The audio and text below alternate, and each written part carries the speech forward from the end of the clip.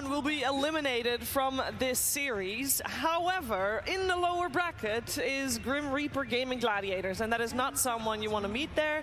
Team Liquid now with their backs against the rope to meet that fate down below in the lower bracket. They will be on the Radiant side once again. We got Team Spirit on the Dire side. The pick order did change, so we got Team Liquid with the first pick advantage, as I'll say. That is the preferred pick side for most teams. That being said, Radiant side also preferred, so I feel like for Liquid it's Christmas tea. Yeah, so Radiant being the preferred side as well, because your safe lane jungle is just larger than the Dire jungle. So during the points of farm, it is harder to smoke from the Dire side into the Radiant, find that hero, quickly get a kill, and then back away. And then of course, the 20-minute Roshan time being daytime on the Radiant side. So there's a lot of small advantages to that. And on top, they have the pick. So yeah, pretty cool. Yeah, and Sheep, they addressed the Kunkka issue that you mentioned. Very good. Thank you, Liquid. I will actually say VP, I think maybe, I don't know if it's regional familiarity, but when they played in the game that they actually kind of stomped Spirit in, VP banned Primal Beast, Enchantress, Kunkka, and Phoenix. So pointing out the Phoenix as a good ban was also a great shout. Thank you. I'm analyst Cheever now. I know you're looking very skeptic. No need for that. He knows his job is in danger, Cheever. Yeah. Keep this one up. It's all good. All right, let's see what we got then, because yeah, Enchantress Kunkka removed from the pool. We got Team Spirit removing the Primal, the Bristle, the Treant Protector as well. And they're now thinking about their last one. I'm gonna mention a couple of heroes that are still in the pool that were banned last, because CK, Chaos Knight, now banned as well, as Matu mentioned, a hero that is very popular at the moment, but Nature's Prophet, Ancient Apparition, still in the pool as they were banned last time, and also Spirit Breaker Brewmaster. And then with that, the Phoenix we already mentioned. So pick your poison, Matu. Which one are you going to go for? As for Liquid, I mean, I would prefer the Grimstroke. I feel like he has the most flexibility out of all of them, and I just feel like this hero does some crazy stuff, to be honest. Not much to say about that.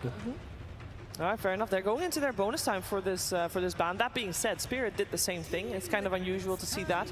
But they do ban out the Brewmaster, and they pick up Space Cow. Yeah, and again, when we think about the hour-long games, Spirit Breaker undefeated.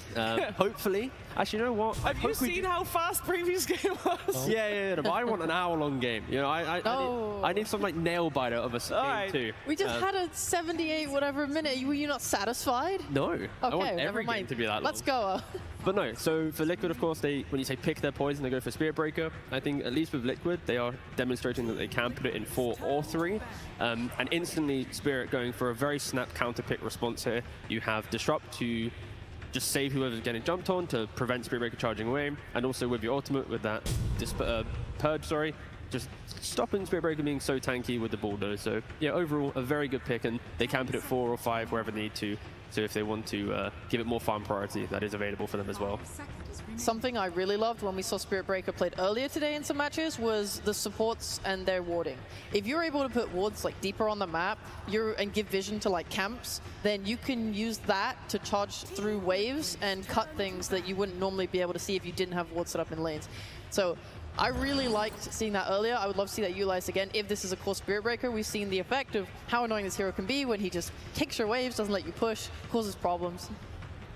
I get this feeling it's not going to be core this time because the SD is already picked, and I feel like SD really hard counters Spirit Breaker. Yeah. Because in the previous years, they didn't have a single way to deal with Spirit Breakers. She was just absolutely rating free, charging anything he wants and do whatever he wants. But this game, I feel like it's not going to be that easy. Yeah, that's why I think I need to double check, but the Nature's Prophet that they played, did they play it support or did they play it offlane? On the side of Liquid, yeah, they have played Nature's Prophet only on Boxy so far. Okay, sure. And for Spirit Breaker, they played it on both. Sure, okay.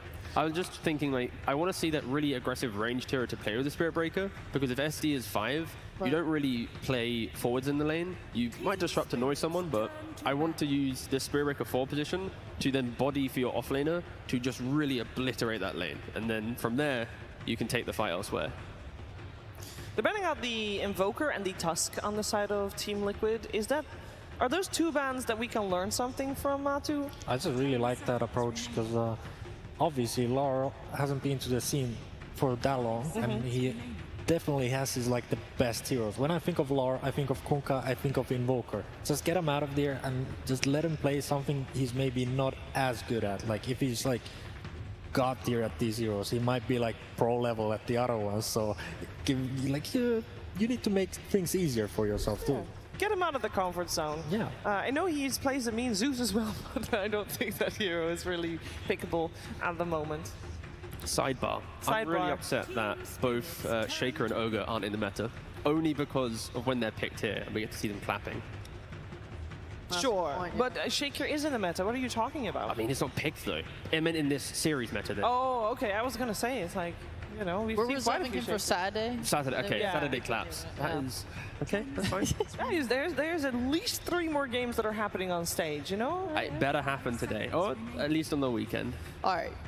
I will say something I would like to see is if Spirit have a Shadow Demon, usually you see that accompanied. Oh my God, Phoenix got through. Well, GG.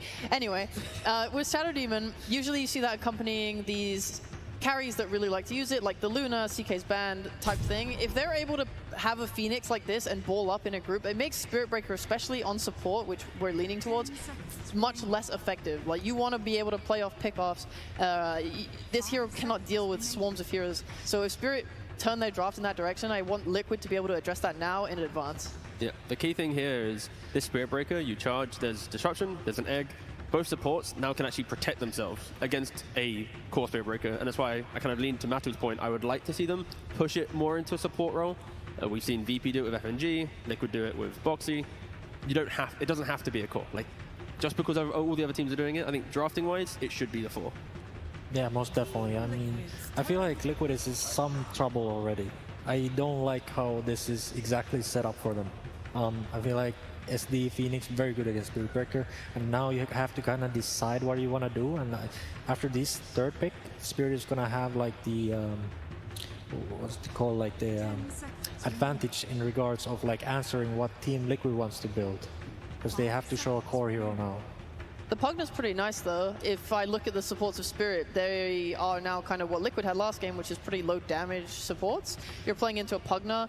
If this is also a support, he's going to be able to hit that life drain, heal his carry up. If they don't have ways to kind of burst through that, sustain, I think Liquid's cores could look really scary. I mean, Pugna is Imba, I'm sure. Yeah. People don't pick it as much as I'd like to. Just by watching it. well, so far this is going to be the first time Team Liquid plays it at this international, so it will be interesting to see what they do with it. When Spirit played it, it looked really good. Yeah. Team Spirit's turn to pick. But then again, all of the games that Spirit has played made them look really good. They've only dropped 1 game so far, as Sheep mentioned earlier, against Virtus Pro. This lineup from Liquid though is very, after laning phase, they play off of each other, right? They want to look to progress towers with the Pugna. They can, depending on the Muerta build, also take a lot of cheap fights. And for Spirit, they are very scary in the defensive position. But if the game goes high pace, these heroes aren't the best at playing into that. So I think Liquid, yes, it might look a little bit volatile right now, but if they can dictate the game, they should be okay. And for Spirit, they're kind of following down the same path here. It's like, okay, you want to run at us? Sure. But we'll put a timer on your game plan now. If you make an error, you lose. That is classic Team Spirit gameplay. They just kind of wait for you to come to us, and you know, then they sweep the floor with you. I personally hate it. I've been the victim of it. You hate it because it's good, right? Yeah, it's exactly. Like, yeah, it's great. Like it works. It just works. Camp your own ward. You just keep farming. They come to you because they're frustrated. The game is not progressing like we want it to. And then you know, like one fight and GG. The only time when you look at these heroes though, they don't really push out the lanes as quickly. So the next 2 picks, I would assume they need to kind of have that type of thing built into them. Otherwise, how do they actually get to the later portion of the game? They really need some brawlers now. Yeah, guys exactly. who do damage. They're tanky. They run around. Blade mail heroes. Yay! Yay! We mean Axe?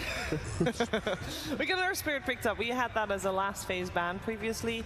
This is most likely going to be the hero that Lara will play. I have not seen him play it yet though. But he can. All reliable lol. Yeah? I think it's a really hard game now to be a Pugna at the very least. I'm glad that they addressed it as heavily as they did. These heroes are just good in general, good this meta.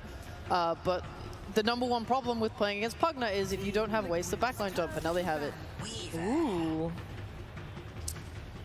Weaver coming out. I can't tell if that is the lane support for a Spirit Breaker core, or if it's the support for, or if it's also a core off We've lane. seen Weaver offlane from other teams. Yeah. We've seen Weaver carry from other teams as well. I think depending on what lane it goes to, the main point here is Liquid is trying to win their lanes and continue their ganks, continue the moves. And that's really scary because it kind of goes against the general meta that we've seen, especially because they don't have the cleanest, consistent form of tower damage. Pugna is, but he dies once and that's it. It's over, right? So, well, that siege is over, sorry. I want to see the Weaver on core. I just think that you're giving yourself another way to deal with Egg. You're giving a hero that is going to be able to play on the back line and make Shadow even have a terrible time. But if you want to see Weaver on core, and you want to see Spirit Breaker on support, Yeah. where does Muerta go? Carry. With Pug. No. Yeah, but that's also a core. Wait, what? You said we Yeah, like Weaver off lane, Oh, Spirit off Breaker lane. support, All right. carry Muerta. Yeah. Sorry, in my head, core meant carry for a second there. Oh, no. It's all good. I'm a little confused looking at it myself. I can't really make of what is what here. Like, what is exactly supposed to be what. But the Weaver hopefully is a carry, because support Weaver doesn't have that big of an impact towards like these supports that are just standing back. She needs to be able to do damage towards them, yeah? Like, they have no traditional front line. The front line comes through how aggressive they can play, right? Spirit Breaker wants to get into the front. Weaver can be super in your face, but they don't have that like rounding factor of it. And it really does go to the point where Liquid, they are going to be as quick as possible to win this game. Like, their lanes will go well, their moves will be quick. And I think, I'm trying to think, for Spirit, they just need one of those anti-aggression type offlaners. Liquid's banning out Centaur, very stable, very good right now. There's a lot of the big strength offlaners still in play. Even a Collapse Mars respect ban coming from Liquid. Oh my god, I love Mars so much. I want to see him play this tournament. Seeing it banned makes me sad. We still have, what, like Tidehunter still in the pool if you want that type of There's still offlaner. Dawnbreaker as well. Mag? Yeah. Mag, collapse Mag. Literally. Magnus. The best. Magnus. Oh, this is an awkward silence here. They don't like it, guys. I want to support it. I just want to know where Liquid's going with this this draft. It's a little bit like when you think of the current meta, like aggression's very good to some degree. Like gaming is showcasing how to win a game quickly, but Liquid's like adaptation on that is a little bit new, a little bit fresh, and they are one game away from then going potentially to lower bracket. But the Pangolier pick just continues down the path that we've been setting for them. Liquid is the ultimate copycat team. Even when I was there, we didn't come up with our own stuff. We just stole stuff, made it better. Like, why would you go through all the trouble to make stuff good when you can just steal it? Exactly. Quinn won 3 majors on a Pangolier. Just steal it. Yoink. It's mine. Oh, look at him. He's so happy. Yeah. Isn't imitation the purest form of flattery? So, you know. And Something like there's that. the beefy boy. Watermelon reporting in. Sorry, Magnus. Yeah, when you look at the bans, right, it's like Centaur's banned, Mars is banned. Dawnbreaker might be a little bit too volatile for this type of game, and Tidehunter is that constant that you often find in a game, right? He will always soak up and buy you that one good fight. Funnily enough, I actually prefer Liquid's lineup. I feel like Team Spirit's lineup lacks some damage. They're a little bit too reliant on their cooldowns, and Liquid's just gonna run them over. I That's the actually plan. think they Give me have the the time. same problem that Let's Liquid go had last Liquid. game when I look at their draft. It's like 2 low damage supports and a Tidehunter. Like, who is doing stuff for you? You need Lol to like have the best game of his life. Exactly. Is the Phoenix addressed this time around? We had some criticism on that last time. There's Mapashka Phoenix back in action, though. there's much better approaches to it. I think for Spirit, the whole game is how well does Earth Spirit do from mid lane to connect and kind of make things happen. If Earth Spirit shut down, then I think the points that Madhu's bring up about the static nature is going to come to light, right? And they're just going to be awkwardly reacting to a lot of Liquid moves. It's still going to be tricky for Liquid. I mean, Team Spirit has all the circles in the world. If you just bash your head into them, you're going to lose. But if you can break the formation that Team Spirit has, it's going to fall apart very fast. Yeah, exactly that. I just want to point out, Zaya's on the Spirit Breaker. They did just put Carry Weaver, which is interesting. I mean, Spirit Breaker, I guess if he's tanking the spells, it's fine, right? Dude, I love these put so much. Oh, that is amazing. Shout out to the effort going into that one. Let's see if they can force out a third game here, of course, as well. But my panel, I mean, you guys are kind of split here. That's a good sign. Oh no, I'm with Liquid. I'm with Liquid. You're Of with course Liquid. you're with Liquid. You're with Liquid I'm T. here. You're with Absolutely Liquid, right? love Liquid. Better in love with them. They're going to win very quickly this game. Yes, Matt. Sorry, Matt. About Shiva, you know? I mean, definitely. No, to be honest, I mean, I already said it. I would like to have a game number 3. But let's find out if Team Liquid can do it, as we first will head over to Tsunami, who is standing by with Coach Silent. Thank you very much. Yes, I am joined by Silent of Team Spirit. A lot of the crowd on your side, which is something that's been kind of unusual for you at a TI experience, because TI-10, you were underdogs. Coming into Singapore, yeah, you had the Arlington win, but you weren't favorites. Here, you guys are favorites right now. How does it feel? No, I don't think we are favorites, for sure. Anyway, I don't feel like we are favorites. We are playing like some middle Dota, no, not the best. You do know that you have lost very, very few games at this tournament so far, right? Yeah, but look who we played. We played every team already eliminated. Confirmation bias, you're telling me. Well, looks like you're about to eliminate Liquid, or at least send them down to lower bracket, and you're going to do it with an Earth Spirit. I haven't seen Laurel playing this hero since Dream League Season 21. Why are you whipping it out now? Oh, honestly, this game, a lot of mid heroes was banned, so pool wasn't what big, so we choose him. You seem very casual about this whole thing, Silent. I think that attitude continues to bring your team to success. So let's hear it out for game number 2. Welcome back to game number 2. According to Silent, the coach of Spirit, they suck ass. Do you agree, Syndra? He said they're mid. That's something else. Okay, There's a little bit of a difference. Might have first blood here potentially, as Mickey is already getting gone on. He is. A ton of damage via collapse. He's getting blocked a bit though, as Mickey will end up dropping just barely to the right click of Mir on that Shadow Demon collapse. He's going to end up getting traded out, so it's a 1-for-1 to start as Insanity's continuing the pressure onto Mira, but they're going to walk away, going their respective ways. I feel like Spirit always make a point out of not being the favorites. I wonder if they truly think that they're not the favorite of this tournament, or at least one of them. They had a great group stage and a great score. I mean, he makes a fair point, right? They did primarily beat teams that are now eliminated, so it's easier to look good, but that first game against Liquid, which you could say is their hardest test so far, did also not look To be fair, if somebody asks you that question, you look like a giant douche if you say, yes, we are the favorites. That's a bad thing, usually. I would think, at least. I mean, you could maybe not say we're feeling mediocre. Okay. If you're winning every, like 92% of your games, you know, but they're doing quite well. Well, maybe their goalpost is just 100% win rate. So if you lose even one game, then it's a mediocre tournament for you. Sure. No. If you have that attitude, aren't you the favorites, though? I agree. I think a lot of people think that this is a replay. I know. Here's your replay. Thank you. Okay, I thought you almost pulled the Suns fan. I did not. I would never.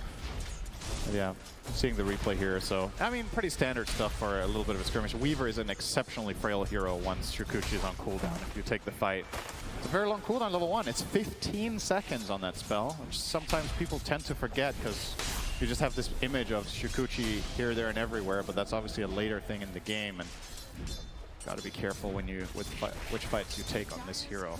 But okay, so let's talk a little bit about the lineups. The panel was pointing out that Spirit's lineup is very teamfight heavy and very cooldown reliant, which is very true. But Toshka actually not letting us talk about lineups right now. Right, charge into Blood Grenade. Pop the Fairy Fire. Getting pursued, but Zion Company not able to pursue any further because of that tier 1 tower.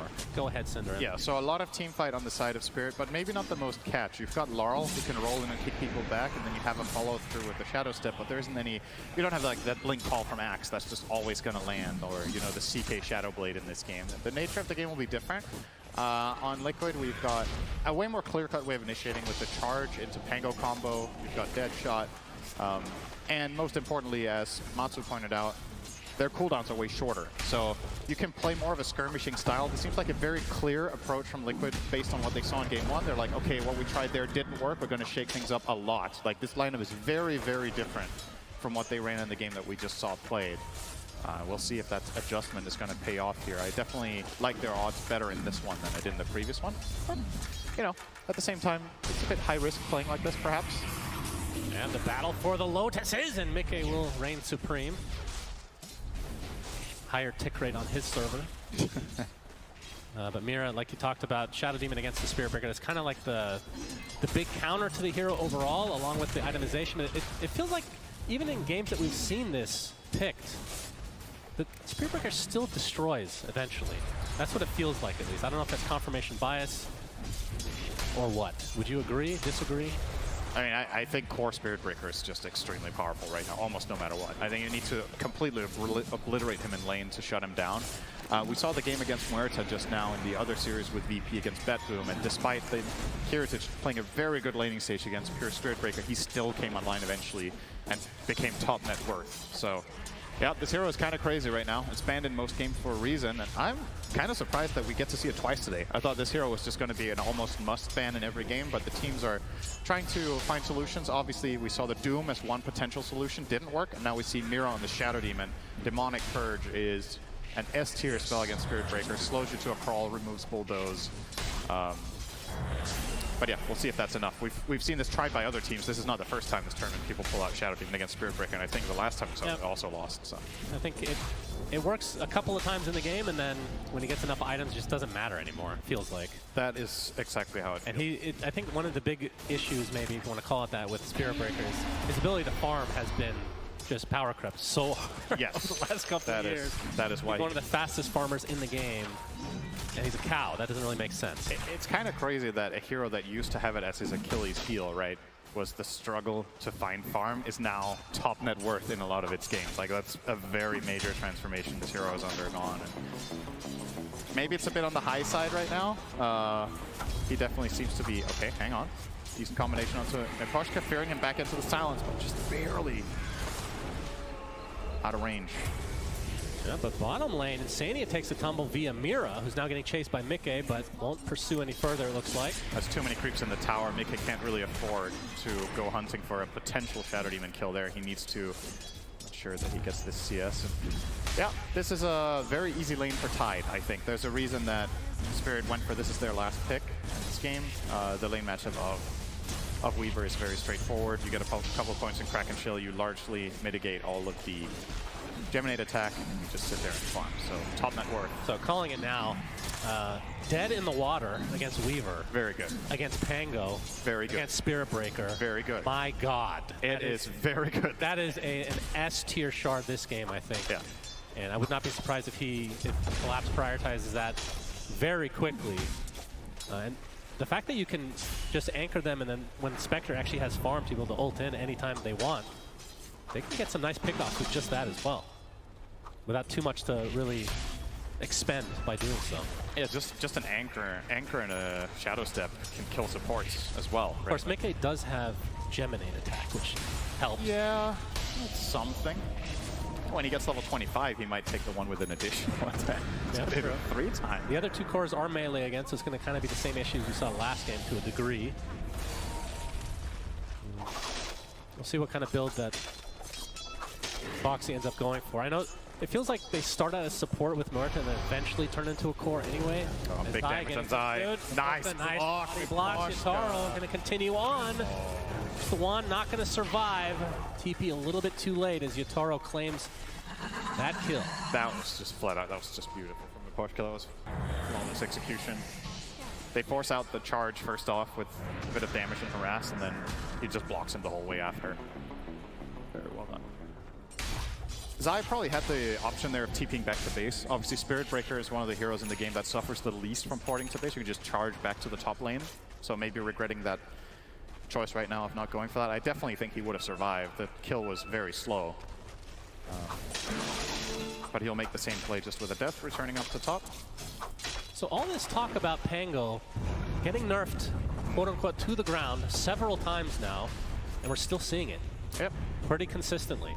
What do you think, to hold that thought actually, Mira, the swashbuckler used by Nisha, let's be a bit careful, roll in, not going to connect from Laurel, as Insania is showing himself now, so no harm done. But yeah, talk to me about your thoughts on how strong Pango is.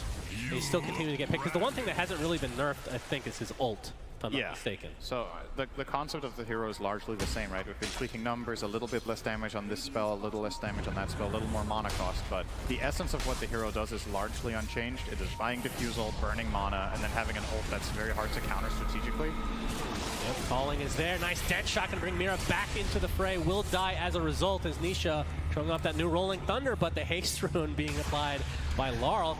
He can dodge out a couple of those rolls. So Nisha not able to follow up as a nice roll in. Boxy on a bunch of creep will die to the neutrals. Laurel could maybe he's getting charged right now. They have the vision, but not quite. Gonna cancel it out.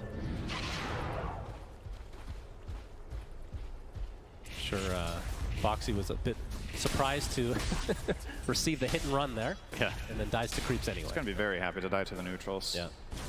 Quite a bit of waste of time there from Laurel. And Collapse has Meteor Hammer, by the way, and Weaver has no stun. So this will be a free tower for Collapse at the 9-minute mark. This Mickey has... He's eventually going to go for the Hurricane Pike, or at least the Dragon Lance right now. How does that work against Dead in the Water, Force Staff? Do you know?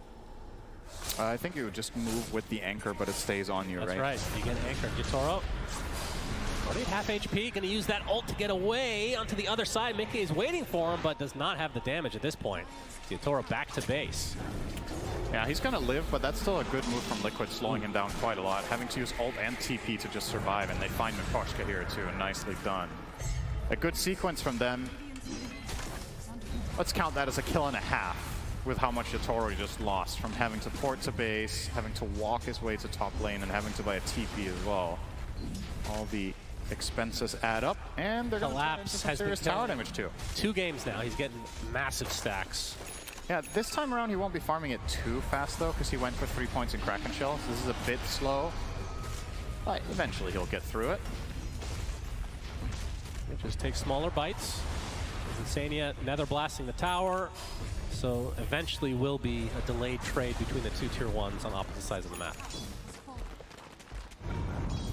No even game so far. Team Spirit, I think at this point was like maybe 2K ahead, and they just kept progressing in that game number 1 just slowly until they just hit a point where they could not lose a fight or even a hero for a very considerable amount of time. Yeah. But Liquid faring a bit better this time around. I guess something that's worth pointing out is the discrepancy between quality of Tide games, you could say.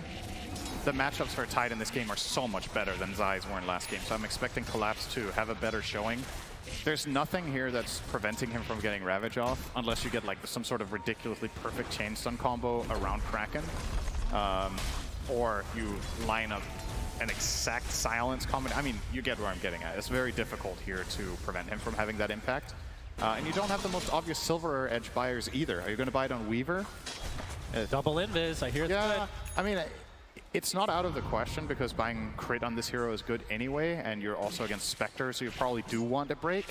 But none of your heroes naturally really love itemizing this, so... Well, Murta, as a core, would buy Silver Edge, right? But Boxy has brown boots, I mean, so could we he's almost there. Well, we used to see a lot of Shadow Blades on Spirit Breaker. Spirit Breaker can buy Silver Edge, but it's a little bit awkward because your initial attack obviously has to be melee. You have to charge through, so you're at the mercy of vision and some, potential counterplays. Yeah, Boxy gonna dodge the roll. Unbeknownst to him, Nisha gets off that Rolling Thunder. Now Collapse stuck inside the calling right now. Looks like that's gonna be a freebie for Liquid. A nice turnaround as another strike gonna be applied to the Phoenix. Miposhka dives away, very low HP, takes a full swashbuckle with the shield crash to follow here. Oh, nice dead shot. Able to get the initiation off onto Nisha, but the heal's coming out from Insania. Will it actually be enough? They're gonna take out the Pugna first. What about that Butler? Now the chase is on. Already a 2-for-1 right now is Yatoro ready to go. Mickey running out of mana though. As you can see, the ult from that Shadow Demon applied to Zai. He just can't do anything. A nice place calling though. It's not going to be enough to save out Mr. Zai. Triple kill for Laurel as Mickey looking to potentially go for some more, but looks like they'll back away. So it ends up being a 3-for-1. Yeah, it's going to cost Liquid their mid tower too, because Tide is immediately going to show back up here. He's going to hammer. They're going to glyph it this time around, but imagine that it's just a matter of time before he completes this. So Yeah, honestly, a pretty good start there from Liquid, the way they isolated and killed off Collapse. It was very telling how long that took for 4 heroes to bring him down, but they do get there with all of those combinations. Okay. Could have been scary, but... Yeah, it was a more elongated fight than I remember. It was a 3-for-3. Yeah. So, old man moment. And it's worth keeping in mind that Spirit's lineup, obviously, we talked about big team fight versus skirmishing power. Earth Spirit is an incredible skirmishing hero at this point in the game, so they really want that value out of Larl, and they're getting it in spades so far with that triple kill in that fight. And it's a Spectre game. This hero, when enabled, I want to say it loses pretty few late games. There's a subset of heroes that you're not that great against. I wouldn't put Weaver in that category. I don't think Weaver is a particularly scary matchup late game here. Well, so Taro gets big enough. With the shard changes, he's way better than he used to be. Definitely better than he used to be. But you're still running into the break problem, right? Where, yeah, Spirit Breaker can get that Silver Edge, but more than likely Zai wants to go Octarine, he wants to go Yashakaya, he wants to go maybe you need BKB this game? I don't think you do, actually. But I guess if you don't get BKB Lincolns, you're very pressured out of the fights by Demonic Purge. You might want a protection item as well, so Silver Edge isn't going to be at the top of his list exactly. Charge. He's going to complete it. Oh, wait, he stopped right before. Oh, that's bad. Turn this around now. Ravage comes through from Collapse as well. Zai already dead. If they can somehow find Mickey, but no, not enough lockdown. Dead in the water, not there yet, Cinderin. Yeah. Not 15 minutes yet. Soon. That did just not work out. Zai canceled his charge just a millimeter away from his target, so didn't even get the greater bash coming through. And just stuck in no man's land getting countered out there. I think a lot of players will be not opting to go for these moves at all. We've seen Spirit Breakers just farming, right? Just being greedy, keep pushing side lanes, use that Midas, farm some jungle. And it feels like Zai's moves have not really been paying off for him very well this game, so perhaps going for that slower and greedier play is the way to go in this one. Well, I say that. He's immediately charging his next target in Larl, but not going to complete that one either. Just losing out on some pretty valuable farming time. Well, Collapse. We'll have to deny this mid tower now as well. So Collapse and Mira in the same vicinity as these 3 members of Liquid. They're going to find the tide to start. Looks like Mira just drops very shortly after this engagement started. Collapse getting charged on. Nice dodge out from that ult on Nisha. But this is going to be way too much damage as Zai makes his way over as well, so a 2 for nada. That was very nicely placed calling from Boxy, getting that double silence immediately. Really ruined the counterplay from Shadow Demon, potentially disrupting. Just very, very aware of the plans that Spirit had to stall that fight out and maybe get reinforcements, and they just get completely denied. So 2 kills for Liquid. Pretty much a dead even game right now. And they might find another one, Miposhka. Yep, not going to bother ulting there. Yeah, would have died anyway. Okay, level 12. 300 away from the Deso for himself. We have a Midas, of course, on Zai. I think it's the only... Oh, I spoke too soon. Larl has a Midas himself as well. Larl taking a lot of damage from Nisha, who now has that Diffusal Blaze completely out of mana, going to get charged on by Zai. A big kill for Liquid. As Insania ticking away ever so slowly to that Magnetize. We can see Mira gets dropped by Nisha as well. Spirit needs to be really careful with what fights they choose to take. I think these couple of moves, when you don't have Spectre healthy enough to join, they're kind of just getting overwhelmed by the raw mobility and just skirmishing power of Liquid's team. This is the type of way you want to play against Tide, is to just not take 5-on-5s, so you can find 2v2s, 3v2s, whatever. You're looking great in those, and Nisha has been very involved. Yep, headshot not going to be there, but the swash is there from Nisha. He's going to use the inhibit as well. The heal's coming out, and yeah, that's a dead Yatoro again. So Liquid starting to create some serious momentum on their side for game number 2. Yeah, this is snowballing really fast. Maybe Silent was right. Spirit aren't the ones. I'm sure they can fix it. I want to say some of Spirit's worst minutes in the tournament, I think that's fair to say, have just transpired. And yeah, they're going to try to make up for it. Caster Curse reverse potentially. Going to get the Ravage as well. Do they have the damage to get through? Disruption from Mira. And that is a dead Weaver. Big kill for Spirit. Very desperately needed. Very, very good. He was going to get off the time lapse. There was just enough of a gap between the rolling boulders that would have been a possible play for Mickey. And if that comes off, he survives, but he just poisons him in that disruption and kills him in disruption, essentially. So yeah, they find a bit of a return kill there. And I was going to say much needed. It's not that bad yet for Spirit because Spectre's trajectory is still looking pretty solid. Yatoro is closing in on the Sacred Relic, so we're looking at maybe a 20-21 minute Radiance. And their lineup has extreme late game potential, I want to say. Phoenix, one of the best scaling supports. Shadow Demon as well has massive late game potential. Tide can definitely be a big factor in late game situations too. And Earth Spirit Core, who used to... Oh, hang on. Oh, Silent Nisha in a lot of trouble. He gets deleted. Yeah, doesn't have any defensive item yet. He's working on that Manta. I mean, the game was slipping away from Spirit, but now two extremely important kills for them, and they're back in this. I think Mira got both of them as well, so the Shadow Demon getting a big bag here. Wonder what he's going to go for. See a pipe flying out now. I was hoping for a Midas, honestly. Man, what is the best build on Shadow Demon this game? I mean, is Ags... I mean, it only gets 2 charges now. Right? I mean, ultimately, Ags is going to be incredibly good, right? But maybe, do you buy the Shard? You can purge off Decrepify from allies. You can... purge off. I don't know. I'm actually not sure if it's good enough. Maybe just go. Yeah, he's going Aether Lens for now, and then we'll see what his next quick buy item is. Charge from Zai. Their strike will be there as well. Do they have the lockdown? Yes, the bash is there. Let's go from Liquid.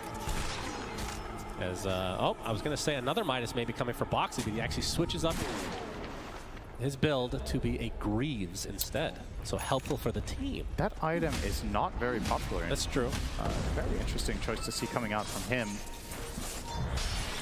Yotaro, early Blade Mail. Nisha's going to pop that Rolling Thunder. Sania trying to make his way over as well against another blast. They have the vision now with that charge coming through, and that is a dead Spectre. Big kill for Liquid as they're just training him left and right, it feels like. As Liquid now back in decent control of this game with a 4K lead. Yeah, nowhere to Shadow Step to there. Didn't even try. You can't see anyone, so... Liquid making sure that when they go for these Spectre kills, they're not opening up a vulnerability on the other side of the map for him to escape to. So clean stuff there. Picking up a Yules now on Miposhka. Interesting, obviously, key item against Spirit Breaker for the time being. Eventually, Zai is eyeing up a BKB already now, and at that point, Demonic Purge is your only real solution for this guy for quite a while. But right now, Yules can pay off big time if they find the kind of fight they will be looking for. Speaking of items, Nisha almost completing Manta style, 50 gold off. He'll get it from this wave, and that's a great way for him to break out of the Earth Spirit combination. So progression on all fronts here, and you know, it's a 5K lead for Liquid. It's looking way healthier than the last game, to say the least. Now it's a matter of enforcing your will on the map, right? There's a specific type of fights you don't want to take, and I want to say those are the ones where you clump up and, you know, let the enemy team land all their big AoE spells, but a lot of skirmishes should be possible as long as you account for the Spectre factor in those. And I don't know, maybe you're also happy to farm. I haven't really seen this Weaver versus Spectre matchup late game. I'm just going off of memory about how this usually goes, but maybe it's clearly different now than it used to be. Maybe you feel confident. A lot of the decisions that you're talking about come to team dynamics as well. We've seen a lot of teams very happy to go late game anyway. Yeah. Like regardless of how the game is actually going. At first I thought they were just scared to go high ground in general, but it just feels like they feel like it's literally better just to wait like 50 minutes, 3rd, 4th Roche, and that's when you take your time. But other teams we've seen actually able to implement a faster play style. Yotaro now with the Radiance, so big upgrade for him. Blade Mail Radiance. He's playing against currently 0 BKBs, so massive impact item, and a lot of damage onto Pugna as well. I think that's probably the target for Spirit that they would love to kill the most to begin the fight, is just get this Pugna out of play, remove the Decrepify threat, remove the heals onto the course that they want to follow through on afterwards. Yotaro is probably able to do it in a single stun. They just need to connect something onto Insania, and he will be a quick kill.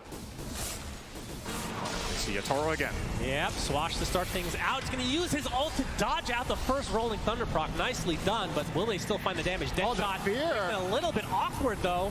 Disruption now from Mira is going to be enough to actually save his life. It looks like it is. So a bit of a miscue there from Liquid side, as Insania might pay the price. Laurel continuing on. He has the Magnetize applied to Insania, trying to TP out, but it's a little bit ambitious at this stage. It could have been a huge kill for Liquid, who are already sporting a decent lead with 6K right now.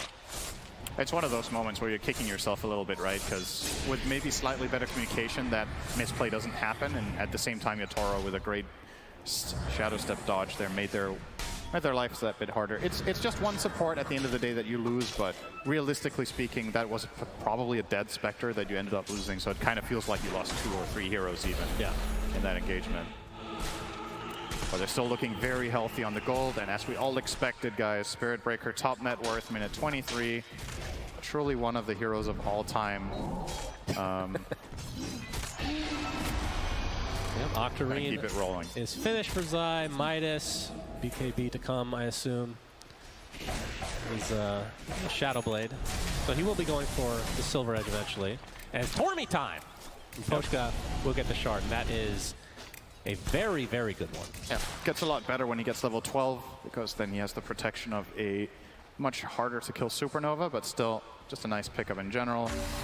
Yeah, as you mentioned, Zai will start working toward that Silver Edge. They recognize that it's an item they have to get. If he wasn't in a breaking game here, I don't think he would buy Shadow Blade even, but the break is just too important here. So you kind of have to go for it over other interesting items that we've seen people buy on this hero, such as Lincoln's or Kayayasha. Interesting. Refreshers, you know. The whole catalog of items. He'll find his way there eventually. If this is like any other Spirit Breaker game we've seen this tournament. Oh yeah, he's definitely not going to fall off, I'll tell you that much. Yep. I mean, if a cow falls off, I don't think they can get back up. So that would be pretty bad if he did. Falls off what, though? A cliff. Yeah, a lot of things can't get up when they fall off a cliff. Thank you very much for your insight. Liquid with a 6K lead. We haven't seen a Roche attempt quite yet. Card from Zai. And from Zai. No silver, though. Collapse is going to pop the pipe. Another strike's going to be there. Mira is now in the area with the disruption available. To use it yet. They're trying to get rid of these little bugs, and there's the Ravage from Collapse. Can they turn this around? Ultin from the Spectre as well. Woo. Disruption. Oh, actually, they had some decent heals from this egg as well. Still, nobody has died somehow. Laurel comes in. He's taking the brunt of the damage. There's a disruption, but now he's on enemy lines. Looks like that's going to be the sacrifice for Team Spirit. So Collapse ends up living throughout the day here. Now he's going to jump right back in, uses that anchor. That's the dead in the water onto the Pangolier. They're going to lose their Shadow Demon, though. And Yataro's going to have to back away because they just don't have the damage right now. And Mikke will be whipped into submission, but will just Shikuchi away. So 2 dead for Spirit, 0 for Liquid. And that was the anchor being shown for the first time from Spirit's side. And the panel talked about this, right? Spirit might run into damage problems in the mid game, and that's exactly what we're seeing here. Laurel, without that BKB, he just gets shut down. And there's 2 BKBs on the side of Liquid with massive impact there, the Spirit Breaker as well as the Weaver. Yeah. But the fight's not over. He's healing up quite a bit. Eventually will fall. Meteor Hammer actually connects onto 2. Mikke with a beautiful time lapse. He's going to get most of his HP back. As a result, as Yatoro just get right-clicked down by Mikke on that Weaver. And Spirit loses a very valuable member. I don't think they can go any further. Collapse with no ult, of course, using the previous fight. And Zai, well, that's a Spirit Breaker, so he's fine. Yeah. He's literal opposite as an ancient apparition. He's going to get anchored, though. And it's gone. Okay. Yeah, I think Zai is going to make a point out of not using Bulldoze when he charges, because he will get Yuled a lot of the time by the Phoenix, and if he just reserves the Bulldoze for after, if there's no Demonic Purge ready or Shadow Demon isn't in the play, he can very safely get out of there with just the Bulldoze. Because, as we've already established, there's a bit of a damage issue going on for Team Spirit right now. So another great fight here from Liquid. 10k up. First time they've got a 5-digit lead in this series. And it doesn't look like they're going to drop it anytime soon either, right? It feels like if Spirit are going to turn this game around, they need to get some big items. The BKB on Earth Spirit is definitely a start. The type of fight that he will be looking for is one that extends so long that the enemy BKBs expire and that he just keeps Magnetize running on targets during it. But it's a difficult challenge to overcome for him. Roche being attempted. In the meantime, Aposhka is going to get another struck, but Zai, it is a 3v1. Well, I feel like he's going to get out because, again, Spirit Breaker. It's a 4v1, in fact. My goodness. Collapse was looking for the anchor, but yeah, BKB is going to prevent all that.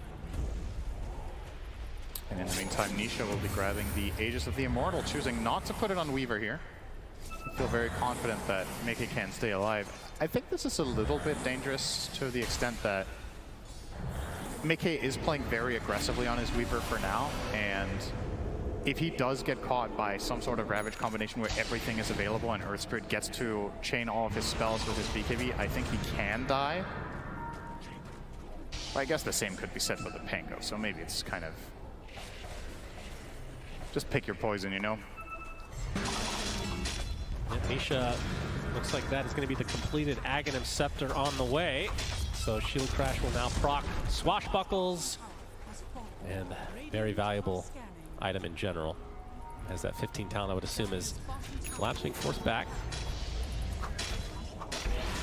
Still 4 minutes on that Aegis. Looks like the tier 2 tower will be the choice for Liquid. Let's see how many towers they can get. There's only one more tier 2 after this on the Spirit side in that mid lane. Zai. Nether Strike with the charge combo. Deadshot gonna miss on Mira though. Oh, he's gonna live from that. Walk away. We'll be able to blink to safety. TP with the charge. Nice ward. Caster curse by Cinder, and as usual, what a real pile. I was like, he got really far away and he can maybe, you know, TP out, but there was a ward. So, nope. Just gets charged by 1,000 move speed cow, and that is a fate I do not wish upon anyone. It's very thick, very juicy. Okay, that was not at all relatable to what I just said. That's fine. We're talking about a cow, so I don't know. Collapse. It's going to be found by Zai. Ooh, blink out. Doesn't quite have the silver edge yet from Zai's side, so no break. Closing in on it though. Kind of only need about 1,000 to go. Yep. Yashar is out picking flowers. He buys his shard, so roll up is going to be available very soon for the mid laner on Liquid. As long as he doesn't get silenced, of course, that's what that Manta's for. Raposhka, slow to a crawl thanks to that shield crash. You can see the charge is coming as well. He's already used his dive. There's the calling, trying to use the Sunray to get to the high ground. He's going to get disrupted instead, and will die shortly after. Now the high ground right into the ghost attempt from Liquid. Is this too early? So 14K with 2 minutes on the Aegis. We've seen this go wrong for so many teams. Make it with the Satanic is a way harder kill now than he was before. That's true. And looking at the damage issues on Spirit, I think you can poke and prod, but you could also just really constrict the map, because the thing that becomes increasingly difficult now for the Dire team is when they don't really know the spread of the enemy team, it's difficult to find the meaningful team fight. Like maybe you can smoke up and find one kill on somebody, but that's not going to change the state of the game. What you're really looking for is a really great trade-off, and Toro is going to get bugged here. A lot of minus armor. We'll take it out swiftly though, and walk away. I was kind of expecting a charge there from Zai. Might have been on cooldown. Choose not to pursue regardless. They will just continue to farm up all the lanes as well as the jungles. And this is another benefit to Spirit Breaker. We've been talking about this hero a decent amount, but any hero that can farm their own side of the map and join fights within seconds just have that as a huge advantage, right? On Spirit side, it is the Spectre. But Spectre's farming speed. Big smoke for Spirit. Can they find Mickey? The Ravage to start things out. He's dead. My goodness, that was quick. Yep. Now they kind of wish the Aegis was on him instead. He's going to have to wait 70 seconds and see how much Spirit can get out of this. This is what I mean, right? This is what Spirit can do. They can smoke many heroes and find one kill, and now what, right? Like, it's obviously a really big kill, killing the Weaver. They're going to be happy with it, but you're not changing the game state. You're not really going to be able to push out the waves. You're not going to be able to get control of the map. Now that Ravage is on cooldown, can play very aggressively as Team Liquid. Wouldn't be surprised to see them taking some opportunities themselves now, maybe with a smoke. Their Aegis will expire soon, but I don't think Pango is in any imminent danger without the Ravage. But if things just slow down and Spirit get that kill essentially for free, that's obviously good news for them. We'll be looking to do the same thing again in a minute and a half. Yeah, one thing I will say is Spirit do have a very good Roshoff team. Yes. With the lineup that they have with the AoE, if you have to fight in that area, obviously they do have quite a big deficit, but I think hero-to-hero matchup, they match up very well in that area. But we'll see if that ends up coming to be, if they can try to contest this eventual second Roche. But for now, that kill onto Mickey was just a little blip on the radar of Liquid, because they're in firm control of this game right now. You see Mira being spotted out, will be taken out. Raposhka will be the first to go. Okay. That was a gem, by the way. 2 supports dead for Spirit. Gem on the deck. Raposhka's gem now in the hands of Zai, so Team Spirit recognizing that they have to try to take some risks of getting map control back, but get punished immediately, and that gem is just a big gold loss. And now Yatoro, Zai will only hit the illusion. Yatoro looks like he might be dodging the situation entirely. He's got to be really careful though. Oh. If he had gone for a TP out there, that dead shot might have actually stopped it and he could have died, but he chose to just run away on the right. Yeah. Does live, but the map is really a minefield right now for the side of Spirit. Very, very difficult. Yeah, we don't get the opportunity to talk to the crowd too often, Synderen. How many Spirit fans in the audience? Okay. How many Liquid fans in the audience? How many Seattle Supersonic fans in the audience? There we go. Don't worry, you guys will have a team in a couple years. All right, so essentially the crowd is hoping for a finals of Liquid versus the Supersonic. Wonderful. I'm sure they'll get that eventually. Liquid is going to get into basketball anything. Just had to make one reference for TI before I get fired, so appreciate that. It's incredible. You get fired every year. That is true. Keep coming back like a bad fungus. 19K lead for Liquid now, as they're just waiting for the old Roach. We'll know in about a minute how long of a spawn that will be, but with the lineup that they have, they can just push these waves consistently. Zai could be on opposite sides of the map. Very difficult to kill, regardless of his items, it feels like, and he certainly has some items. The smoke up right now from Liquid, so looking for a pick off before the potential Roach will spawn. Yeah, Spirit are trying to get some sort of safe zone, right? They just warded there and they're playing around that vision, but it's immediately dewarded and they just have to concede the area once again. So effectively they went from having 15% of the map to 20%, and then they lost the 5% again. Zai. Very difficult. There's the break, another strike to follow. Big charge as well. His only at half HP is Yatoro, but no follow-up whatsoever. Protection is there from Shadow Demon as well. Yatoro will retreat to base. Currently working on an Orchid. It's close to completion. Reckon he will... I mean, he probably wants to jump and kill the Pugna, but that's not even a possibility right now. Insania with the Eon Disc. Muerta has the Greaves against the Orchid, so that's not great either. It's tough, man. I feel like it's kind of hard to itemize in general for Spectre under these circumstances, because you kind of need a little bit of everything. And I suppose the mindset is we're going to itemize what is most impactful when BKBs drop. An Orchid can come into play there for sure. Now get the shard onto Earth Spirit, so it gets that geomagnetic grip on allies. Boy, I haven't seen a team love Tormy as much as me until now. Spirit loves it. Liquid does not give a shit. It's 35 minutes in the game. They haven't even taken their own yet. Look at that. Yeah, I think it's kind of natural for the winning team in this position to maybe not want to go there that much, because you don't want to give up position. They're too good for it, is what you're saying. I mean, you're essentially in such an offensive position that if you have to retreat to take the Tormentor, if the enemy team has any information that it's happening, you're kind of opening the door for them to take some control of the map back, so you just opt to not give them that chance. Might fall back for it later, but for now, they're going to reap the rewards of having utter domination of the map. They'll get the second Roche, Aegis and Cheese. Aegis going on Mickey this time around. And they'll put the Cheese into the backpack of Nisha. So recognizing, based on that previous kill, that, yep, Spirit can indeed burst our Weaver. Going to get that extra layer of protection. Mickey almost completing Daedalus now. I mean, I wonder if Liquid want to try to poke the high ground a little bit with this, or once again, if they feel like this will ever get out of hand, right? Like, how long do they need to give Spirit? Right? Demonic Purge onto Zai. Do they have the damage, though? He's at half HP with that BKB already activated. Going in really deep. They pop the egg with the Sun Ray as well. The Ravage is being expended as well, but he's getting healed now from Insania. This cow will live on. Vegans around the world rejoice. He lives. And now they're going to try to turn this around onto Yatoro, but Mickey, he's taking the grunt of damage. That's already the Aegis down.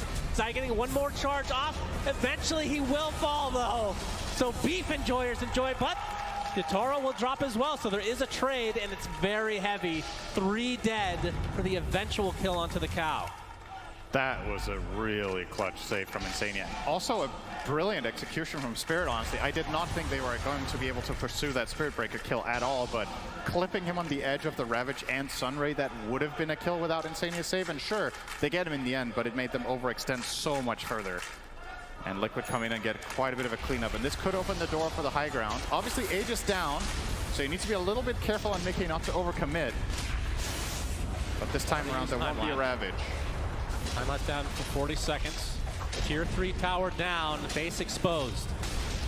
Oh, Collapse jumps in just to get the anchor. Looks like it was Lotus, but to him instead.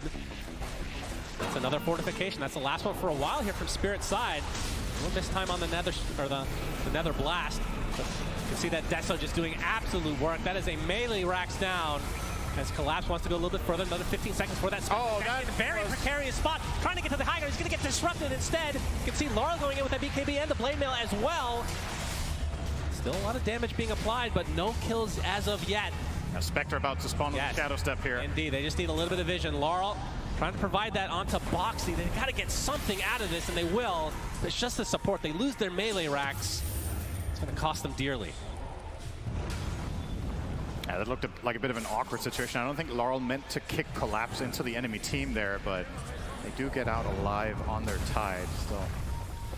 Scary situation for them. Liquid with a good pickup of that melee racks, as you pointed out. And they still have their cheese. I don't know if they're going to consider this enough of an advantage to look for more, or if they're going to fall back into the... I thought you were going to say enough of an advantage to go for block of cheese, the first ever in TI history.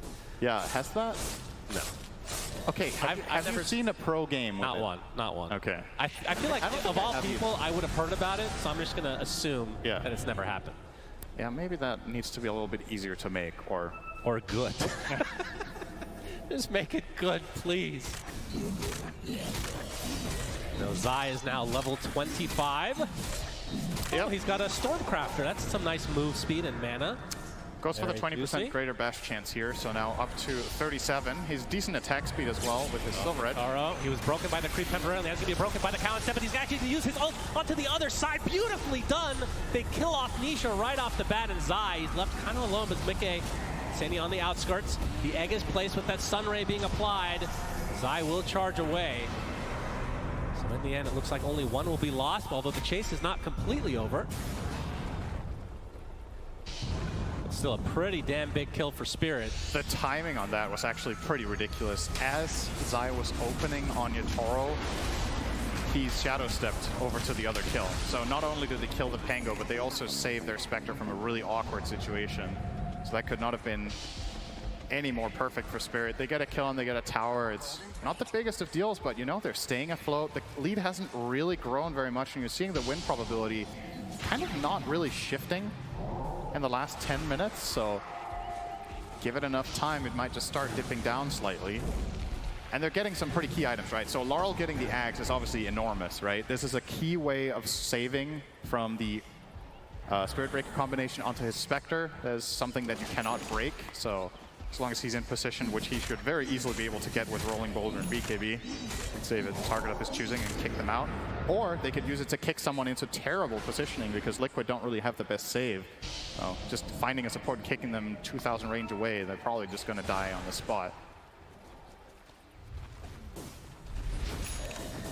Well, 41 minutes in, it's only one melee racks, and I know it's 18k lead, which is, like you said, it is somewhat substantial, but it hasn't really grown that much. So Spirit definitely fighting back, and the later this game goes, the more comfortable I'm saying that their lineup is just better, on paper at least, but a lot Breaker's always such a wild card, but yeah, in this game, in this game, at the very least, there are solutions that we'll see. Oh my God, Collapse! Oh, he turns into stone though, nicely done. He's actually gonna live as a result, but it's gonna cost Laurel his life. Oh boy, that is not worth trading a position 2 for a 3 and a 5 now. Spirit down a 3v5, and they're gonna lose more than just that range racks. Did Mickey double crit there or something? Couldn't tell you. Tide almost instantly died. That was ridiculous, and that's okay.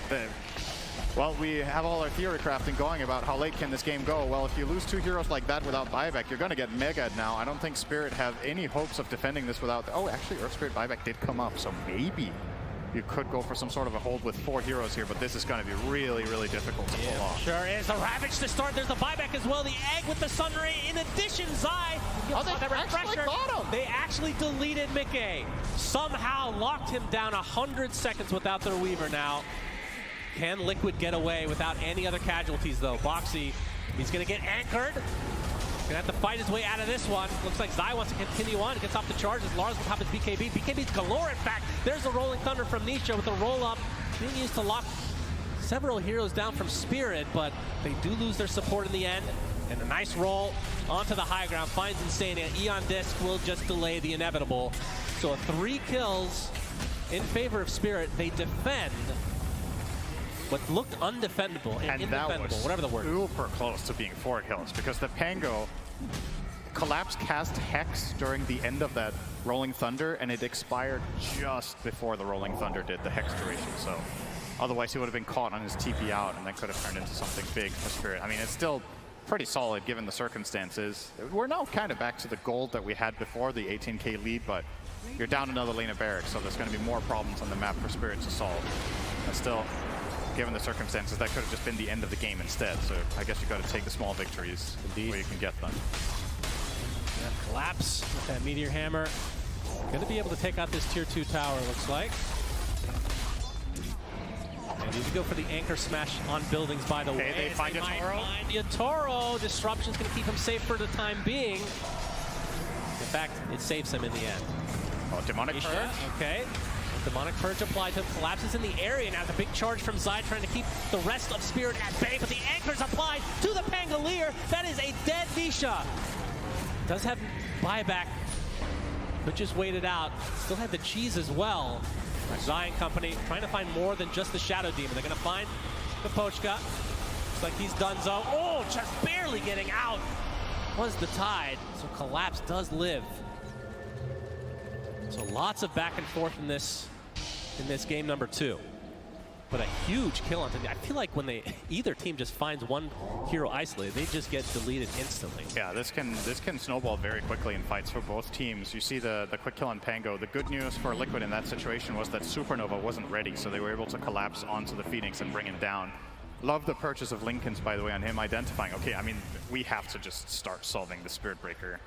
This is not an item you will usually see Phoenix buy after Yules, but it's probably the best choice you have in this game, so you just try to stay afloat. That was also a refresher reveal from Collapse there.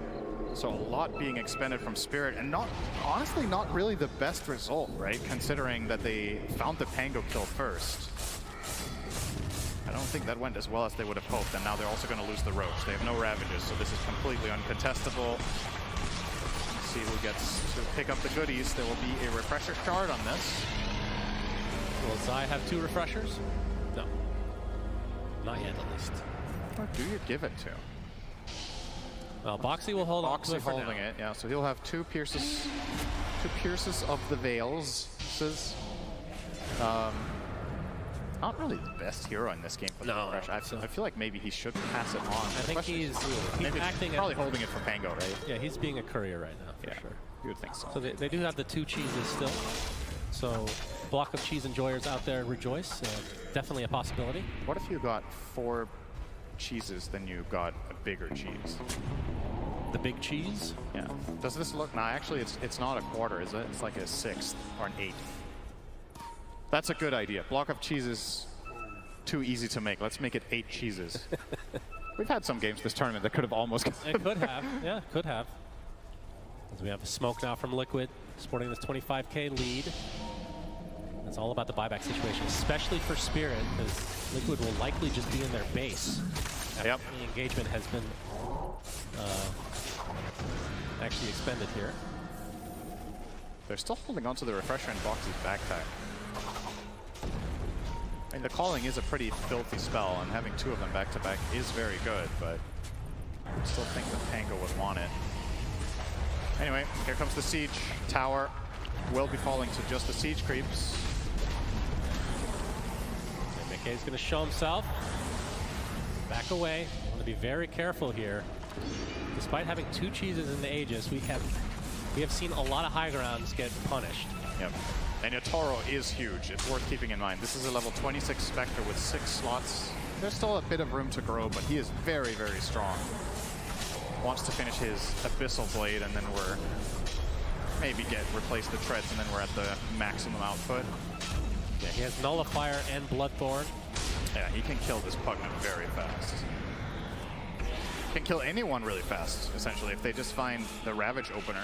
Liquid are very cognizant of that fact. Maybe you just let the Nether Blast do the work, step by step. Yeah, you'd think that with the Dark Willow we saw the other day. Basically a trebuchet from a global range, and you still lose the game. There's the Ravage, he's gonna try to put everything onto Mickey. That's just the Aegis, though. He is surrounded. Zai coming in with the charge. Nisha with the Rolling Thunder as well. The egg is placed.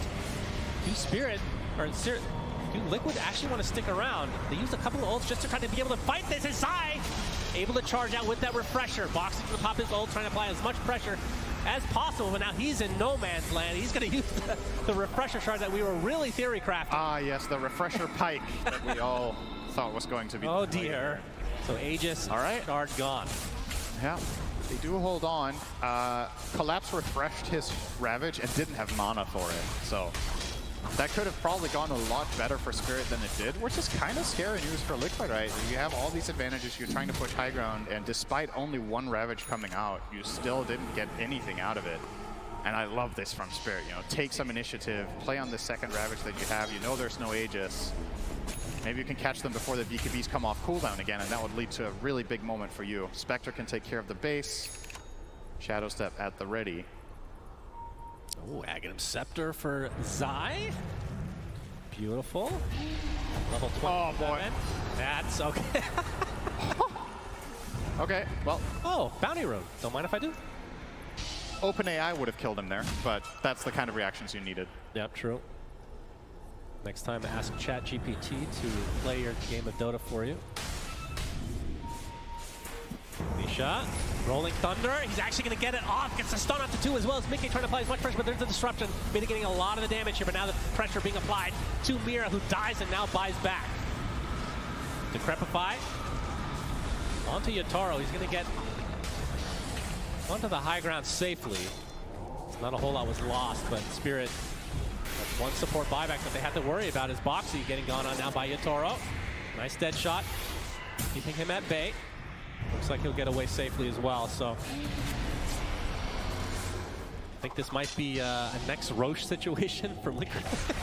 It's really hard to go high ground. It is really difficult. I mean, if you find the Shadow Demon again, that's can't buy back, so maybe that's the main target in this next fight. Absolutely. He's the best kill they can possibly get, and he dies very fast if anything connects on him. So it's just a matter of getting one charge connection, or a couple of swings from the Weaver might just kill him from 100 to 0. It's worth keeping in mind that Miro doesn't have a defensive item. He has Blink Dagger, no Aeon Disc, no Ghost Scepter, nothing of that sort to try to stay alive against some of these hard-hitting heroes. So positioning is everything. Tormi, number 3, if my count is correct. Yatoro will get that shard. Which means, does everybody have one now on their team? No, Mira does not. Wow, the support. After all that, the support still didn't get a shard. That's a lot of 50-50s that is lost. Yeah, I think they would actually kind of like to have the Demonic Cleansing. Yep. Oh, Liquid are like, oh, I forgot this existed. Okay. Insania, enjoy your worthless shard. I mean, maybe they watched BetBoom's games and just came to the conclusion that it's too dangerous. Yeah. The Tormentor has killed BetBoom more times than they have killed that. They have buffed this Pugna shard over the course of the last couple of years, so it's certainly better than it used to be. More cast range on the Nether Ward, you can drain into it. I mean, it was either that or the Muerto one, which as a support... Oh, she really has it, actually. Box really has it. They must have killed Tormi already. It's okay, the support, or the shard on the supports, but... It's no grab ally, that's for sure. Although, Toronto Tokyo literally never bought the shard in an 80-minute game. Yeah, that was... He doesn't want to stun his teammates, I guess. They don't know how to click out of that tombstone. He had bigger items to get. Yeah. He wanted to set the world record for most health on a hero in a pro game, which he might have actually done. That's true. The shard doesn't help with that. I think he got 14k health at one point in the game. So might have not been the one today, because he had another game as well where he had the same build on Dying. Absolutely absurd. Giant's Ring, Heart, Aghanim Scepter. Beefy boy indeed.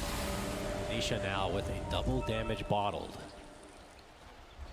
And if they can hold on to this for the next Roche off, which could be in the next minute, that would be huge.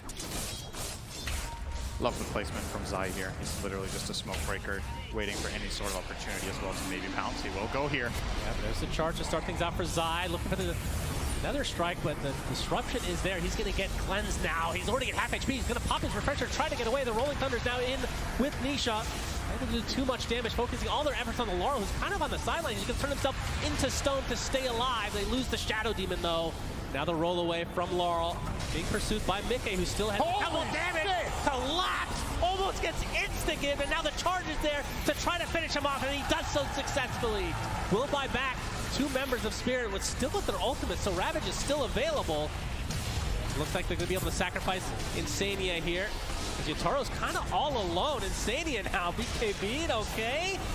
Will he die? The nullifier's there to finish him up, but Yotaro, is it worth it? Is it worth it? You're getting surrounded yourself. The dead shot, he's stuck inside the trees, and he is dead. 100 seconds of no Spectre. The Ravage finally comes out. So 2 members of Liquid do die, but they're Ancient exposed from the Spirit side. He was zoning 3 heroes for like 10 seconds. Just and Mickey looking to get the rest of the buildings here to ensure victory in this game number 2 for Team Liquid. 2 buybacks now from Liquid's side. Mega creeps in their favor, and now it's a 5 versus 3 without the carry from the side of Spirit. The Ancient being exposed. All they have to do is right-click that with that Desolator until his GGs are called.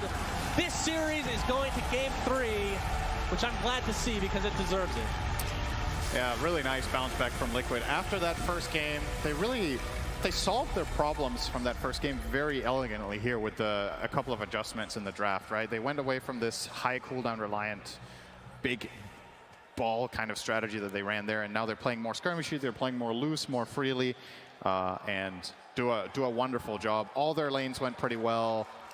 They transitioned well into that mid game and started building up. And I don't know, man. I feel like Spirit Breaker needs to be addressed by these teams. Whether it wins or loses, this hero just looks so insanely impactful and like an absolute nuisance to deal with. Spirit definitely brought something to the table here to try to solve it. They got the Shadow Demon out. They played with the Earth Spirit with all these stuns and the Spectre who could connect, and still Zai ends up having a monster of a game. And sure, he dies sometimes, but think about how much space this hero demands in the game, right? How many bans do you get in the first phase?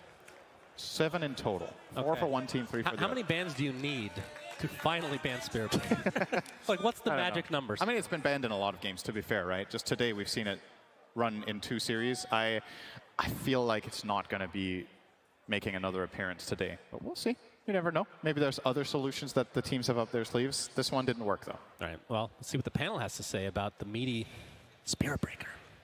Yeah, just ban him. That's what I say. Thank you very much, Sunsvan and Cinder. And we're going to break this game down. I also want to say, though, for the first time in Climate Pledge Arena, we're going to a game 3, and that is a win in everybody's book. So excited for that. I know we got a couple biased panelists going on right here, but we're gonna sing the praises of Team Liquid on this one, Matu. Take it away. My friend. Just putting me on the spot like that. I see how it is. I mean, yeah, there's a reason why I called Liquid is going to win this game, obviously, and it wasn't because I root for them. It was because, like, the Weaver, obviously, and the Spirit Breaker are just so good at creating this, like, early game pressure, and Team Spirit banked on, like, the game going way later, and Liquid just punished that. I mean, it was an easy game, as you can see here. The key thing for me, my big takeaway, of course, it being an easy game from the words of Matu, is Spirit Breaker clearly doesn't care about anything, right? Like, he's playing into an SD. He's playing into, like, Phoenix, Tide, like, all these heroes that in some way, shape, or form have counter plays to make. It doesn't matter. He's still going to eventually become top net worth. He's going to breeze through these spells. Worst case, he tanks all of them, and then a Weaver pops off or a Pango pops off. So, yeah, Spirit Breaker, first pick in the draft, not really shut down too much and gets to obliterate the game. And I think I love to see how aggressive Liquid was. Like, this was what they needed to do, and they subscribed to this idea the entire time, right? We were looking for the fight. Insania on his Pugner, just amping everyone up, pushing them forward, keeping them topped up. It was a refreshing way to play out a game right now. A refreshing way. We talked about at the start of the draft, like, oh, maybe they should, you know, lower the priority of the Spirit Breaker to not put it core, but indeed Zai made it work fantastically together with the rest of his team. There's just so many ways you can make it work. It's the thing is you don't have to be near Shadow Demon for starters, right? You can be pushing out the other lanes, you can be getting pickoffs away from him, and then even when he is there, it's sort of like your cooldowns are so much lower than his. You have Zai rushing an Octarine core that he gets at 18 minutes. Later on, he's going to go back and get like a Lincoln Sphere. He's going to get a refresher. He's basically making sure that everything he has is just on uptime. Even if he gets, you know, even if he has to tank those spells from Shadow Demon, it really doesn't matter because he's taking it away from his other cores, and then he's just going to have his spells back up to go in again as soon as it ends, while Shadow Demon's waiting for a minute or wherever for his own cooldown.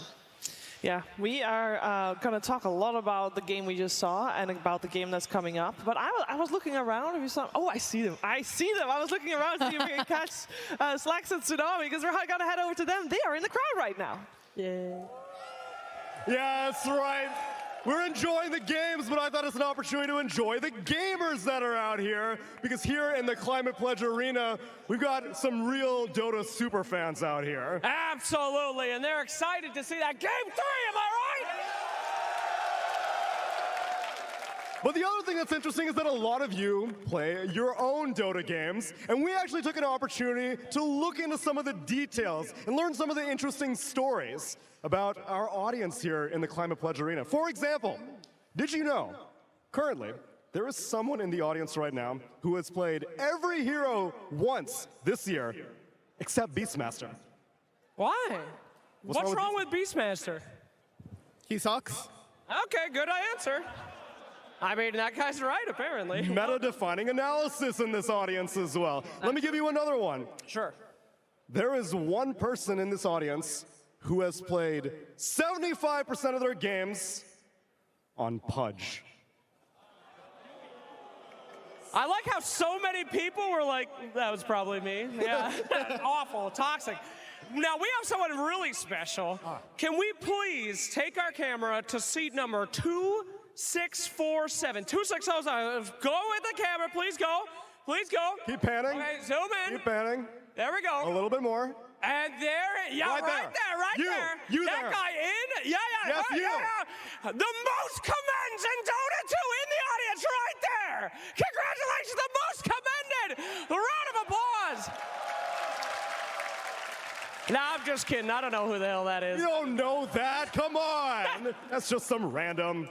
Just some random. But I do have one actually super special person that I'm going to go find right now. This one's on you, buddy. Give us some more facts. I'll be right back. Okay. You go investigate. We're looking for people with interesting stories. So actually, throughout the entirety of this event, we may actually reach out to you because we've got these outlier players. And we've got some statistics on the crowd as a whole. My friend, who do you think is the most played hero out of everyone in this audience? Pudge? Safe bet, but not the case. It's actually a support hero. I'm looking most played hero this year. Who we got? Witch Doctor? Yeah. Witch Doctor? It is Witch Doctor! Well done, well done. All right, let's go to the other end. Who is the least played hero in this arena? Any names? You there. Who did you say? Chen. That is correct. Not a particularly hot take. I'm pretty sure for the dawn of time, Chen is the least picked hero. I'll give you one more. There are 3 players in the audience that have given out over 1,000 commands. Is that earned? I don't think that there are that many Maynard players in Dota. You're just handing these out like candy. Have some respect for your commands. And I believe Slacks has now found someone with a very interesting story. Thank you, Tsunami. Yes, I am here with a very special man. What is your name, sir? Brian. Brian. Now, you been to a TI before? I have. 5. 5 of them? Which ones? Name them immediately. 5, 6, 7, 8, 11, and this one. Well, that's extremely easy. All right, fantastic. I thought you were going to put a bunch of random ones. So, we've been looking out in the arena for some outliers that are attending right now, and you are one of these outliers, my friend. Do you have any idea why we've collected you? No, not really. Okay, well, fantastic. Well, ladies and gentlemen, I have some news for you. Brian here has played one of the highest percentage of Dark Willow games out of everyone in the arena. In fact, 93% of the games that this man has played in the last several months have been on Willow. You are in the top of the entire arena. Why? I like people to hate me. Okay. How are you feeling? Do you have any advice out there for the pro teams as a man who has more top 1% of the Willow games in this entire thing, including the pro players? Just be a jerk. Carry Willow, good or bad? Oh, if you can last long enough, it's really good. Okay, fantastic. All right, well, thank you, sir. Yeah. Did you ever think that you were playing that much Willow, that you outclassed every single other person in the arena? I had no idea. Well, keep going, you sick freak. I love it, my friend. Thank you so much. Now, don't forget, if you guys want to, you'll be receiving an email if we find out that you're one of the outliers here like Brian. We won't tell you what it is, but you can come and we can show the world your sick, twisted stuff. Thank you, Mr. Hero Spammer. How much MMR have you gotten from Willow? Oh, I play unranked only. Smart guy. All right, check out those emails, baby. We're looking for you. And if you're wondering how Slacks and Tsunami know all of that, all the badges are linked to a Steam account, which you should do. If you don't do it, you should do it, because that's your chance for Crimson Witnesses if you're in the arena. But yeah, that means all your Dota history is open to Slacks and Tsunami, which could be a blessing or a curse. We're going to find out. We're also going to find out which team will get the blessing or a curse here, as in the lower bracket, Gaming Gladiators is awaiting their opponent, and it's going to be either Team Liquid or Team Spirit. It's tied. It's 1-1. We've seen both teams win one, and both teams won with first pick. So we talked a little bit about that before the previous game, but I feel, Sheep, this might be a very important thing going into this third one. Yes, it will. It would be sad if the final game was decided on a coin flip. Hopefully not. It's actually quite funny. I remember BetBoom specifically saying when the patch had come out for a little bit, they were like, yeah, there's so much disagreement within our team on like if first pick is better or second pick is better. Nightfall was like, I'm fairly sure first pick is better. And now look at where we are at TI. Every single team takes first pick. As soon as, if you win that flip, first pick. And if you don't take it, you're griefing the game. Or just don't pick Tidehunter. That's the other option, right? No, oh yeah, 0% win rate here on this series. Yeah, please no Tide. Yeah, no Tide? Okay, anything else you don't want to see in this game? I don't really know, to be honest. I just think the game is going to revolve around like Liquid trying to break through Team Spirit's creep. Team Spirit is playing this style that just come to us. If we're going to have like uncontested farm for 30 minutes, we're going to win. But Liquid's probably going to just look to break that, and we'll see if they'll manage to do that. Now, there's one thing in the previous game that stood out to me. It was a fairly long game still, right? And this was a game where Team Liquid was supposed to have tempo, and they did. They won the lanes, they took the fights after that, and it took a very long time for them to actually be able to close the game out. And that is not necessarily on Team Liquid. That seems to be a trend throughout the entire international. But surely that is something that you can also draft yourself an easier path in T, because going high ground is always difficult. I feel like you can help yourself with that with the draft. You can, for sure. And I think this argument about going high ground is mainly on the opponent you're facing. Like, for example, Spirit, if they had one more element of early game aggression, then going high ground for Liquid would be a lot harder, because the fights that they take on the map would be more difficult. They'd have slightly less resources and items. So when they do break the high ground, it's a little bit harder. But what you're seeing from teams like Liquid in this game, gaming when we had the listen-ins with Quinn, the logic is, don't try and go high ground with 10k, go 20k, 30k, get 40k gold, and then you break down your opponent. And I think that's what we're seeing some of these Western European teams do, at least a little bit, when they know they can't simply break the base. Yeah, but in that previous game, it will also make sure that Team Spirit, they had the Spectre. Traditionally, Spectre is always, ultimate late game hero. Is that just not the case, Matu? The nature of the game is usually the game gets decided in 15-30 minutes. So even if you are the earlier lineup and the game goes later, but you're controlling the map and getting more resources, so that way your heroes scale better. So it's all about that, because like with early game lineups, you don't necessarily need to end the game. You just need to control the game. That's true. If you go later, though, you also have a higher chance of potentially throwing the game, which is also always a risk. And speaking of throwing, T's going to practice his throwing arm right now. Yeah. I think he needs to lose his headset for a little bit first, because this is going to be a serious ordeal. He actually has practiced the everything. His arm, his shoulder. I don't know, will your jacket not prevent you from using the full range of your arm movement? You choose. All right, let's see how far he can get this one then. Throw it at the meepo guy. Throw it at the meepo guy. Woo! Okay, that's like 4th row, you know? No, not that one. No, that one. That's a candle, by the way, if you're wondering. A candle that you can get in the secret shop as the players are taking the stage once again for the 3rd game. Tiga will throw his final keychain, and then we soon will be ready to go into game number 3. And I want an objective answer here, Sheep, because with having both teams, that's why I asked you and not Matu. Yeah, no. We've seen a lot from these two teams, and both teams coming into this upper bracket semifinals with only dropping 1 game total. We saw Team Spirit drop it against Virtus Pro. Team Liquid in the groups dropped a game to Azure. They now obviously dropped a game against each other. But do you feel like there would be a clear winner this game if you would play this out in the best of 7, whatever? Best as in like just in terms of skill. Yeah, if you don't take into account first pick, basically that's where I went. I think in these 2 losses we just watched, I don't think they brought out the best draft that they could. I'm looking at Will right now.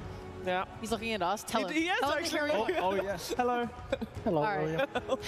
Don't draft You shit. can see him waving in the crowd. That's lovely. Anyway, yes, no, I actually think they're pretty evenly skilled. I don't think the drafts they had during the losses were like the best thing that they could have put out there to lose. Like if they both had 2 even drafts, I don't know if there would be like a clear winner. I think they would be even. It feels like both of these teams are being the ones that's more proactive, that's showing how world-class they are, because they're not falling victim to their own misplays that other teams are doing when they're trying to be aggressive. Like a Spirit with CK in these game 1, obliterate the map. Axe obliterates the map. Game 2, you got Weaver, Spirit Breaker, you get the early lead. They don't make mistakes. They get 3-4 Roshans, they secure the game, right? So I feel like these are the 2 type of teams that they can win out games much quicker than others because they are so disciplined. So the draft is so important for these 2 teams. It's a reason they did well so during this year. These teams usually don't throw games. If they get an advantage, that's actually one of the things that I thought. When you get an advantage, you should not give it away. You should just play the most safe you can, and usually it will amount to a victory. Yeah, and that means we do have longer games. People just don't want to risk it, and that makes 100% sense. Now, one thing that we talked about before we started game number 2, Matu, is the mid lane. We wanted Team Liquid to remove some of Laurel's heroes, like the Kunkka. For example, we saw him play Earth Spirit, and we heard Tsunami say it. The last time he played it was like, I mean, it must have been like, what was it, September, maybe August, a long time ago. I'd be down. Just ban Invoker Kunkka. William, can you hear me? Invoker Kunkka. I don't think he can. Imagine if he actually could hear you there. The thing is, I feel like when he looked at us, he was smiling as if he got first pick. That's how I feel right now. That's true. It's like, that's why he was looking at us. Do we have that information? Are they first pick? We don't have that information yet. You gotta wait and see. The excitement it builds. I do think that they adapted very well with their bans though. Going from game 1 to game 2, I think banning out that Kunkka was the most important thing for me. And if they do end up with these last pick this time around, they'll have the 4 bans, and I would like to see them take away that Phoenix and that Kunkka with the extra ban. And with the pickup with Pango on the side of Nisha. I feel like Pango has been getting a bad name, guys, this event. He deserves it, to be fair. Let me double check the win rate, but I'm pretty sure earlier, before the start of today, he had 33 games, 33% win rate. Yeah, but and that's a TI hero, by the way. That's not great. That's not great. But the teams that are winning with it are the good teams. I feel like he had Great shot there. Yes. Thank you. Analyst here coming in. Sorry, Matt. No, you go for it. Actually, just pick up my point and we'll see what you come up with. Anyway, last game it had a clear purpose. Pango is a great hero to break the other team's formation because he creates chaos. Spirit Breaker creates chaos. Spirit wants to play like ABC. We're gonna egg, we're gonna click spells on the egg, protect the egg, and it's gonna be like all the 5 pieces of the puzzle need to be there. But when you have Pango and the Spirit Breaker in the mix, they're gonna break that. So it's a great disruptor in that sense. Not the hero, but just the overall effect of the hero. And we did see that in action. I feel like one thing that Team Liquid lacked in previous game, if I may say so, might be the old team fight heroes. I mean, it worked out, don't get me wrong, but from a viewer's perspective, I love the big 5-on-5 team fights, and it seems like Team Liquid just trying to avoid them. Yeah, I think we have shifted slightly away from teams going for like the standard look of a draft, right? And I think when you look at Spirit's lineup, that is kind of your classic approach, but Liquid is slightly unconventional, I guess. Yeah, let's find out what's gonna happen in this final game of this best of 3. Team Spirit's turn to ban. Team Spirit versus Team Liquid. Game 3. Here we go, the third game, the deciding game here of this best of 3, and I will tell you it is Team Liquid that gets first pick, and they have Dire side this time around. Team Spirit will be on the Radiant side with second pick, and then also overall last. Oh, look at that, so wholesome. I mean, Boxy was carrying that previous game, finishing the game 9-3-18. Yeah, let's see. All right, so we got the changes that are non-existent at the moment. Actually, no, there's obviously Spirit Breaker banned. That's the best change we could have wished for. We still have on the side of Team Liquid the Enchantress and the Kunkka banned. Previously, Team Spirit banned out Bristleback, Treant, and Chaos Knight. We'll see which one of Treant Protector and Chaos Knight they'll still end up banning, as they will still have one left. On the side of Team Liquid, they banned out Brewmaster, and again, I mean, to be honest, you need to ban out Brewmaster against Team Spirit because Collapse Brew is just stupid good. I suppose if you're Spirit, you could not ban the tree because, okay, well, never mind. Whatever. I was going to say they could potentially leave the tree, and then if Liquid want to take it, they can respond with the Phoenix because they like it so much, because Liquid are most likely going to ban Brewmaster again, but whatever. They are holding it again. Last time they ate into their reserve time. Oh, they take Phoenix out. They go for the Brewmaster themselves. Yeah, they gotta do it. They ban out the Phoenix, which I think is well deserved. We've seen Team Spirit with it twice now, and especially game number 1, of course, very strong. Game number 2 would have been very strong, but that didn't mean that Team Liquid had to pick up that Pango, which maybe they don't want to be having to rely on anymore. And Brewmaster Matu is in a really good place right now. Yeah, sure. Yeah. I understand. Don't really know myself, but it's a good hero. Good hero. It's all good. I mean, it's still kind of like an old school Brewmaster to some degree. Super potent. Obviously, you can go for like some Earned Vessel. I think because games go longer as well on the hero, you're not in this awkward spot where you need to itemize so early, and then you're an active brew that falls off. People like to buy Midas on it. They're not punished as much. So you kind of have just ways to play out the hero. And yeah, I think anytime you have an offlaner that can hit level 6, instantly kill the carry, and just basically put fear into your opponent every time you have an ultimate, it's a pretty good hero. I mean, theoretically, if you're talking Brewmaster is a good hero, okay, back in my day, Brew was always a bad hero. So I'm on the fence here, but if it's a good hero, it's very nicely set up, because all the like natural predators of Brewmaster are gone already. Kunkka is banned, Phoenix is banned, Bristleback is banned, even like Spirit Breaker is good against that hero. So I don't feel like there's many answers left for Brew in the pool. Yeah, they go for the Grimstroke, so they have at least the bug, a little bit of silence to try and prevent the split. Especially when you throw it onto your support, it's just a cheap way to punish him. The worst thing is when you see a Brew first pick and you rely on your cores to lock him down, because then when your supports are smoking up looking for the gank, you're never going to get that kill. So already Spirit trying to answer it very, very slightly there. Yeah, it does mean that the... sorry, Sheep, go continue. No, it's fine. I was just going to say, I think as well what makes him so powerful is the versatility of his item build. The fact that we see Brewmasters playing maybe with like a Vlad's and a Vessel, which I've seen. And then also you have your greedier Brewmasters going like Midas, Radiance. You can kind of play him whatever way you want to fit your lineup. It's no like, okay, we have Brew, that's a greedy core. It's like, it can do anything. Its spells are so silly. The amount of like resistance you get through his stances is way overtuned. That being said, versatility in the hero, yes, but we know for sure that it's going to go Zai. Is there any chance that it's going to be played somewhere else? No, right? I mean, nah, like people shaking heads. Nah, it's an offlane, so there's not a lot of flex potential on that one. That being said, Grimstroke, we know it's going to be a support. Both Mira and Maposhka play it, so we don't know exactly where. Is it needed to get a combo with the Grimstroke nowadays? I think the combo from the Grimstroke is less about the Soulbind and more about using the Inkswell. Okay. And just throwing bodies in to utilize that stun, get your shard, and kind of get into the fight. And I think anytime you have a Soulbind combo, it's more like a, oh, nice, it's there, but you're not drafting for it. And yeah, for Liquid at least, with this Brewmaster, I'd like to see some Willow, some Sky, just some really strong, powerful 4 position, so that you actually get Brew a couple kills in lane, you hit that 6 timing, and you can take the fight to your opponent. We got the Pugna band out on the side of Team Spirit, and 2 heroes removed on the side of Team Liquid that would do exactly what you just said, T, with the Tusk and the Chaos Knight. They would work best with the Inkswell. So we got those out of the pool, and it's Team Spirit's turn to pick, and this is, I believe, one of the few times, and one of the first times in this series that both teams go into this second pick phase with this much bonus time left, which I think is a good sign. It means the teams generally are pretty happy with what they've got, and I see Matu nodding along as the Weaver gets picked up. I mean, I love Weaver personally. I felt like even in the last game he did great. I mean, you could see the damage output this hero puts out on a Planner. Planner just disappeared from the face of the earth. It was 3k HP tied, late game, just gone in 1 second. It was like, that's crazy.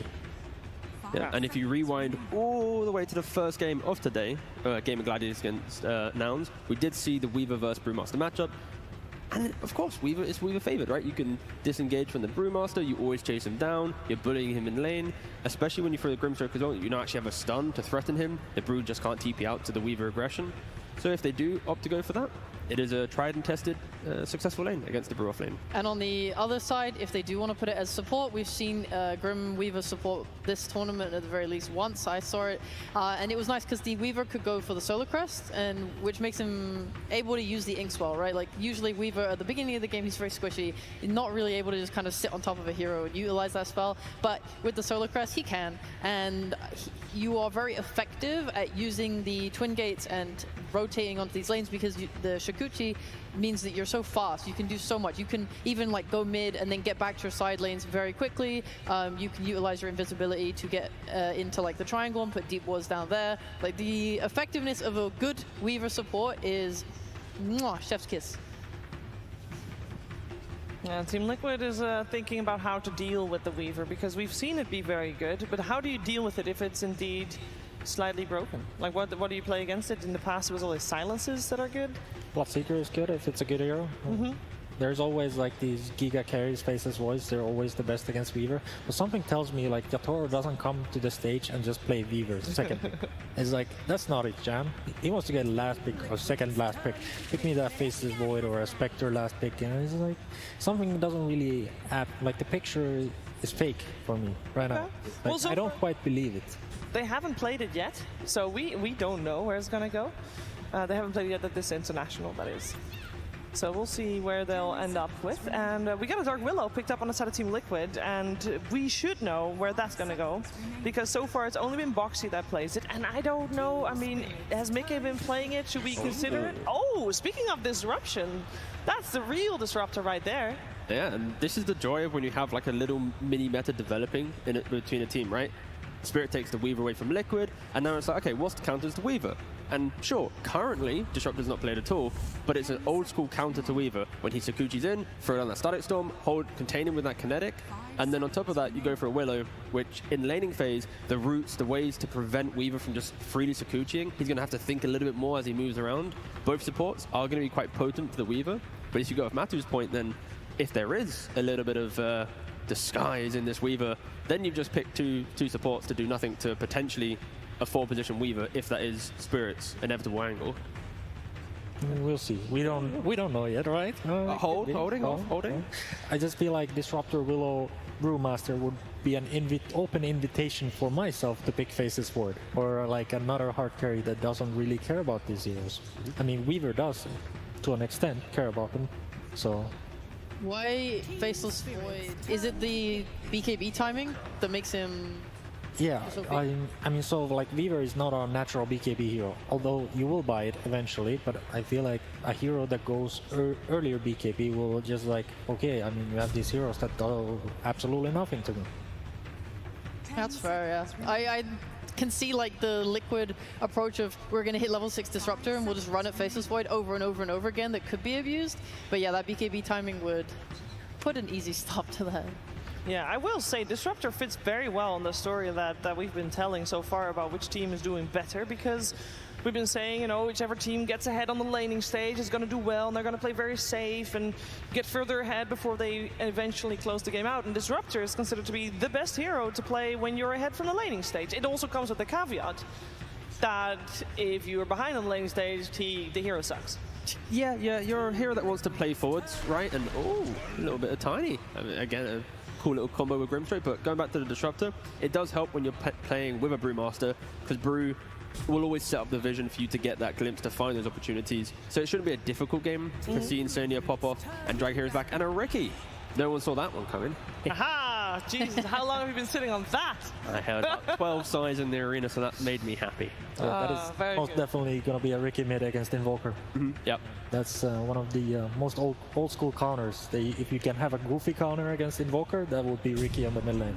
Yeah, and it kind of further cements the point where Disruptor, he's got a Ricky to play on, a Brew to play on. There's a lot of just natural aggression coming out that it's going to be very forward-thinking. I think like a Diffusal Blade from Ricky, and yeah, you keep going. Now the question is, what's the carry for Liquid to keep this kind of train of thought? I want to talk more about the Tiny, because I don't understand where he's going.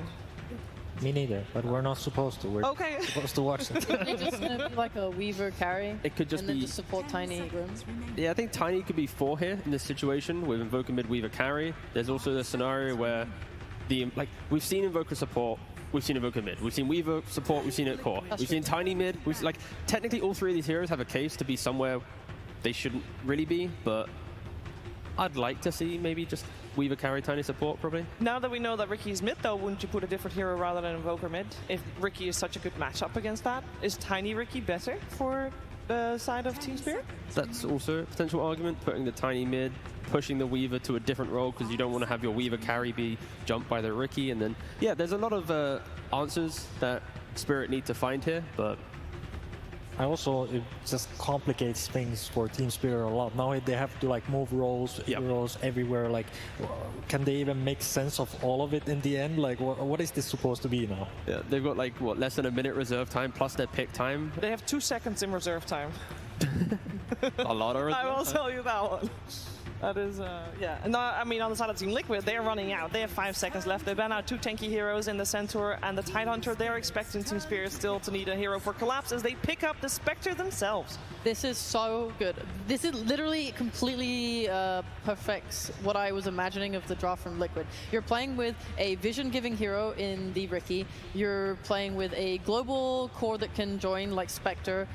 You're playing with 2 supports that are absolutely fantastic at taking advantage of that vision. You're going to be playing on these side lanes really hard, playing like catch and kill, basically. And it's so easy for all the heroes to come together. Oh, okay.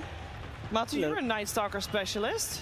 I do love the hero, but I don't see the angle here. To be quite honest, I don't see why it's picked now. I combos well Grim, that's all I can say about that, really. So potentially, it's another answer to the Brewmaster. So it's like you keep killing off the Brew, you keep hunting him, but now that I think of it, it gives free, Spectre gives free lane for Night Stalker. Yes. Night Stalker biggest problem is getting out of the laning phase. So in that sense, it's good. All right. Guys, we will have a support Invoker and Lara on the Tiny, but I'm most curious to hear what Blitz has to say about what he's up against. That's right, I'm joined by a Blitz for this game number 3 of Team Liquid, where I'm left scratching my head, man. Disruptor shows up. It's only been picked twice this tournament. Both of them were Whitemon on TSM, and you're whipping it out here. What's this hero doing? Did the games win? Did they win? It went 50%. I don't like those odds. Not a coin flipper. No, not really. That felt kind of bad. I didn't want to hear that. I don't know. It's TI. Some random heroes come in the pool. There's an NS and there's a Ricky mid. Just life happens. You know, it's a funny draft, so we'll see what happens. What a crazy life you lead, Blitz. How about, so there's the Night Stalker and the Tiny as well. I feel like you guys are just developing your own meta because game 1 looked like team fight out of you. Didn't really work out. Game 2 was tempo, and it worked out well. Here, it seems like you're reverting back to team fight. Take this time. I didn't want to hear that either. Now that just sounds rough. Blitz, you're the expert here, not me. I don't know. We're just going in there. We're picking heroes. We're hoping for the best. We're not thinking about this tempo stuff. You know, they're a really scary team.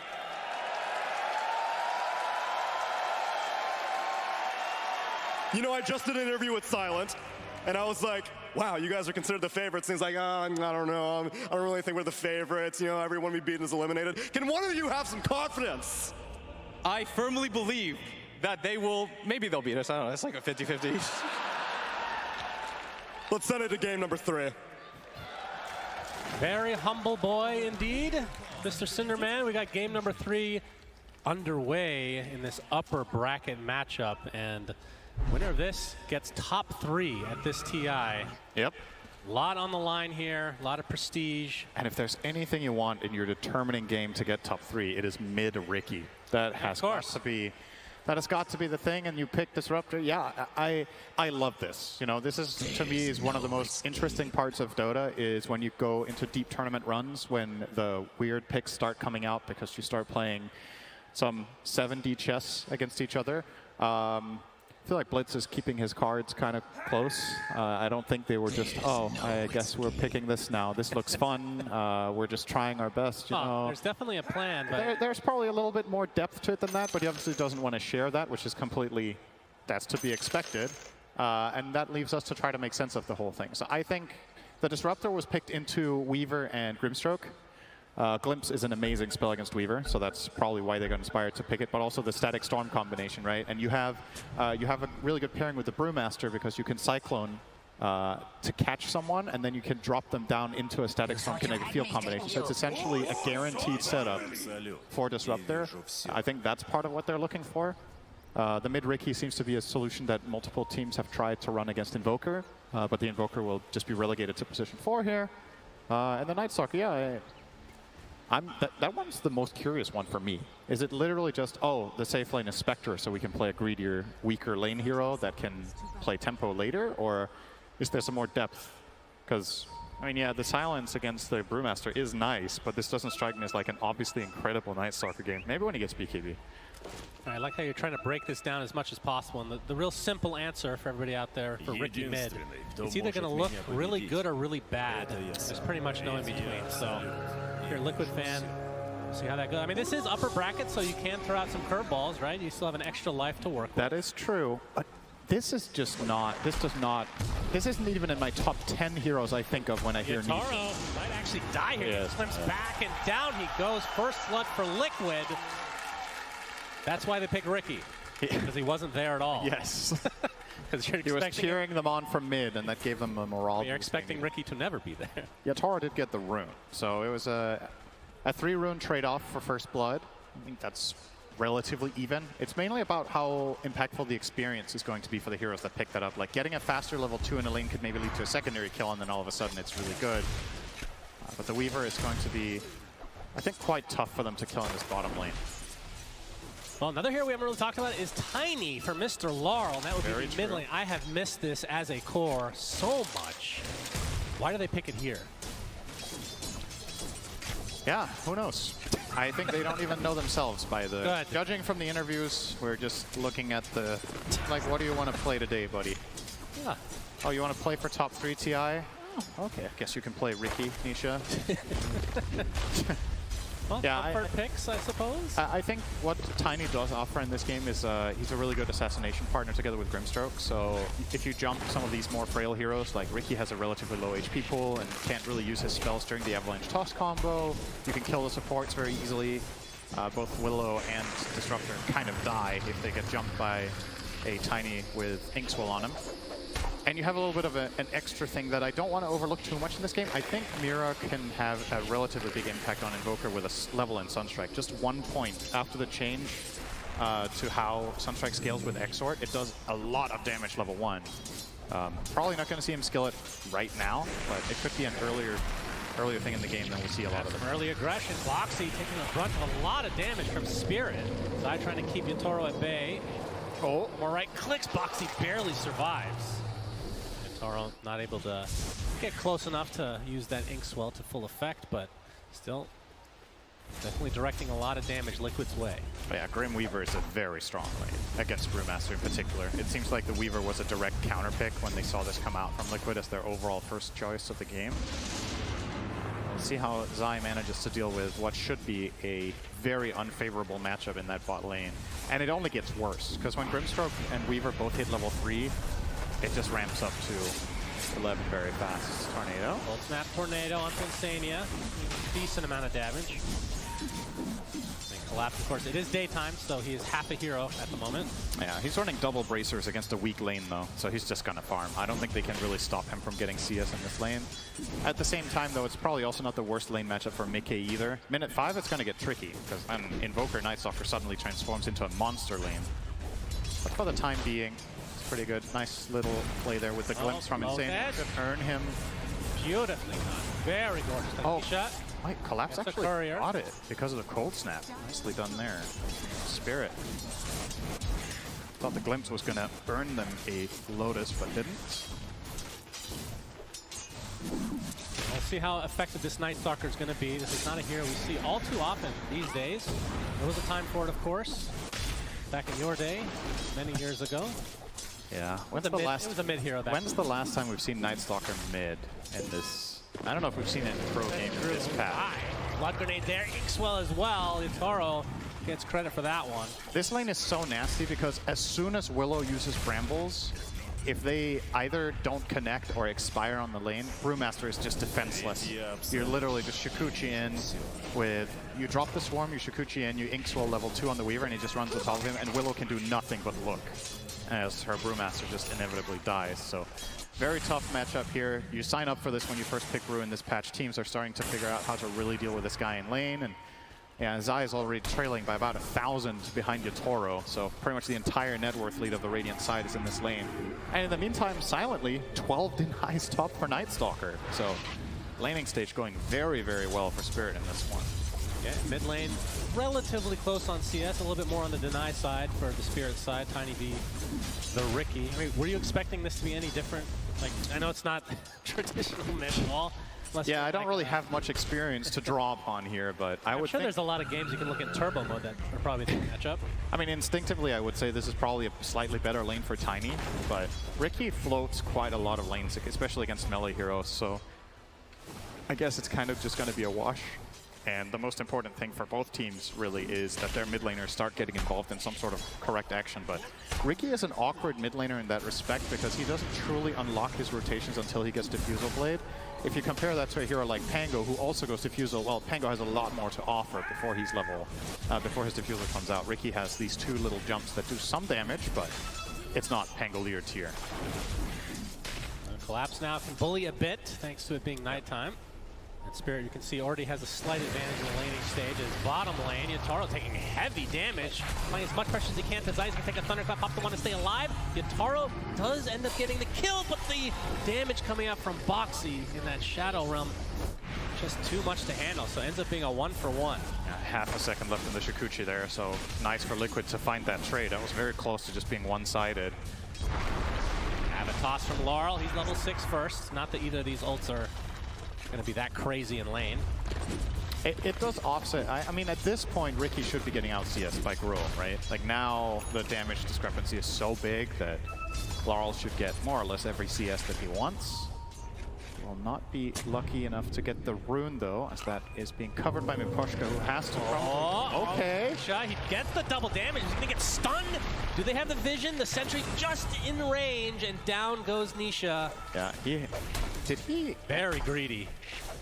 Did he have vision of them there on his observer? That must have been pretty close to seeing the Grim. Maybe he was just outside the range there, so he thought that he could just tricks down and take that rune. So nicely played from Miposhka, just being slightly on the right side there. Counterplaying that. That's a big kill. That's top 3 net worths in this side in favor now of Team Spirit. Another ink spell. Miposhka, man, the change to this spell, it's going to cost Miposhka life. Really deep for this. He will die, but Grimstroke as a whole yep. change is absolutely insane. What you can do with just having that as a toggleable, or whatever you want to call it. Just being able to activate it whenever. Not really sure what the plan there was from Miposhka, if he was trying to zone out the Willow and then maybe steal the Wisdom Rune, but at this level that is very unlikely to work. Ends up getting punished and killed by the Ricky. as Insania takes a little bit of space mid. So Disruptor as a support, not the strongest laner, and very level dependent. So when you're playing this as a Thor, if he falls too far behind, it's rough. So nice for him to get a bit of space. Gonna get silenced, tossed up into the air. Inkswell's there as well. That's 2 deaths on the mid Ricky. Yatoro gone on by Zai and Boxy, but he has the Shikuchi to get enough distance away. Not looking so great for Liquid so far. We talked about this Ricky potentially being either amazing or terrible. So far, it's on the latter side, Cinder. Still early though. Yeah, but the hero, the way it works, right, is that it is snowballing. Yeah, if it does fall behind, it can very easily become a liability, especially given the matchups that it has. Get caught by Night Stalker Silence, probably dead. Get comboed by Tiny, we've already seen that a couple times, so gotta be very, very careful if you're Nisha here. Toshka, oh, nice tricks of the trade to dodge out the Inkswell. Nisha will get a kill as a result. Collapse going onto the Spectre. Ricky's in a lot of trouble. Down he goes. Big kill for Spirit again.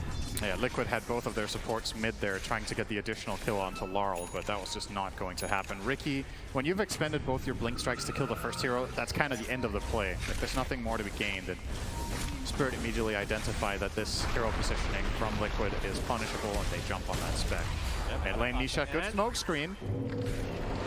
He's damage here. Trouble here if he gets out. Blink Strike onto the creep wave. We're going to see a primal split from Zai, who's shown up. Maposhka's going to die. And if they can take out Laurel, this would be a very needed kill for Liquid. It looks like they'll do just that. The Avalanche is going to provide a little bit of space, but nobody has come to his aid. So down goes the Tiny. Good use of the, I believe that's the first primal split of the game from Zai. Now, that looked like Spirit were actually going to cause some trouble for Nisha with a sentry into Silence, but he jumped away in time. Now, Boxy.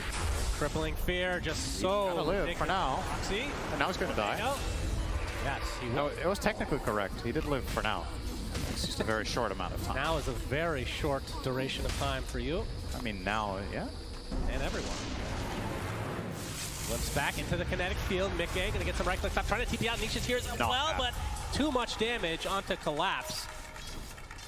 So the mid Ricky is getting involved a bit now, Synderen. I'm loving the rotations in this game. Both teams are playing very, very... It's just beautiful Dota, you know, they're rotating very well around each other. They're bringing the right numbers to get the kills. You can very clearly tell that both teams kind of have identified that in this game, that style is what's going to be... And Zai's going to get caught out by the Avalanche. Inkswell to follow. Zai's going to get caught out by the Avalanche. Inkswell to follow. It's just a permanent stun with the toss. Just incredible. Nick is probably in trouble too here, maybe. Gets silenced. Laura continues to pursue. Does not have the Avalanche quite yet. He's dead. Taro's there with the Shikuchi, and down goes another core for Liquid. All they lose on the Spirit side is the support, at least for now. Tricks the trade. Nisha, the Blink Strike away as Laurel getting relatively low, so Nisha could try to finish this off. And Santa getting some right click support is inevitable, and they're able to take out Laurel in the end, which is much needed for them as well as Yatoro. Time lapses to get some HP back, looking for Insania. A couple more right clicks are enough. Puts down his ult, but it's not going to do that much. A little bit too late as well. Attempted TP from Yatoro. The damage! Not there! Yatoro lives. Does it again, Cinder. That was so close in so many ways. The TP was close, the smoke screen was close to connecting. I don't know if Insania had kinetic field ready and he could have maybe got it off too, but it's like he died instantly after getting static storm off. So very, very marginal situations here in this game, and you love to see it. You know, a lot of the games in this patch have started getting a little bit slower, a little bit more static. Both teams are all over the place. Like, they're just roaming. Essentially 4 heroes on each team, if not even all 5, have started being involved all around the map, and very... makes the game very unpredictable, and you really got to stay on your toes if you're both teams. You know you can't just sit back and chill, because the next move is coming for you at any moment.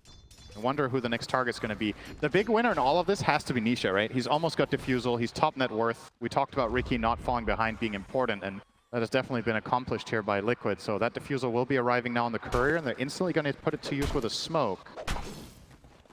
Maybe looking to find Collapse if they can. Ricky, with that ult, gets extra XP for kills and assists. So the fact that he was roaming around a lot. Looking for another, but Collapse can kind of feel it. It is daytime again. Yatoro has his Dragon Lance, going to be going for the Deso, so Laurel, he's going to be spotted. Static Storm inside that kinetic field. Mickey's here as well. Do they have the damage to take out Laurel? He's going to get glimpsed back into Zai's arms with that Thunderclap. He's going to get tossed away, though. Already lost their Grimstroke to start. The Primal Split is there from Zai. They take out Laurel. So 2 big kills for Liquid. They're going to lose their Dark Willow in the process. Is Yatoro coming with the Shikuchi as well? Swarm onto several heroes. This is going to be a lot of damage. They don't take this off. As Collapse getting pursued now by Mickey, going to get glimpsed back and will die on the cliff. As Insane gets right-clicked down into Oblivion by Yatoro, attempting to TP out again. Can he do it again? Yes! How many times is he going to get away with this? He does make some clutch escapes, but Liquid still taking some good fights. I do favor that result for them until this happens. If Ricky dies, it's pretty... Silence, so no tricks to the trade quite yet. Inkswell's there, they have the damage. Now that is huge, because that's basically bigger than the rest of the fight combined almost. Laurel getting the last hit there is going to allow him to pick up a Blink Dagger, and that is the game changer, because now these Inkswell into Blink Dagger combinations come into play. You can one-shot kill either support, and maybe even Ricky. I think it's kind of close, but he might die, especially if they get 1 point in X-Sword on Mira. Hasn't opted to go for it so far in level 7. We've seen some support invokers get a value point when they're playing with a lot of stuns, and this was one of those games that it could come into play, but still holding on to a 3-4 build. Mickey will have that Blade Mail very shortly. Going to be going for the Radiance build as well, so we'll be starting that now, essentially. Anisha has his Diffusal. Going for the Manta next. Dire's top tower is under attack. See if we can find anything here, as this tower has not even been touched yet, so... And I guess in comparison to the... Okay. Okay, Yatoro. Nisha's going to find him. Well... and he's going to watch him go through the gate. Yeah, I can't really do much about that one.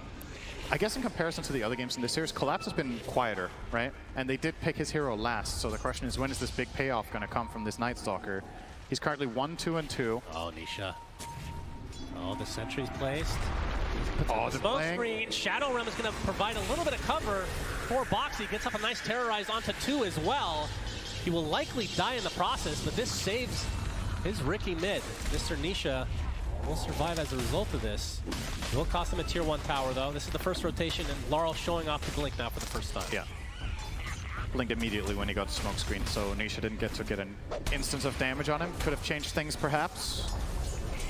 And they will claim that tower, as you said. Liquid trying to get a little bit of a trade down bottom, but don't really have the same pushing prowess in their lineup. Their lineup's actually just flat out really bad at taking towers, aside from Brew, right? That's the one hero that will get that done. But he's so good, it doesn't matter. Yeah, he has to commit his ult to get it done, though. Okay, Zai.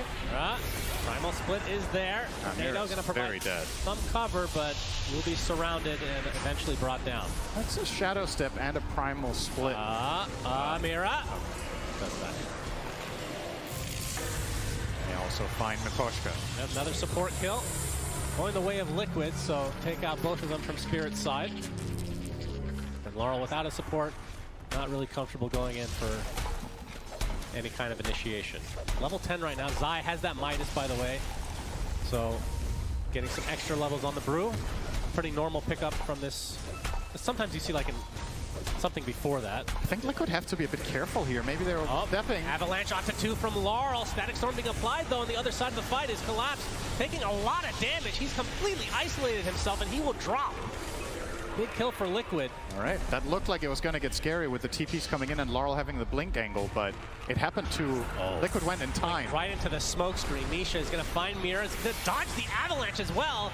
As Mickey looking to finish the job in the Invoker. Now Laurel completely getting, well, he's actually going to live now thanks to the support coming in from the south of this side of the map.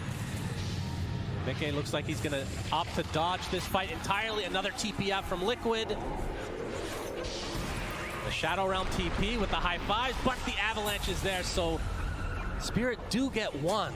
It's a buyback from Collapse, so that's honestly an awesome outcome for Liquid. I thought that was going to get really scary. They're frontlining their Brewmaster without Primal Split. They're starting to TP in heroes. Tiny's finding an angle for Avatos, but Liquid found the jump first and already started the move before the rotations came in. And they managed to get out with all of their cores intact. And the buyback from Night Stalker is going to set him back a bit. Collapse once again being slowed down. very curious how he's going to itemize in this game, right? Because we talked about Crippling Fear being really good against certain heroes, so a lot of the time you want to buy Blink, but I just think there's too many problems. If you blink, then you can get glimpsed away, you get caught in Static Storm. Oh boy, dead. Another big kill for Liquid as Laurel will get dropped in his own jungle. Maposhka next. Double kill for Mickey. And Liquid starting to mount a little bit of momentum, a little bit of a lead for themselves in this deciding game number 3. Nisha he is running the map right now. Spirit have to be very, very cautious about how they move their heroes and bring detection and just try to find a kill on this Riki. Otherwise, Nisha will just keep this reign of terror going. Mid tower's gone. Zai will claim that. So that is, what does he have coming out right now? I believe it's a pipe. Full pipe? Oh my goodness, he is stacked already. This is going to be super difficult for Spirit to fight into. Their lineup's almost exclusively magic damage right now. So as long as Zai doesn't get EMP'd,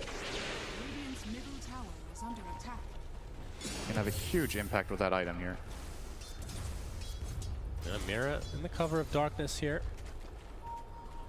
In this tier 2 tower, as Zion Company is starting to invade the jungle of Spirit's side. Not that far off from Radiance for Mickey. Has that Sacred Relic. There's one more component to go. Laurel is going to be spotted. If they have the damage this time, he is surrounded, but Maposhka's on the south side, stuck inside that kinetic field right now. Static Storm to follow as well, completely surrounded by this Primal Spirit Brewlings. It ends up being a very easy kill for Liquid. Anytime this Brew Split is online, it feels like it's just a kill. And now Mira's going to get spotted, stunned up as well. There's a smoke screen onto 2. Down goes the Invoker. Soulbind is there, though. Yatoro trying to clear up on the backside. Not able to even get the support. Has to time lapse back. Yatoro continue on here. They are able to find Nisha. Oh, that's a great tornado. There's several heroes. Yatoro looks like they're able to take out Zai now. And the rest of Liquid now on the run. Inkswell a little bit too late. I'll say Mira's tornadoes this game have been borderline perfect, honestly. There's been so many situations where he's hitting 2 or 3 heroes, and a lot of them he's throwing it in a path where it could end up clipping nobody, but he gets them on like both outer edges. This one was more like a straightforward one. Oh well. All right. That was a long chase. He got there in the end, though. Going to the ends of the earth. Position 5. That was another buyback from Spirit, though, so they end up paying again to get themselves a pretty good trade. This one feels more worth it, though. This time they got the Riki out. It was a very big kill. The kill bounty for that one being claimed by Yatoro, and he also claimed Insania basically solo. Yatoro in a bit of trouble, does not have mana for his ult. Inside that smoke screen, down he goes. Liquid find Mira in addition. Nisha, double kill for him. Yeah, this Bedlam, not too far away from Manta. Bedlam on Riki is dirty. He's just going in, he's throwing out all his stuff, tricks of the trade, and essentially just killing people from just from beyond, you know, he's not even targetable. That Willow extra burst is very, very helpful there. That's big. Oh, it sounds like we're having a nice listen in here. See what they have to say. Fucking Nisha, dude. My fucking carry. Okay, well, very insightful. Eloquent. Very insightful. Thank you, Mickey, for that. Very nice. As Zai is trying to take out the Tormentor. He'll get there in the end, surely. Oh, yeah. He might die in the process. Oh, Not careful. Oh. Run away, Zai! Torby's got some revenge planned here because you keep ignoring him. And Nisha wants a high five from a building. Yay, Bedlam. There we go. Eventually they find it Spirit as well. Laurel gets the shard, interesting. And Insania gets it for the side of Liquid. So they already have 4 shards on Spirit again. Yep. I mean, they have some very good ones to buy, right? Strobe, Weaver, Night Stalker, all want to buy it. So not really surprising that this one can go to Laurel. It's going to be nice for farming, right? Now he has infinite tree grab, but yeah, I guess they would. Maybe they would have rather had the Invoker one if they got to choose themselves. The EMP pull plus bigger damage is pretty damn nice in a game like this with how just high chaotic non-stop fighting is going on. But if things slow down a little bit, the tiny one will also be very helpful. Laurel is starting to work on a BKB. It seems inevitable that all cores on the Radiant side have to buy this item. There's just too many problems Ricky is an issue, Static Storm, Willow, Brewmaster, all of it is insane control. Collapse, gonna get spotted. Inside the smoke. That is just trying to TP. Very ambitious. Yeah. He's gonna die 70 seconds.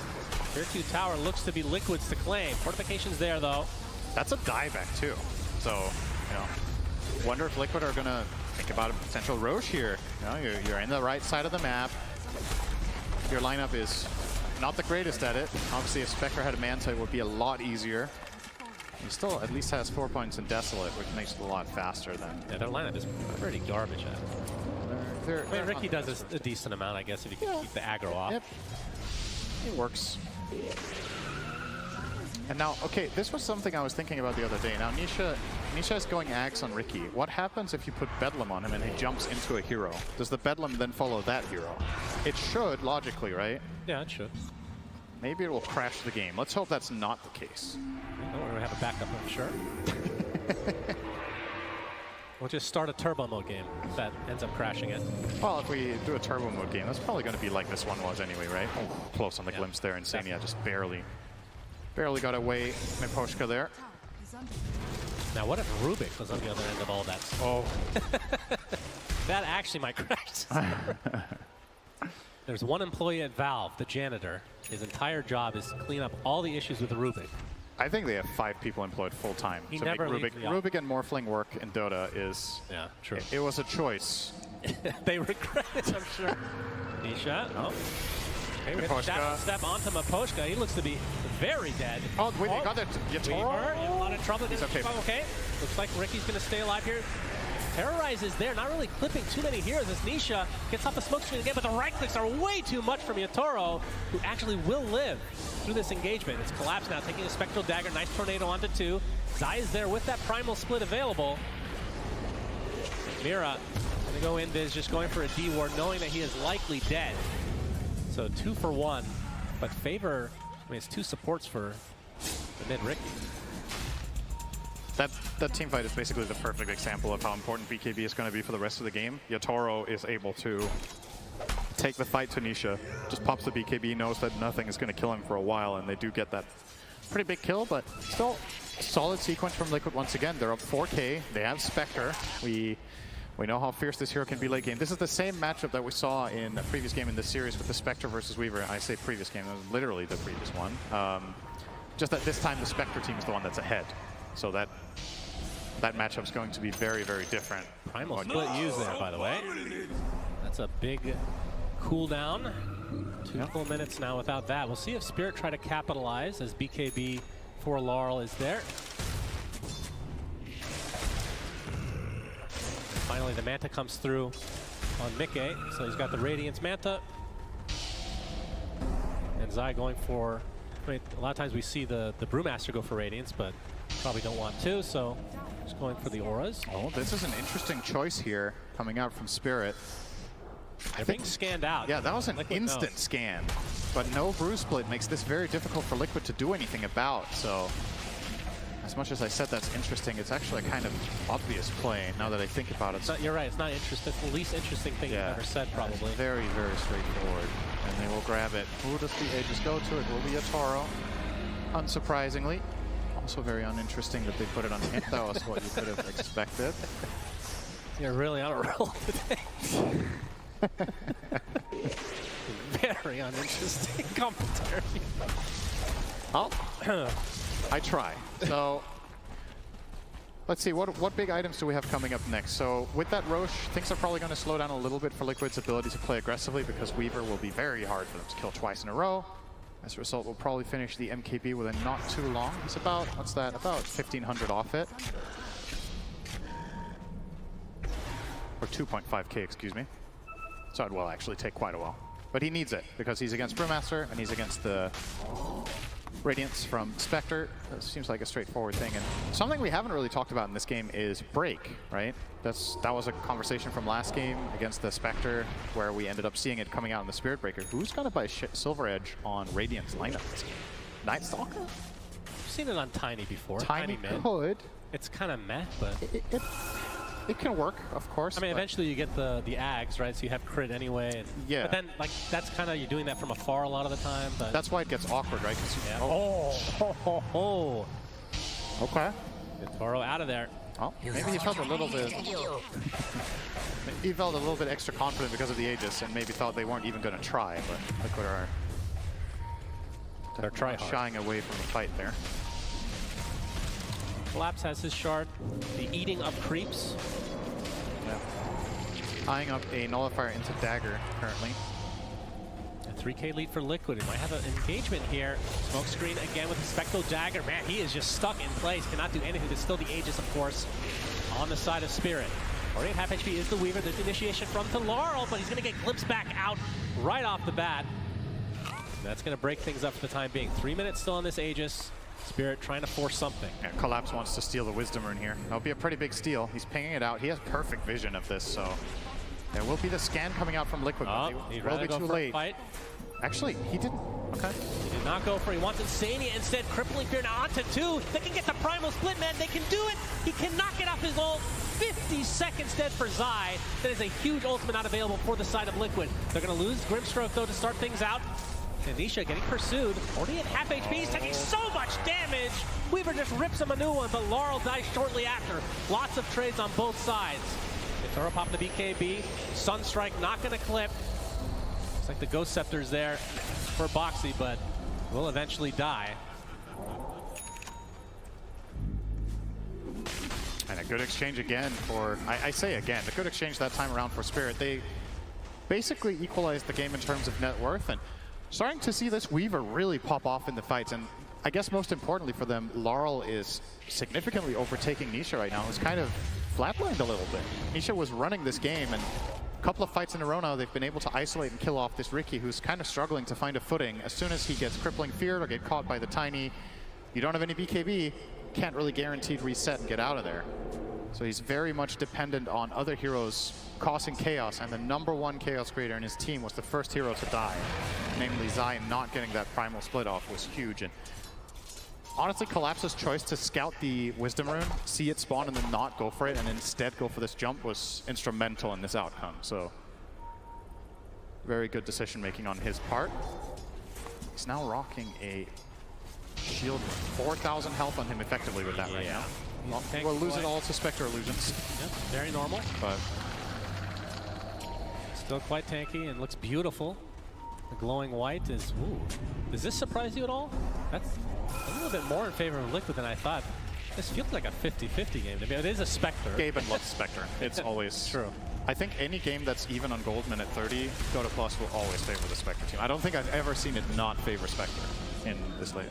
I mean, it is a monstrous late game hero, right? And I guess the sample size and how these games go, maybe not the biggest, but really hates Weaver, probably. And Blink Dagger now online for Collapse. So the Blink Crippling Fear, if you can get the Brewmaster during that time, this is where like an Eon Disc becomes really valuable. Force Staff from afar, from a teammate. He just has to get off Primal Split in these fights for them to have a chance. He's going BKB, so he's going BKB Pipe Octarine, which is a very, very defensive build, right? You don't get that offensive aura, for example, and Assault Cuirass, but maybe this is just necessary for him. Aeon Disc doesn't give you the safety either, because Weaver is one of the carries that doesn't mind buying Nullifier whatsoever, so he could just stick on you and kill you and cripple. And you know Night Stalker is also likely to buy that item, so yeah, probably BKB is the right choice, but it doesn't feel great for Zai to have to itemize like this. I'm sure he would way rather get something else. AK trying to TP out. He's going to be spotted, though. Already at half health. All he can do is stand his ground, but eventually does die. That is big kill for Spirit. Real big. He was on a 7 kill streak. The kill bounty actually going Miposhka's way. I wonder what he's going to buy with this. Aghanim. Currently only has that Glimmer, but that big kill bounty, he has the Philosopher's Stone. He's going to be working towards something bigger now, presumably. I mean, Ags would be really good this game. Oh, yeah. Get the illusion of the Spectre. Collapse, going to find another target, this time Insania. Up in that Ghost Scepter, but only going to buy him a little bit of time. The Spirit trying to create as much space as possible, although Roshan cannot spawn for another 2 minutes in the fastest form. The Yatoro with the Alacrity applied, tier 2 tower their way. Yotaro is starting to get a lot of items. Yeah. Running out of room in his inventory. Yeah, grabbed himself a Defiant Chill as well, so. Oh god, yeah, that's a lot of armor, even more attacks. So you see the Geminate attack, but then if they fight back, he attacks again.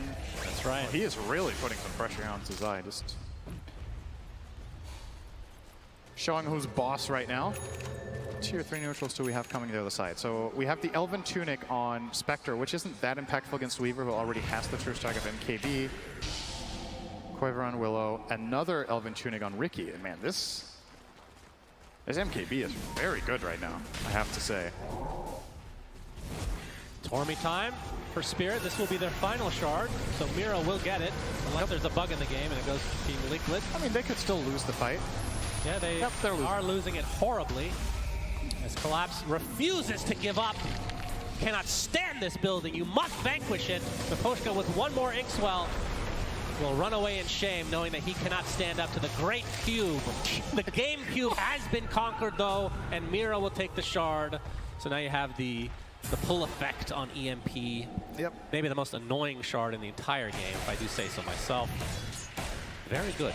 Yeah, also increases the damage, which, you know, every little bit helps, but mainly the pull is the primary appeal of that one. It's only a 6k lead now for Spirit. The Tormentor is so strong. Like they almost lost that one 3v1. They had to swap out heroes, call in the bench to barely win. That GameCube had God mode activated. Yataro's going to show himself on the wave and get out of there. Very high pressure situation, and it feels like the game is a little bit, it's not exactly on a knife's edge right now. Like the Spectre team, obviously, even being behind can find a big fight, but the writing on the wall here is that the next winner of a fight will probably get Roche too. So you got to be very, very cautious with how you pick your fights, and vision is really the deciding factor in this game. One team playing with the Ricky to find heroes and set up his team for success, the other team with the Night Stalker with a gem, and Invoker, of course, and Ghostwalk. Information of plenty. You got to react real fast when these heroes drop out of invisibility. Silver Edge for Laurel, so they have the break to take out Mickey. Yep. And it will be the action. They're both gating. Yep, he pops his BKB, but he's already at half health. Gets off the avalanche, trying to... Oh, okay. Limbs? Not quite. Okay, the BKB was still there. Close. Yeah. If you time that just right, it can be devastating. But the BKB is down. Nice TP from Laurel as well. He TP'd the moment the Basher stopped proccing, because then he has a very high chance of not getting a second bash on him, so he did get out of that one. But quite a funny Roche is coming up soon. Collapse wants to take a fight. They're trying to apply all their pressure to the Spectre, but they don't have the break with them right now. As Mira taking the brunt of the damage from Nisha on this ring. He's popped his BKB, wants to finish off the Invoker. He does so successfully. Now that's an instant buyback from him. As Nisha, only with one smoke screen to go, Collapse just trying to bash him down. He will do so. They will buy him back immediately, though. And now, continuing on the fight, is Boxy dies inside that kinetic field. Mickey trying to apply some pressure to Laurel.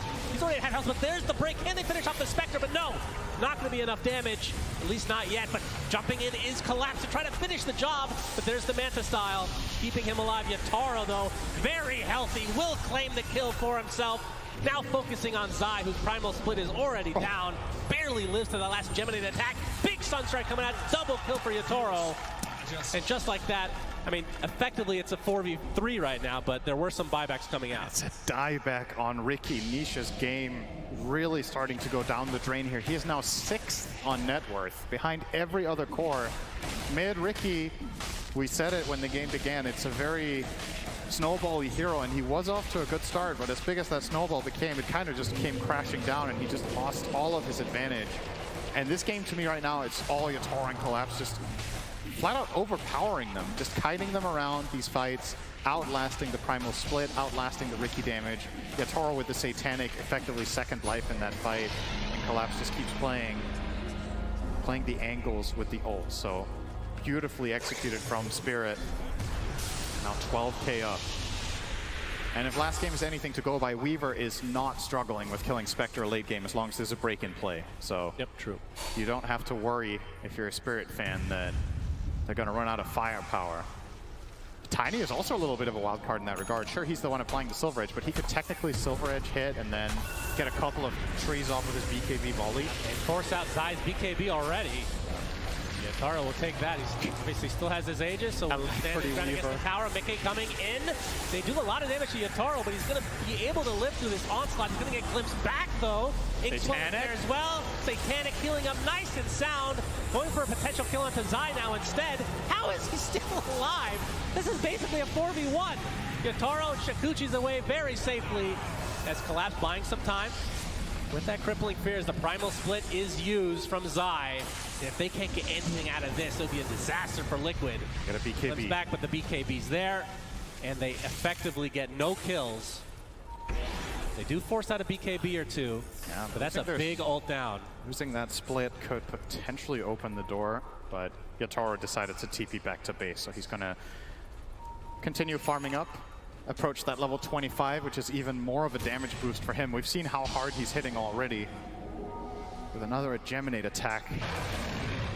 Or the Shikuchi talent if he wants that one. Both talents are incredibly good.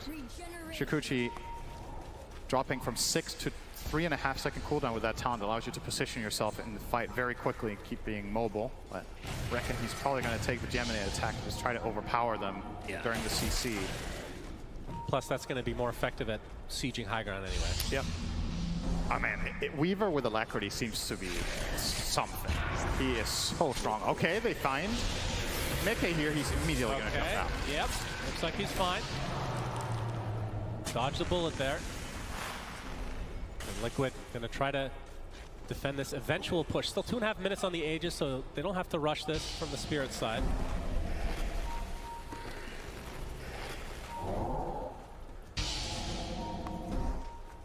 The items are starting to be a little bit too crazy from Spirit. I mean, from Laurel alone, we talked about that Silver Edge. His Ags, he hasn't purchased any components yet, but he's almost done with it. Zai can be found by Collapse and have to BKB. He's going to be fine as a result. Oh, he actually finds him with the Avalanche. Inkswan's coming as well. Going to pop that Manta, get stunned out outright. Do they have the damage to take him out? There's the Silver Edge break, and with Collapse there to hold him down, that is a very big kill. 80 seconds of no Mickey. Nobody nearby from his team to help him there. Gotta wonder if that was maybe a little bit too aggressive of a position to be farming in the current game state.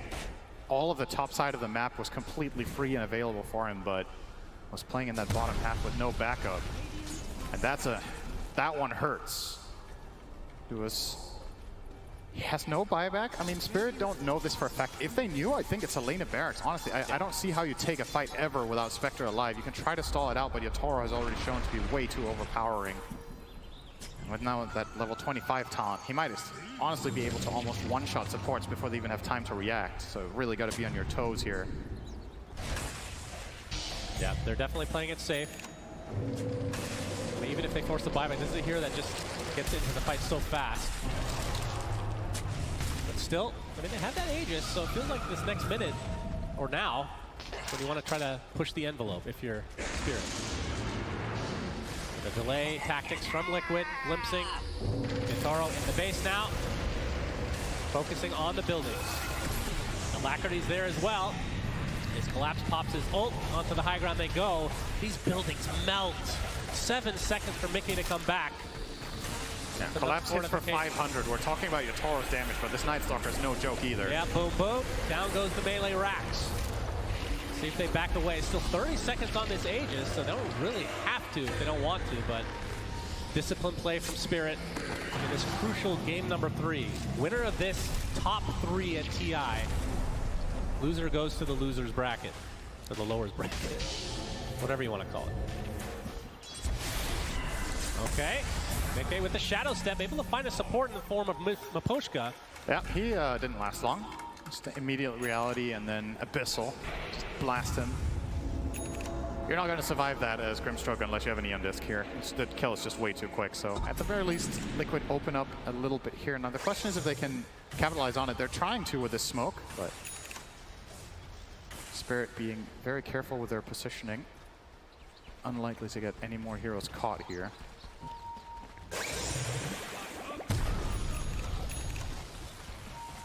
side, just pushing out the lanes, knowing that this tier 2 tower, I think this is their last outer tower.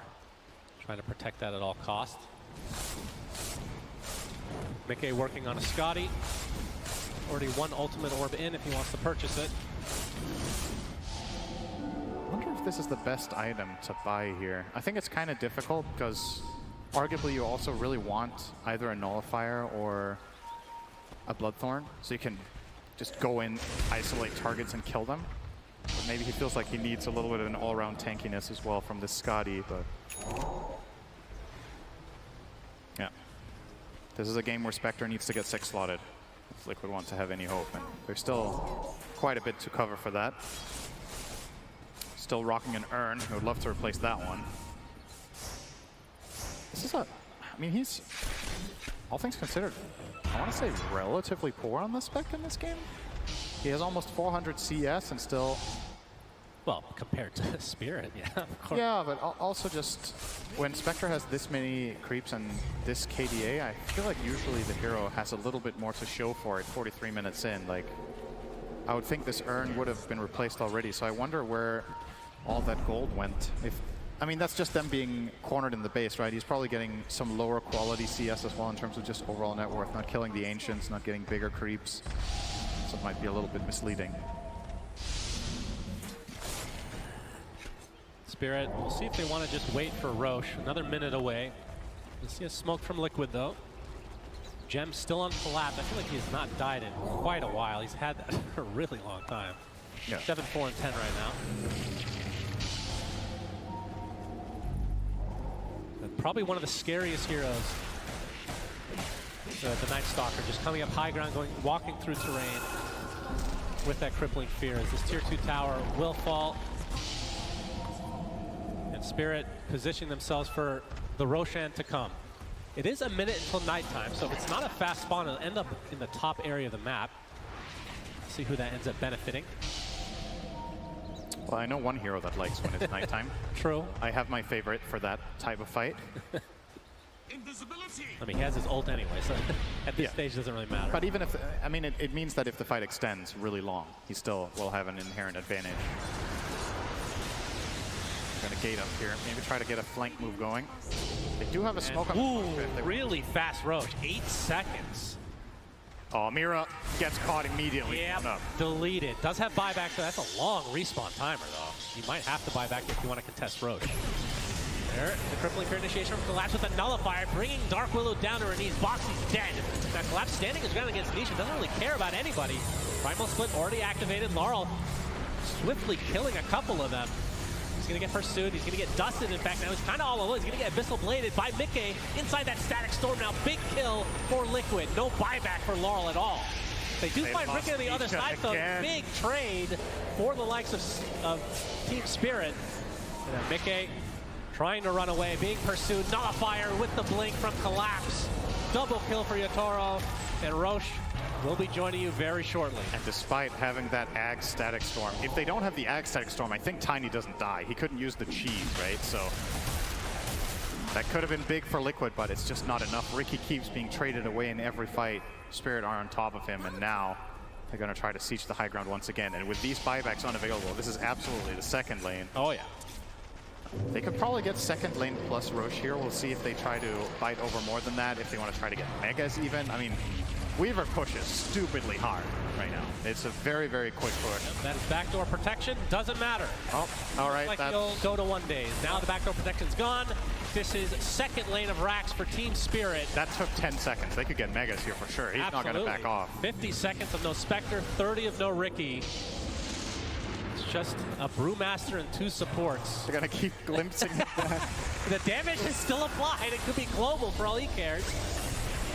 The delay tax is coming from Liquid again. The BKB pop from Collapse. They have the win in their sights. They take out the tier 3, but now backing away. Yep, Primal Split. They're gonna respect that with the Ricky respawning. And this means now in the upcoming fight, if there is one, Spirit will be inherently favored once again with that advantage. No Primal Split. Well, it means they can just go for Roche. They're gonna have Ascension exactly, so it's not even gonna be a fight. But if there were to be one, Liquid would be wise to stay away from this one.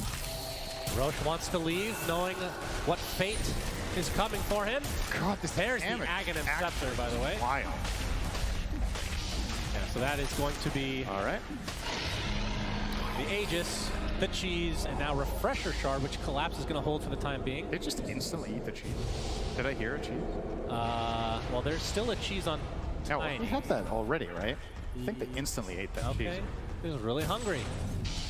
He definitely ate it. Sometimes you're just hungry. Okay. What do you know? It happens.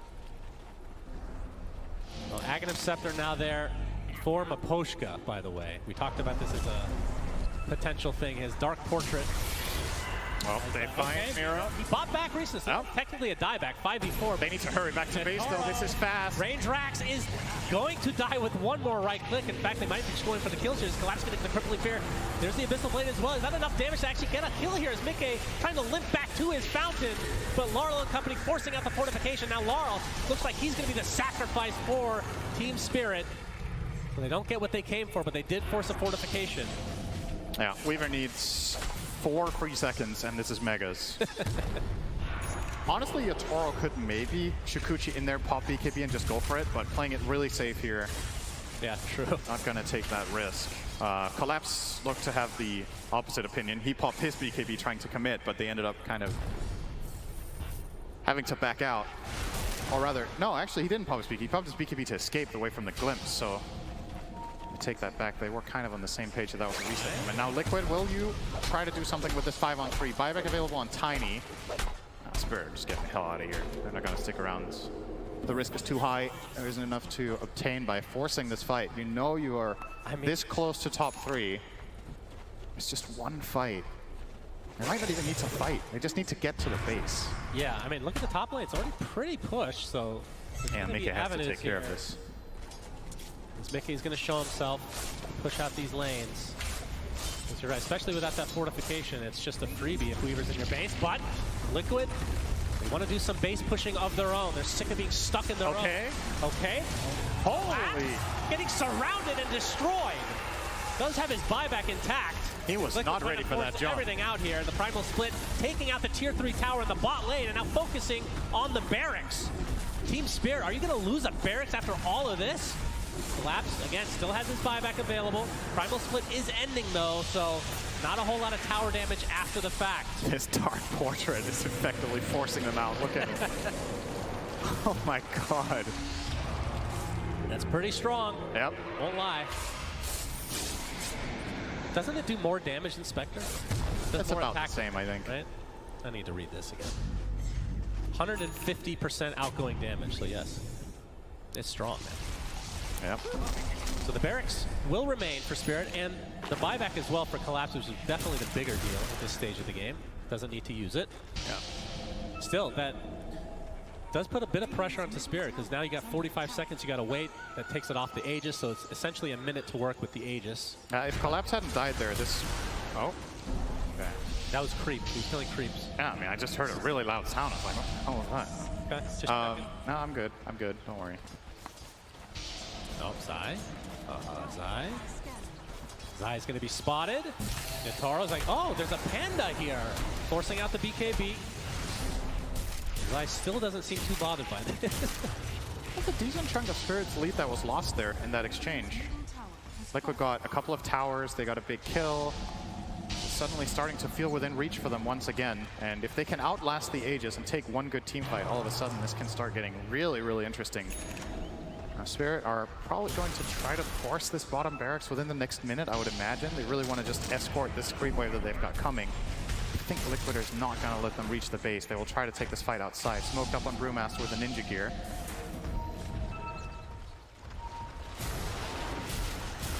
Butterfly now secure for Mickey, despite Yatoro having MKB. Going to get to the base. Too worried about the implications of this fight. Our Spirit try to keep it calm. I mean, they should know that there's still no fortification, but I think, yeah, going for the bulldoze approach, maybe not best when you don't have a Spirit Breaker. That was a joke. Thanks, Syndra. Yes. Okay. Very tense moment now. One guy in the audience liked it. We all digest that great joke. Time of death, whatever, 51 minutes, 40 seconds in this Dota game. Tormy's available. Nobody's thinking about that, though, other than me.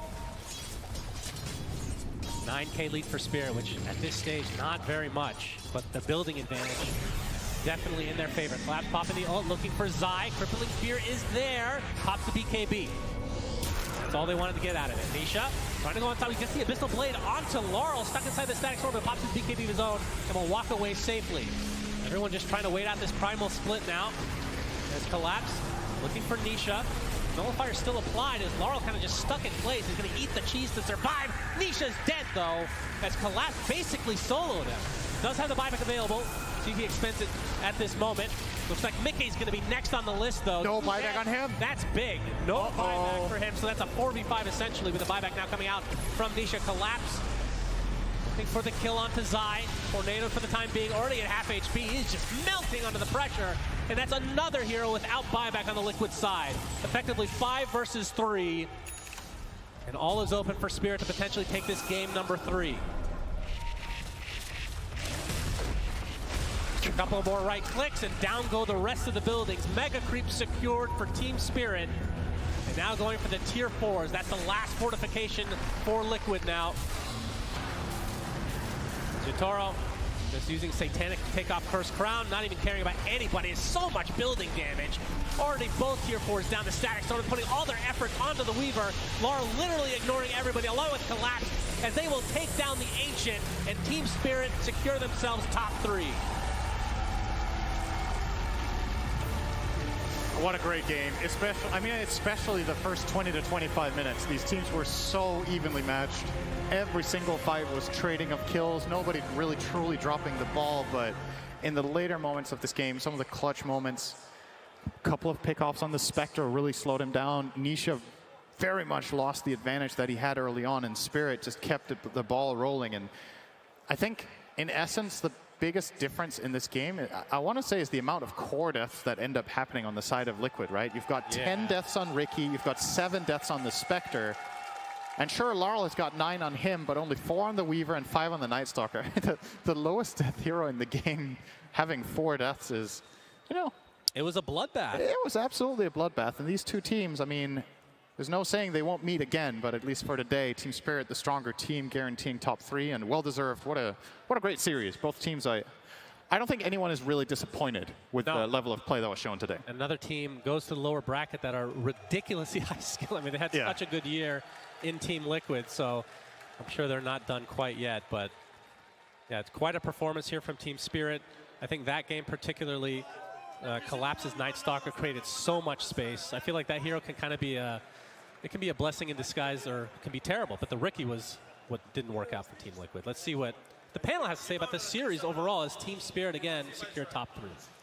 Thank you very much, Sunsfan and Cinderin. We're going to break this series down and, of course, eventually prepare for our final one as well. I'm joined by Sheep, by Tigov and Matumaman. And, sorry, Matuma, your team lost.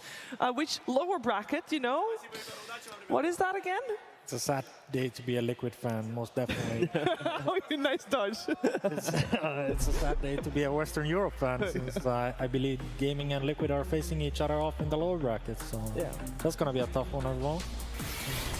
It's going to be a tough one. Of course, Team Liquid will face up against Gaming Gladiators tomorrow, which will be a bloodbath. Can already guarantee that. This game in particular, though, we saw the Ricky played out by Team Liquid. I think a commentator said that they didn't think it worked out, but at some point it looked really good.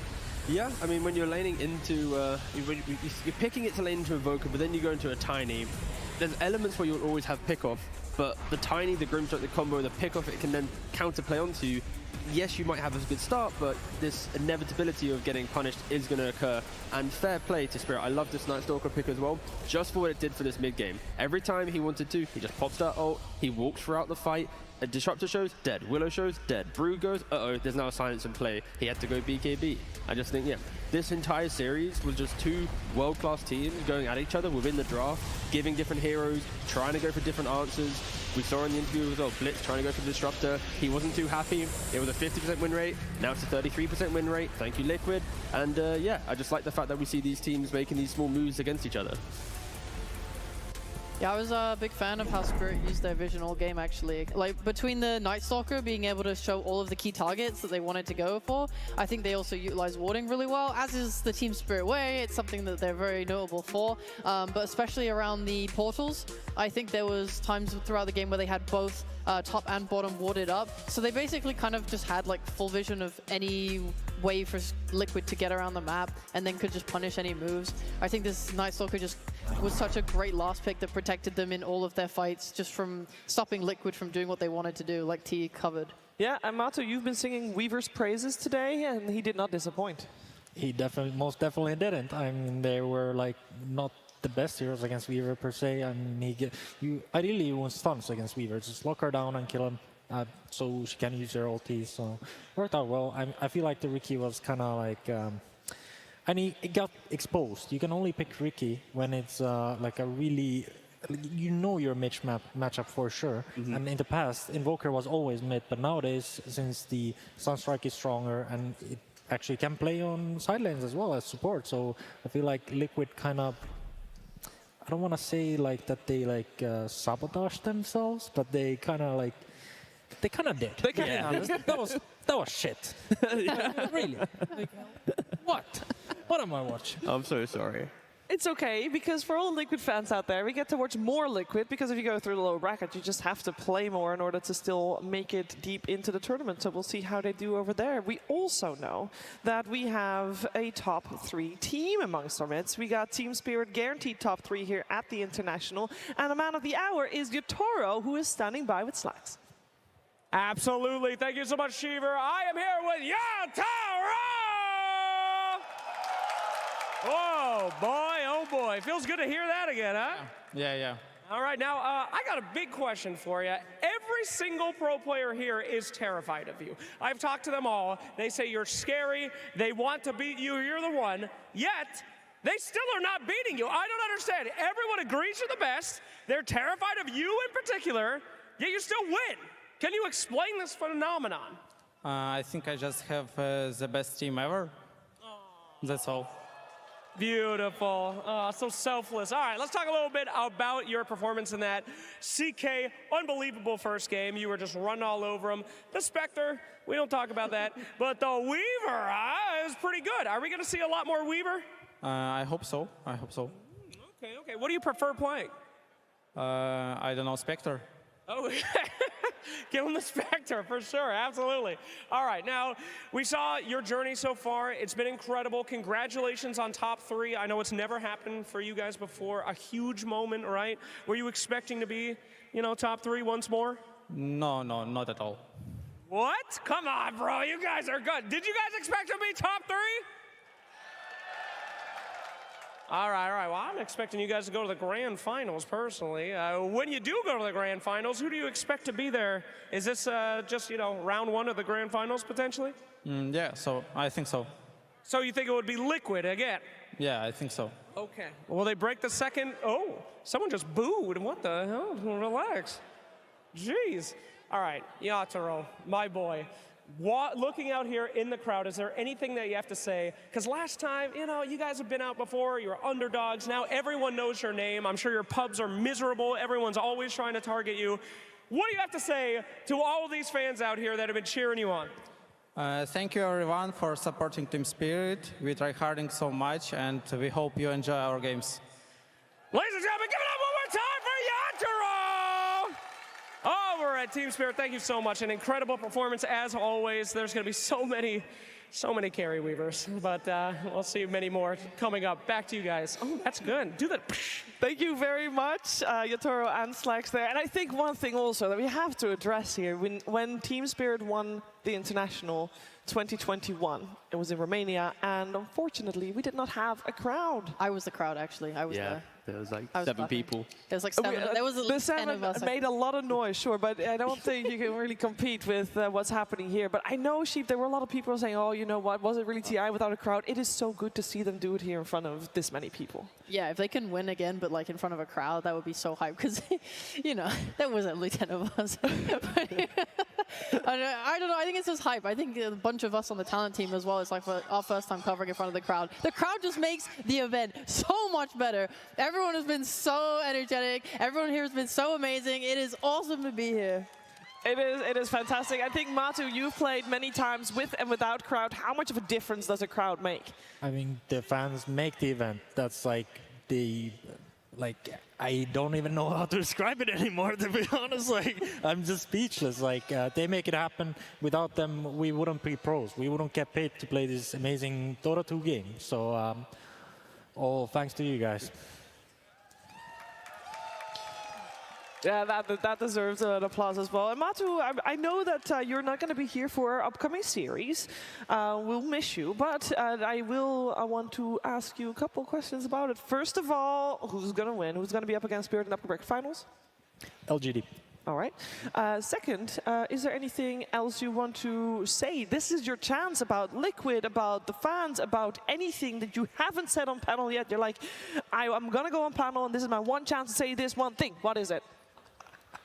Oh, come on. Make it good. Story time. You really shouldn't tell me to say whatever I want. No, this is your time. And you know what? This is like, you can't get fired anymore at this point. You know, you've gone the whole series.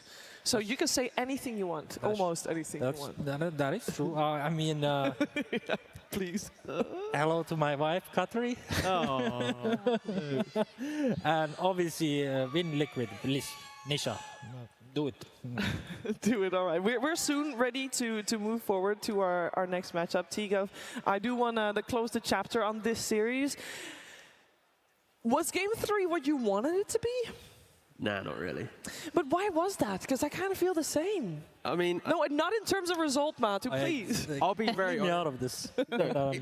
I'm actually pretty happy that we did see that result for international Dota, Eastern Europe, China, etc. But I always want the game to be a little bit more punch back, a little bit of a fight, and that felt a little bit one-sided once we hit that mid game. You know what? We're building up the day, so that should be present in our next series. I'm hoping that will be present in our next series. But before we get there, we're first going to check in with Tsunami, see what he's doing.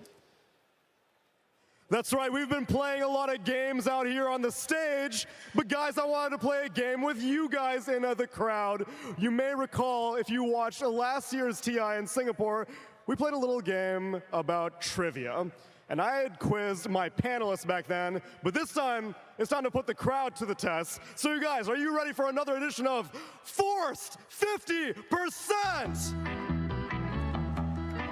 It sounds like you are. Well, the rules are simple, my friends. I'm going to present you with a trivia question, of which I have a variety. And you have two options. It's not really going to be that hard. You have a 50% chance, just like in any game of Dota. And I believe I have an assistant out in the crowd who has found some contestants. That's right. I've got a 5-stack here, and they are hype. Hello, how are you doing? Fantastic. Are you ready to play the Forced 50% game? Anything for you, Slacks. Oh, thank you so much. You played every time you boot up Dota. The conspiracy theories are real. Quote me, quote me, quote me. No, just kidding. Who are you in the squad? Off lane. Off lane, and you? Phil. The what? Phil. The Phil? Oh. Okay, fantastic. This is how Force 50% works. Tsunami down there, he's going to give us some stuff. You guys are going to pick either A or B, one of the two choices. You can pick the same thing if you think it's right, but we're going elimination mode throughout your whole 5-man squad. Whoever gets it wrong gets kicked from the squad, and I replace them. Let's get this thing rolling. We're ready, Tsunami. Let's do it then! Now, I'm going to be quizzing you off this entire international, from group stage to playoffs to now, the road and everything. So let's start off with our first question. Which hero has been banned more? Is it Anti-Mage or is it Mars? Now keep in mind, neither of these heroes have been picked yet, but one of them has been banned more. Which one is it? All right, what has been, you know. Uno. Okay, that is Anti-Mage. I don't know why you have to put the flare on it, but no problem. All right, what do you got? I'm going to go with Mars, off lane. Let's go. Oh, already? Anybody? Crowd, what do you think? Oh, we got a big Mars over here. All right then, computer, please reveal the correct answer. Oh! It is Mars. You're out to go. All right, next up, hello, what do you play in the squad? I click the funny button, the random button. Oh my God, Giga Toxic, you're safe for now. What do you play in the squad? Oh, I play as a mid. Okay, that's the confidence I'm looking for. You guys ready for your question? Okay, here we go. Let us have it. Let's go with the second question. I want to quiz you all on items. Friends, which of these items has been purchased more throughout the International? Is it Hand of Midas or is it Blade Mail? Maybe the hardest question I've ever seen. What are you thinking? I'm thinking Blade Mail. Okay. Hand of Midas. Oh, another! This is a very combative stack here. Let's go. It's What do we forced got? 50%, baby. That's right, baby. Please reveal which has been bought more at this International. Hey! Out you go! Kick It's from the Hand of Midas. We got time There we for go. one more, Slacks. Line up my contestants. Oh my gosh, we have one more? Okay, We okay. got one more. Grand finals, all right? You get to watch. I'm sorry, fifth guy. All right, here we go. Here we go. Hit it. What's the question? Ladies and gentlemen, what has been killed more at this International? Couriers or Roshan? Oh. Hopes and dreams. Hopes and dreams. That's not a question. Come on, bro. Don't be weird. My bad, my bad. Listen, only 14 sets of Hope and Dreams have been crushed. We still got teams left in the tournament. Both Couriers. Couriers? You have to pick the other one.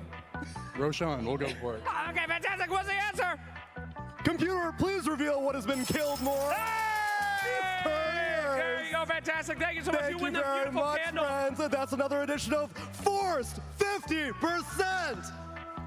Yay! Thank you so much, Tsunami and Slacks, and congratulations to the winner. We are only moments away from starting our final series of the day. LGD Gaming taking on Azure Rain. We switch things up on the panel. Fear, how you doing? Amazing. It is always amazing to be back here in the arena, the greatest arena I've ever played in. How about you, Stormer? I know this is your first time in Seattle.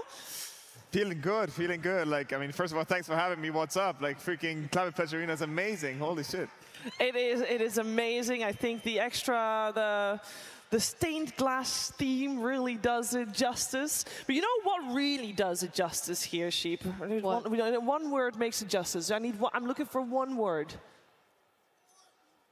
I don't know. The Dota 2. The Dota 2 does it justice.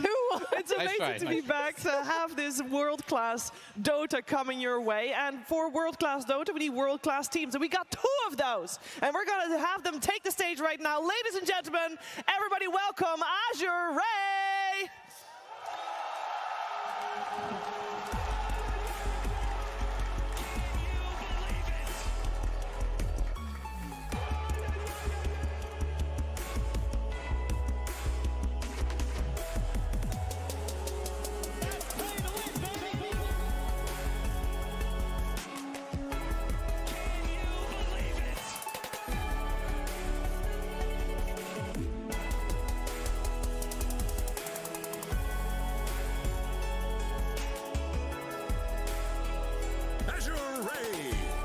We got Low, Somnus, Jealous, FY, Tianming, and Coach Lanham coming to take their place here at Climate Pledge Arena. This is a team with a perfect mix of fresh faces and veteran talent. And how far can they go? That is the question. Can they raise the ages this time around? We'll see. Their opponents now. Welcome in, LGD.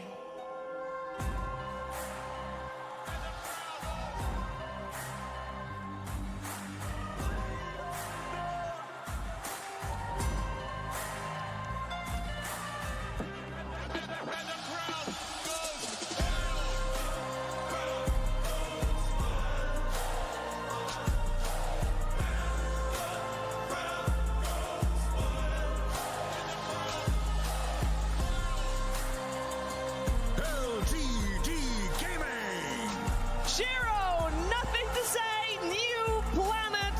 Why you smile? And their coach, Zhao 8. An upper bracket semifinals between 2 teams coming from the same country, the same region. The players very much familiar with each other. Some might say, Sheep, this is old LGD versus new LGD. I've heard that being said. But where's Arme? He's watching. He's watching at home. That spirit is here. No, it is so hype. It is genuinely, this is like, if you love Chinese Dota, this is the matchup. This is the hypest thing you're going to see this entire TI. I, for one, am so excited. Do you have a favorite? Do I have it? Honestly, I actually really love LGD. The new LGD. I have been following them all year. But the new LGD, do you then mean Azure Ray or LGD Gaming? No, I mean LGD Gaming currently under the banner of LGD, not Azure. Thank you. You know, I covered Chinese DPC this year, so I kind of got to watch them grow, like personally through these games. You know, they had Zeal, then they brought in New. They have been progressively getting better with every LAN. They get more experience. It is actually just beautiful to watch these players that kind of were very new come into such a big brand name and then blossom into where they are now. Yeah, we got two teams that know each other very well. Fear. We got a good mix of veterans and newcomers. I specifically want to start talking about Azure Ray because, well, also can I just say that is a perfect shade of Azure on Samus's head. Yeah, that definitely is. Definitely planned, but yeah.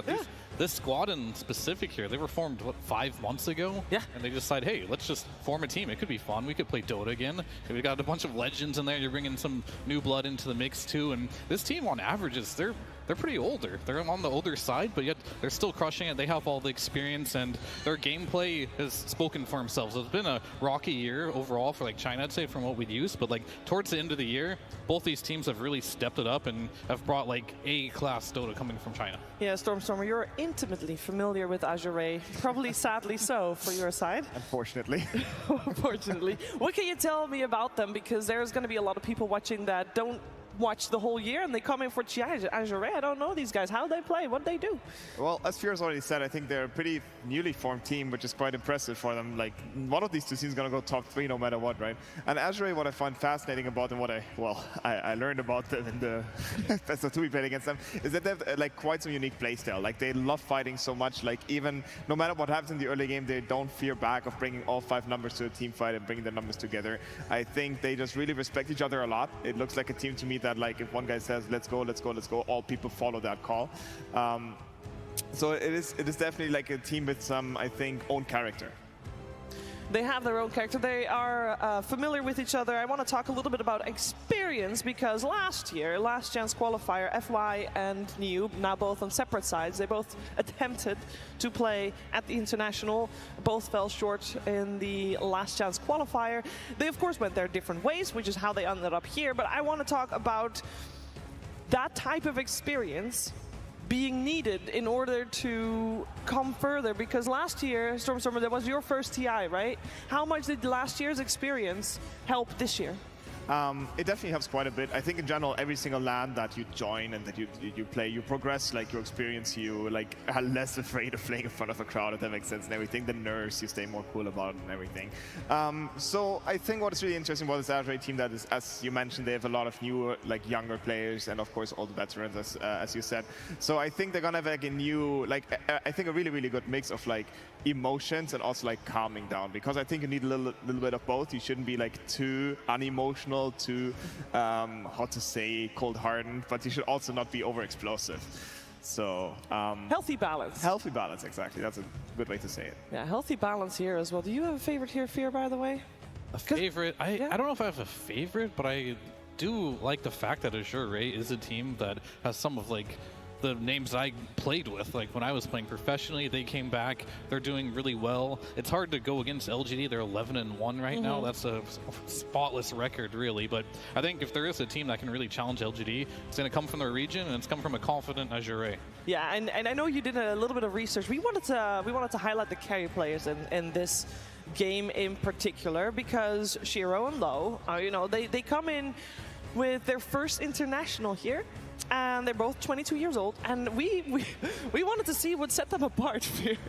Yeah, it was hard to find. It was difficult. These two players, like from the region, they play similar heroes. You're seeing a lot of Luna. You're seeing a lot of Spectre. Of course, Shiro always has like his niche pick, so he'll pick a Weaver every once in a while, and he was picking that before it even started getting popular. He may have just popularized it at this LAN. So it's very nice to see that in particular. But they both like to play fast. They want to play aggressive.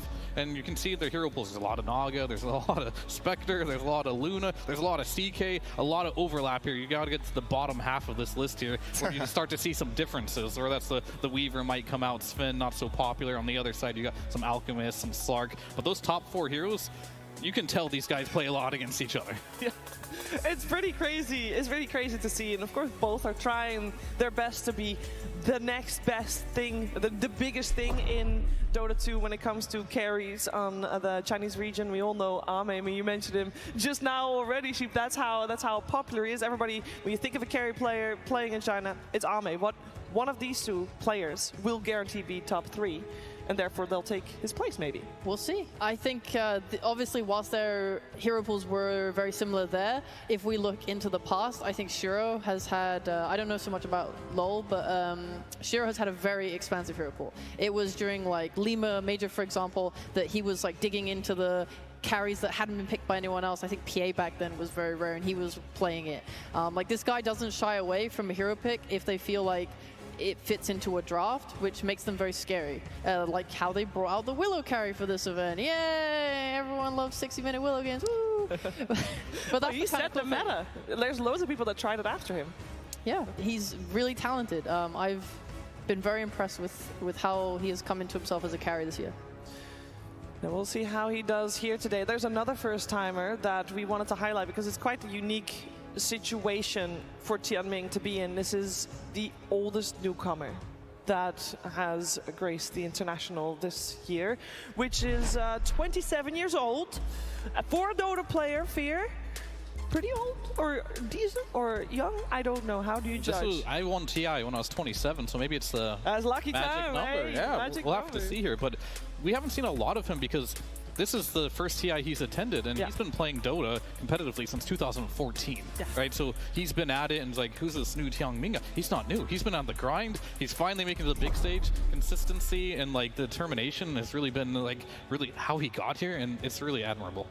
Yeah, and from you know, not making it in open qualifiers, I know that the 2 TIs after that, he did have to go through open qualifiers to get to the qualifiers, and he just got a little bit further every single time, Stormer. That is incredibly admirable. I think it's very admirable, for sure. I think there's a lot of players who like get on their TI maybe the first couple of years, their first good years, like you and other people.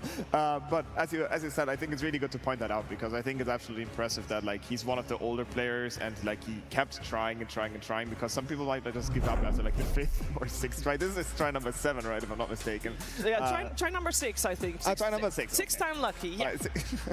No, 6 is lucky, and 27 years old, it's admirable for sure. I really want to talk about this graphics on the screen. The camp stacked difference is insane. I think Azure Ray have by far the lowest average camp stacked in this tournament compared to like a lot of the top teams in this tournament right now have around like 16-ish, 15-ish. So they are really, like you said earlier, Stormer, they are just fighting. That's just what I mean. That's exactly what I meant. Like we also had those stats, by the way. We researched that, and like our coach is saying those guys don't stack; they just fight. You know, like you know, we attacked their tier 1 tower. They're bringing 5 numbers, and our coach said, guys, this is gonna happen. Like this. But this is what I love about them as well. Like I think this is what's gonna be really interesting, because LGD is maybe a little bit more, how do you say, a by book team, if that makes sense. Yeah. They play those really. More clinical? Well, yeah, exactly, more clinical kind of Dota, and Azure is a bit more unique in that sense. So it's going to be interesting to see 2 teams that play this differently from the same region, like clash against one another. I would also be curious that we've had a full day of Dota 2, and I don't know how this is from a competitive standpoint. And I know Stormer last year, TI, you played at the end of a day as the last team to take the stage. And do you even look/learn from the matches that happened before then, or is all that prep already done, and on the day of, it's just waiting until your game starts? I do think you soak some of it in for sure, especially the drafts. I mean, the meta on a tournament constantly changes. Like the meta years, for example, now we could see over the course of the day that Weaver of the Sun, the Team Birds and Team Liquid Series got more prominent. All these things, I think you still soak in, and you like consider them when you're drafting against like in your own games. But I think for the main part, they did their own research. Azure prepared for LGD, LGD prepared for Azure. Those teams clashed against one another in their own respective DPC region. I think they mainly still prepared for each other, tried to stay as awake as possible, because it's getting quite late for them. And basically also enjoyed some of the matches that happened. Yeah, they knew in advance that they would be the last team of the day, so I hope that they prepared themselves for that one. These 2 teams, they have played each other, even though Azure has only been around for a couple of months. They did play together against each other, I should say, in Tour 3 of their DPC and also at the Bali Major. They are 5-3 in favor of LGD, just games-wise, and every series that they played cheap. LGD was the one to take it in the end. How many games does it take for someone to learn their opponents through and through? I don't know. Technically, the team winning is going to be also learning about the team they're beating, right? True. I think these teams are both very good, but I would give it in favor of LGD just because they've been together longer. They also have history like before being on LGD. Like Shiro and Planet played together on eHome. They're very good. They are incredibly good. And how good will they be today? And who will be the best? We'll have to play some Dota for that one. LGD Gaming versus Azure Ray. Game 1. Upper bracket semifinals. Nobody eliminated, but top 3 is around the corner for one of these two teams. We got Azure Ray on the Radiant side, LGD on the Dire side. Overall first pick, I believe, is going the way of Azure Ray, if my math adds up correctly. Yeah, it is? Yep. Yeah, great. Thank you. Thank God I'm not the only one. Like, I'm one of the players who was already embarrassed. I'm not the only one that didn't immediately know about that. I mean, I wanted to talk real quick about Neo. Yeah. It's like, this guy has been underappreciated, I want to say, especially at this event. He's second in the most kills right now per game, but just behind Yator on that one. Second in the least amount of deaths, behind Nightfall, and he has the best KDA in the entire tournament right now as an offlaner, which is super impressive for this team. Do you want to know some lore? Yes. Niu in Chinese means cow, but it is also slang for being reliable and cool, and cows are reliable and cool, and he is the reliable and cool guy. Thank you. Combine You're that, welcome. Combine that possibly with him playing the Spice Cow. Hey. Wow. Like, it's still in, by the way. Canada, it's still in. I actually would love to build off that though. Neo has, I think he's not lost his lane. Like all his stats reflect how reliable he is. I think when you're playing against Azure Ray, that's going to be so important for this matchup, because if Azure Ray just want to run around killing and ganking, and they're focusing more on trying to mess you up than actually like stacking and investing in their cause, right? If you have a stable offlaner who is not going to like bend to that pressure, then they're going to lose so much on Azure Ray. I mean, he's more than stable. He's going above and beyond expectations for an offlaner, yeah. Like, he's way above the bar right now, and I think that's why LGD is doing so well right now. Because, yeah, sure, we see a lot of offlaners pop up, but for LGD, like, having an offlaner, having the best KDA in the entire tournament it's out of this world. It's super impressive. Yeah. We have an opening pick of the Bristleback, and we mentioned the Space Cow, but completely ignored at the moment. Uh-oh. New, where's the cow? So yeah, I mean, Azure is starting off the Bristleback. I think this hero, I mean, we've seen it all on the tournament. I think this hero is just popping off. This Aghanim Scepter that it got now is just making this hero incredibly strong and incredibly tanky. I'm not sure if Azure is also one of the teams that flexes heroes to the position 1 position. It's mainly been played on the position 3. If they could even flex, it would be even more powerful. LGD is entering into Muerta. It's also it's also one of, I think, the most prominent heroes of the tournaments. I mean, the flex between the position 4 and position 1 is just looking so strong, and the hero has just been popping off. So I think both teams are opening up here with like quite some standard drafting so far. LGD haven't even flexed it this tournament, I believe. They've only played it on Planet, on that POS 4. So no Shiro Muerta? Not yet. I'm sure he can still play for sure, yeah. I'm very confident he can play it. But they haven't flexed it yet, which makes me think that they might just really prefer it for Planet's playstyle. I think Planet is an incredible 4 position. He was like the MVP of at least like DPC Tour 2. I remember his Rubik being, like his movements on the map, he was just so reliable. He rarely fed. His positioning was always just great. Like, Planet is so impressive to watch. So if he's on the Muerta, he's probably going to have more impact than I've seen on some others. Yeah. I mean, looking at this Bristleback here, it looks like LGD did their homework. They've got 2 games on Azure Ray of this Bristleback, but they've lost both of their games playing this hero. So, they're like, you know what? We know Bristle's really strong. Most teams won't give it away, but you're 0-2 with it. We'll take our chances. Ooh, the nothing to say Magnus. Okay, so maybe, of course, in theory, this Magnus is going to be flexed, but it's nothing to say. I think this is one of his most favorite heroes ever. He loves this hero on Spellbreaker, and of course, this hero against most melee mids, which are really prominent right now, is just really, really strong. You have this Shockwave with the Skira on the mid lane, you get them into your tower.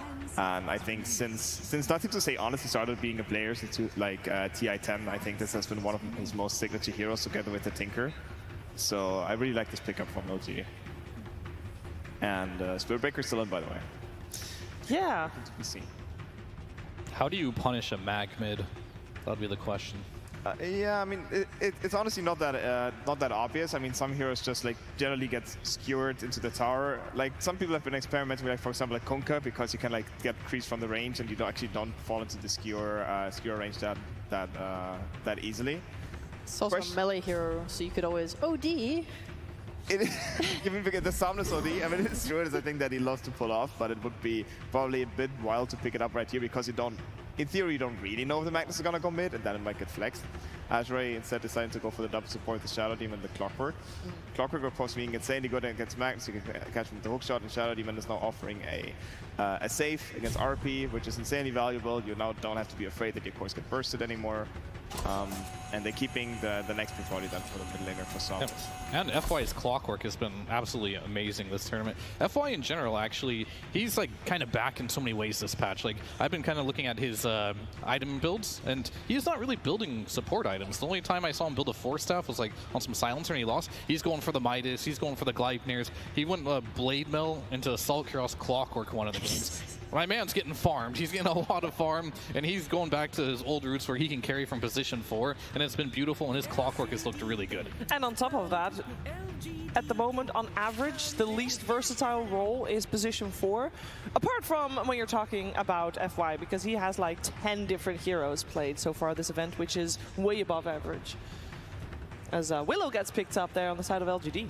So this next pick for LGD is going to be quite interesting. They have to pick one more hero, and this is going to reveal quite something. So they have this Willow, which can be flexed with the carry position. Of course, it is like it was invented by this team, basically, right? But still, now I think they're going to have to at least show, hey, is this Muerta going carry? Okay, Vengeful Spirit. Yeah, now, so this means... Wait, let me not go crazy. This means Willow carry, Venge support. I mean, do they, in theory, play Venge on the offlane? I think right now they're going to keep the flex open, but I'm assuming most likely is going to happen is this Morta / Willow will most likely be the carry, and then you're going to have the Venge on probably Pos 5 and Magnus. It could go off lane, but as you said, nothing to say is so good on the hero that they're probably leaning that way. Yeah, I'm not 100% sure if Neo plays Vengeful, but if they would, then they would keep the draft insanely flexible. And here, the Weaver comes out. So yep. This is what I meant. Maybe they got this from the Spirit Liquid series, you know? Maybe their carry player before didn't play this hero. Now he's like, okay, just give it to me. Well, Shiro was playing it, right? Yeah, he has played it this Yeah, event. so it's not only a block pick, and I think Shiro was the one who like played it the most this tournament so far. And a lot of teams are like, you know, LGD, they're 11-1, they're doing well. Shiro's winning with this. Let's play some more Weaver. Now everyone that seems to pick Weaver is winning. So those hero stocks are definitely going way up, and it looks pretty decent so far. I don't know what a bad Weaver game is anymore after watching this hero in action after the last couple of games. I agree. He looks really powerful. I'm actually curious on you guys' thoughts. How do you think LGD is going to stop Azure Ray from running at them? I see a Clockwork and a Weaver. They're just going to go on you. Like, you're playing with a bunch of squishy-ish heroes that don't really like to be ran at, and then 3 heroes that like to run at you. You make them run at you faster by skewering them first. Okay, sounds good. And then they get out of position, and then you can kill them. But the question is going to always be, when it comes to like these bristleback type of heroes, can you have the damage to kill them, even if you skewer them back? Whereas like sometimes you want a Silver Edge carrier. And I think Willow was a hero that a lot of people kind of looked at as like the answer. I forgot which team talked about this. Like, there's a bristleback. We want to pick Willow. We believe it's good. They're going to buy the Silver Edge, they're going to get the Aghanims, and they're going to try and burst them. So this is, that's why I believe this Willow could potentially be a carry, just to counter this bristleback. So Azure is going for the last pick now. I want to highlight the bans a little bit because I think they're really interesting. So for one, they banned the Nothing to Say Tinker. It's also one of his most signature heroes, I think. Which means that they were thinking, hey, this might be, I think, a mag off lane, Venge Willow support, and Muerta carry. Still, of course, it's not obvious what LGD is going to last pick. They're probably just going to wait to see what Azure is going to pick and maybe put them back as mid. Still, I find that ban very, very interesting because I think Tinker has maybe not been played on this TI yet, correct me if I'm wrong, but it's really one of the most niche heroes as well. Yeah. But still, it goes to respect of Nothing to Say, of course, as one of the best Tinker players. And now this next pick from Azure is going to be really interesting. It's guaranteed going to be a mid hero for Somnus, of course. And he has quite a big hero pool. It's a Snapfire. Wow, we did not see this hero since a very long time after the nerfs. What makes this a good Snapfire game? Is it a good snapper? I don't know. Like, it is one of the heroes that is really stable on mid and it's hard to get countered. It has, of course, really good synergy with the Mortimer Kisses and the Clockwork Hookshot. The hero really, in terms of early game and like the lane switch and everything, did not get nerfed too hard. People really moved away from this hero because the late game of the hero level 20 talent, level 25 talents got switched. So the late game got a little bit more, little bit less obvious.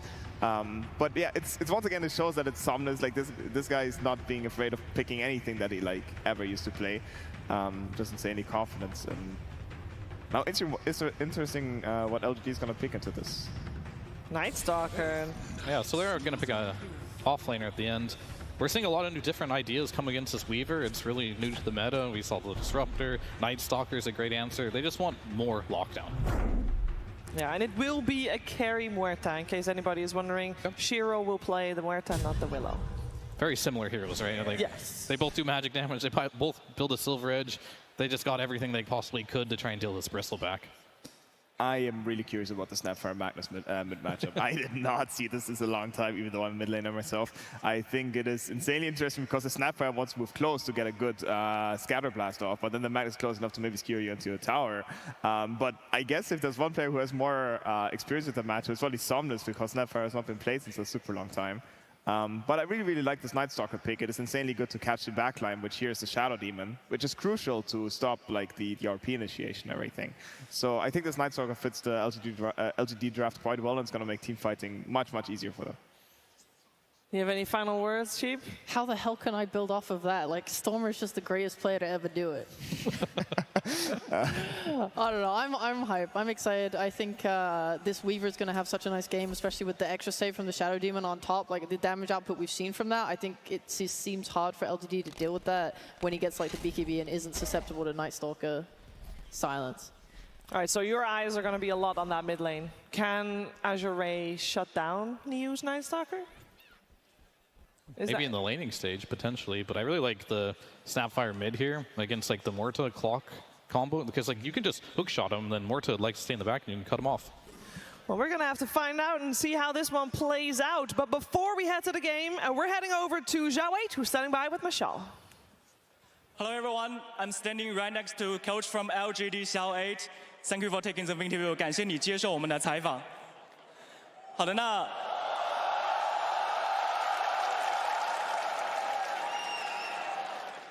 LGD hasn't dropped a single best of 3 against AR this year. Do you think you can continue the streak? And what do you think the key for this draft? 那老干爹今年的话还没有输给 AR 一场比赛，你觉得今天这个比赛你们能保持连胜记录？然后你觉得你们今天 BP 的关键是什么？第一个问题就是希望我们双方能赢上去，都把雪碧干掉吧。然后。 我觉得两个队伍的实力状态都很接近嘛，因为我们训练也是很差不多的，所以希望大家都加油吧。So for the first part of the question, whoever we want to go to next round, and I hope we can take out Team Spirit. And for the second part, I think we are really close right now. We've been training, and I think we are on the really same level. So I just hope this is gonna be a good game. 那也谢谢你接受我们采访。Thank you for taking the interview. Let's go back to our casters.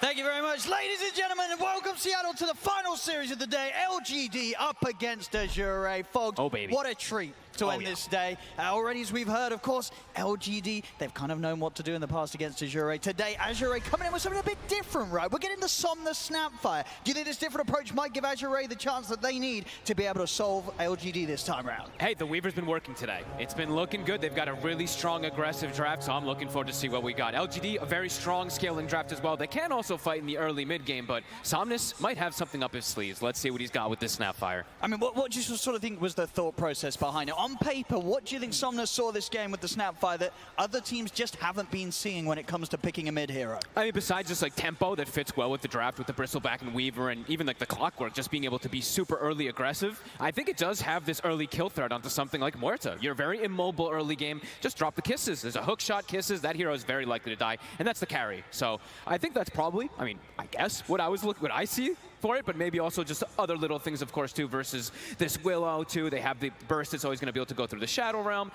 And hey, maybe he just wants to get it so he can go for some crazy type of scaling that we haven't seen on Snapfire in some time. Yeah, and you're talking about, of course, the Weaver pick as well for low. I've got to say, we kind of heard it on the panel. Do you think there is something about being here at TI, the teams watching each other, that's kind of infectious? Because we've seen a lot of Weaver today. Yeah, I think people, I mean, I've been hearing a little bit more on the back end and stuff like that, but people are just talking about this hero's gotten so many buffs, and the meta overall, yes, it can be a bit slow with these heart and tanky heroes, but this hero can actually thrive on taking advantage of them because he's so damn fast. Like, Weaver is actually able to make plays all over the map, constantly resetting, and you scale very, very hard. You get to this 25 talent, this Geminate attack is absolutely ridiculous, and even mid-game, you do farm pretty damn well this new build that we're seeing, this Deso shard build. We'll see if Low does do the same thing, but let's see how these lanes end up going down, in particular, this mid matchup. Yeah, absolutely. I think all eyes on the mid to see if Somnus is able to play it safe. For indeed, as was potentially suggested by the panel, if he might get a bit too close trying to get the blast in onto Nothing to Say, and maybe Nothing to Say is able to find a cheeky screw under the tower. Got to be careful, Somnus, when you're playing around like that. You see Nothing to Say teasing around with the potential of a skewer. But we'll see if he gets tripped up in the mid matchup, because getting a kill in this 1v Chalice, he's going to be okay. I mean, looking at the top lane in general, how easy of a lane is this for Shiro in the safe lane? Is this going to be a lot of pressure thrown at the Muerta early on? It depends. It's all depending on how much FY is able to get these stacks up and everything with positioning. But overall, I think he should be pretty okay with the Venge behind him. I'm just having a difficult time just looking away from mid, because I think this is the one everyone's going to be looking at, how this matchup's going to be, since we haven't seen it in a long time. The Snapfire is just not really being played in any role, but especially not in mid. And you heard Stormstormer there saying himself on the panel, he's curious how this is going to go, because in the past, Snapfire dominant, but it really was. I guess sort of just over time, it was what nerfs to the hero, nerfs to what some of the items would be building on this hero as a universal. Yeah, I'm just watching Somnus just lining up the blast, and since he has that range advantage as well too, yeah, he's going to be able to have a good time for Sentius. I'm just curious the item build, right? That's the biggest thing. We used to see the 8 toes, the Gleipnir kind of build. What route are we going to see for Snapfire? I mean, I feel like you could maybe go some sort of bots rush and kind of go around the map, get really aggressive, get involved in a lot of action. We'll see how sort of active they want to play, or if indeed they want to sort of sit back and get some good farm on Somnus, maybe whilst the Weaver, Low is playing the more active role. Yeah, could be a possibility. We'll have to see which route they go. I mean, right now they set themselves up. The lanes are good. They shouldn't, in theory, die too much in these. The Weaver should be safe versus this Willow Nightstalker until nighttime hits, of course. Mid should be pretty safe. Top, we'll have to see the volatility. It's up to how fast that Vanguard comes out for Chalice, if he is going to be safe up here. Sure, and if sort of Chalice kind of pushes it a bit too far with the early aggression as a bristleback. But so far, so good. Chalice playing it safe. So just going to see if they can maybe turn it with FY, get a few poison stacks up onto Shiro. It'll bring him down low, but won't quite take him down. The dream stick lane. Shadow Demon Bristleback. Everyone's just going to be thriving off those wand charges. So. Absolutely, yeah. I mean, yeah, they already got it for the full one, as you say, done on Shiro. Low is actually struggling a little bit. I mean, a tiny little bit in the lanes. He actually has a pretty massive wave coming in. But first few, I think we saw similar coming out from the Nightstalker earlier when he was dominating from Collapse, at least in the first few waves. But it should be fine. He has, 4 or 5 creeps coming into him, so. This mid lane, though, good stuff so far from Somnus. Nice. Keeping that edge, playing to the favorability of being that range there against the Magnus, and not giving Nothing to Say any sort of chance to outplay him so far in this 1v1. Yeah, I'm honestly just like waiting to see what he does look to queue up, because even this, I'm curious about just the early game potential and even just later stages too, how much he's going to be able to do if he does look to go for any of this type of crazy scaling. I don't know. I'm just unsure if he's going to do it or not. I mean, if there was any sort of start to the game that would lead towards, having your options open, this would be it. He's getting free farm in this mid matchup. Somnus, he's got all the routes to potentially choose between when it comes towards that item build. Quiet start though, 4 minutes, no kills. Both teams making sure not to overextend their hand too much in these matchups. And looking at, there's a big thing that we, of course, have to point out from the side of LGD that they did early. They see a Bristleback, they see a Shadow Demon. You know there's going to be stacks. Look at the 2 camps right off the bat. Didn't point it out, but they've been blocked the entire time. There is no hard camp. There's no Ancients to be stacked. That's true. So this Bristleback is going to be hampered quite a bit. And I think Panel did mention it also. If you looked at the way the games in the, this leading up to this were, the stacking from LGD, they've been 2 times as much stacks on average per game as Azure has. So already looking to limit that a bit. Absolutely. I mean, you've got to imagine, right, Azure, they're gonna realize this. They're gonna have to do something about this, because playing these heroes, as you say, without the potential of getting the stacks up, it's gonna feel pretty rough. Yeah, I mean, at this point, there's not really a point in going over to D-Ward it, though. There's only 2 minutes left on it, so yeah, I'm sure they're just gonna play it, and yeah, they'll go stack afterwards, but see if there's any repercustions at bottom. They'll get Planet in the cogs, but Shadow Realms at the ready. Tianming not gonna be able to finish off the job there. I mean, look at this. At last, it's mid Somnus. I tell you, I think he could go for something crazy with the build. It is one of those Midas patches, but I don't want to see it. But you never know. You never know. Temptation can be there with those late game talents on a Snapfire that you want to go towards. We'll see what's there. Sort of takes Somnus fancy here. Okay, FY does actually buy the sentries. He's annoyed by it, so he is going to back away and will be able to take out both of those. But one of them, the damage is kind of done for the most part, but at least he'll get that next upcoming spawn that comes up. So does save him. Got to watch out in the mid as well. Somnus, he's one creep away from hitting the 6. That gives the chance for a potential outplay and an opportunity for a solo kill if Nothing to Say isn't careful. Difficult versus the skewer, I would say. Sure. But if he does catch the cookie, then there's definitely that chance. You can get the predict as well. Yeah. Both mids now hitting the 6. We'll see if any sort of rotation comes in. I mean, a +1 around the mid lane could secure a kill, and of course at this point, even a first blood. Coming up to 6 minutes in. I mean, power rune. Anybody taken out yet? Power rune right now. I mean, either one of these are killable. RP is up, so if he does land an angle to be able to pull him under tower, +1 rotations. Let's see which runes it going to be. All right, invis. So, I mean, this could be a potential setup even for the TP ganks on the side lanes here, as nighttime, of course, was hit about a minute ago, so New will have that available for himself. He's getting slowed down, though, also, this Night Stalker. You're seeing the last hits for the Weaver now starting to thrive this lane. Definitely strong versus the Night Stalker when there's the clockwork backup, so... Yeah, New start a bit slower, so far for Azure Ray, the lane dominant kind of strategy that they went for with their picks, it's working in these first 6 minutes. Should be able to catch up a bit now during the night time. Have that extra bit of a strength. Yeah, exactly. And aggressive potential in the lane. So top lane low, making an early rotation. He's ready to join forces with the two of them, Chalice and FY, to try and take Shiro and Why You Smile down. They've got the disruption to set up. Now Chalice and Low to close in a bit more onto Shiro. They're diving in with the Shikuchi. TP's coming in. It's enough. Force to poison it is. The RP's there in return though. Nothing to Say. Comes in with a 2-man. Skewers the back low. He's under the tower. He's going to get taken down. They'll get the Weaver in return. Whoop. The blood grenade throw out. Is it enough to fill us? Shockwave's there, Nothing to Say. Able to come in and redeem the sort of situation that was going down there. They may have lost Shiro. Going down as the first blood that Azure are able to pick up. But in return, Nothing to Say, making sure they get 2 back against them. And very nicely done, too. It's just little things of spellcasting, of course, but why, of course, using that stun on the Bristle ensures that they get the secondary kill. Very nicely done. Yeah, making that hit at a fantastic moment. Just, of course, the points before Low was able to have that 6 online. There was no time lapse available. It was an aggressive move, a greedy move, and it gets punished. It does. And we're probably going to see Somnus doing that Boots of Travel build, it's looking like. I mean, he's holding on to 1,500 gold. It fits the build. It fits exactly what they wanted to do. But this is the danger. When you're playing the mid-snap, it's always like, do I get a Midas? Do I get the bots? You know, both are very, very tempting. We'll see which one he wants to lean towards.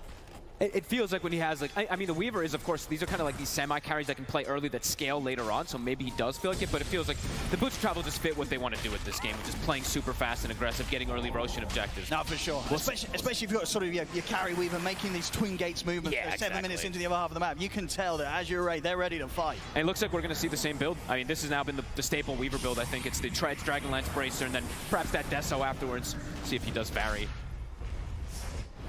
A bit more focus around the mid lane now. Nothing to Say having the presence of Planet alongside him. Planet trying to get that level 6 online himself. Level 5.5 right now in the Willa. After that move top, things starting to calm down once again. Slight movement down bottom though. Why? He's making the rotation down with the Night Stalker. Hard to get the opening on this. It's level 6 on you, so he can do the double, you know, the Dark Ascension thing where he does get the double silence. If he does have a +1, they could have kill threat into the Weaver. Looks like they'll set him for the clock. And they should get him in. You and Planet chasing down Tianming. They'll find the kill. It does mean that more. Azure Ray, they're going to have the information required to avoid this potentially. Shiro's able to clip him with the silence. He's going to buy time to get closer as well. They're in on top of the Weaver. Magic Missile comes in. Very nicely done there by LGD as they take down Low. That is a very unexpected rotation. And Shiro gets the perfect connection, and they have the followed silence as well, too. They get the angle. That's 2 now for the Weaver. Getting slowed down in this early game. And this hurts, you know, being held at that point lowest at the moment out of the cause after having quite good CS in the laning stage. And it can hurt a lot, especially when you're playing into these silences overall. Like Night Stalker versus Weaver, this is a matchup that can quickly become very difficult for a Weaver. Especially if you itemize in a pretty cool way, which I'm seeing New already itemizing in a kind of cool way. I don't think I saw this one earlier, but an early Blade Mail for the Night Stalker. It is the Blade Mail meta for these tanky heroes, but I don't think we saw this earlier.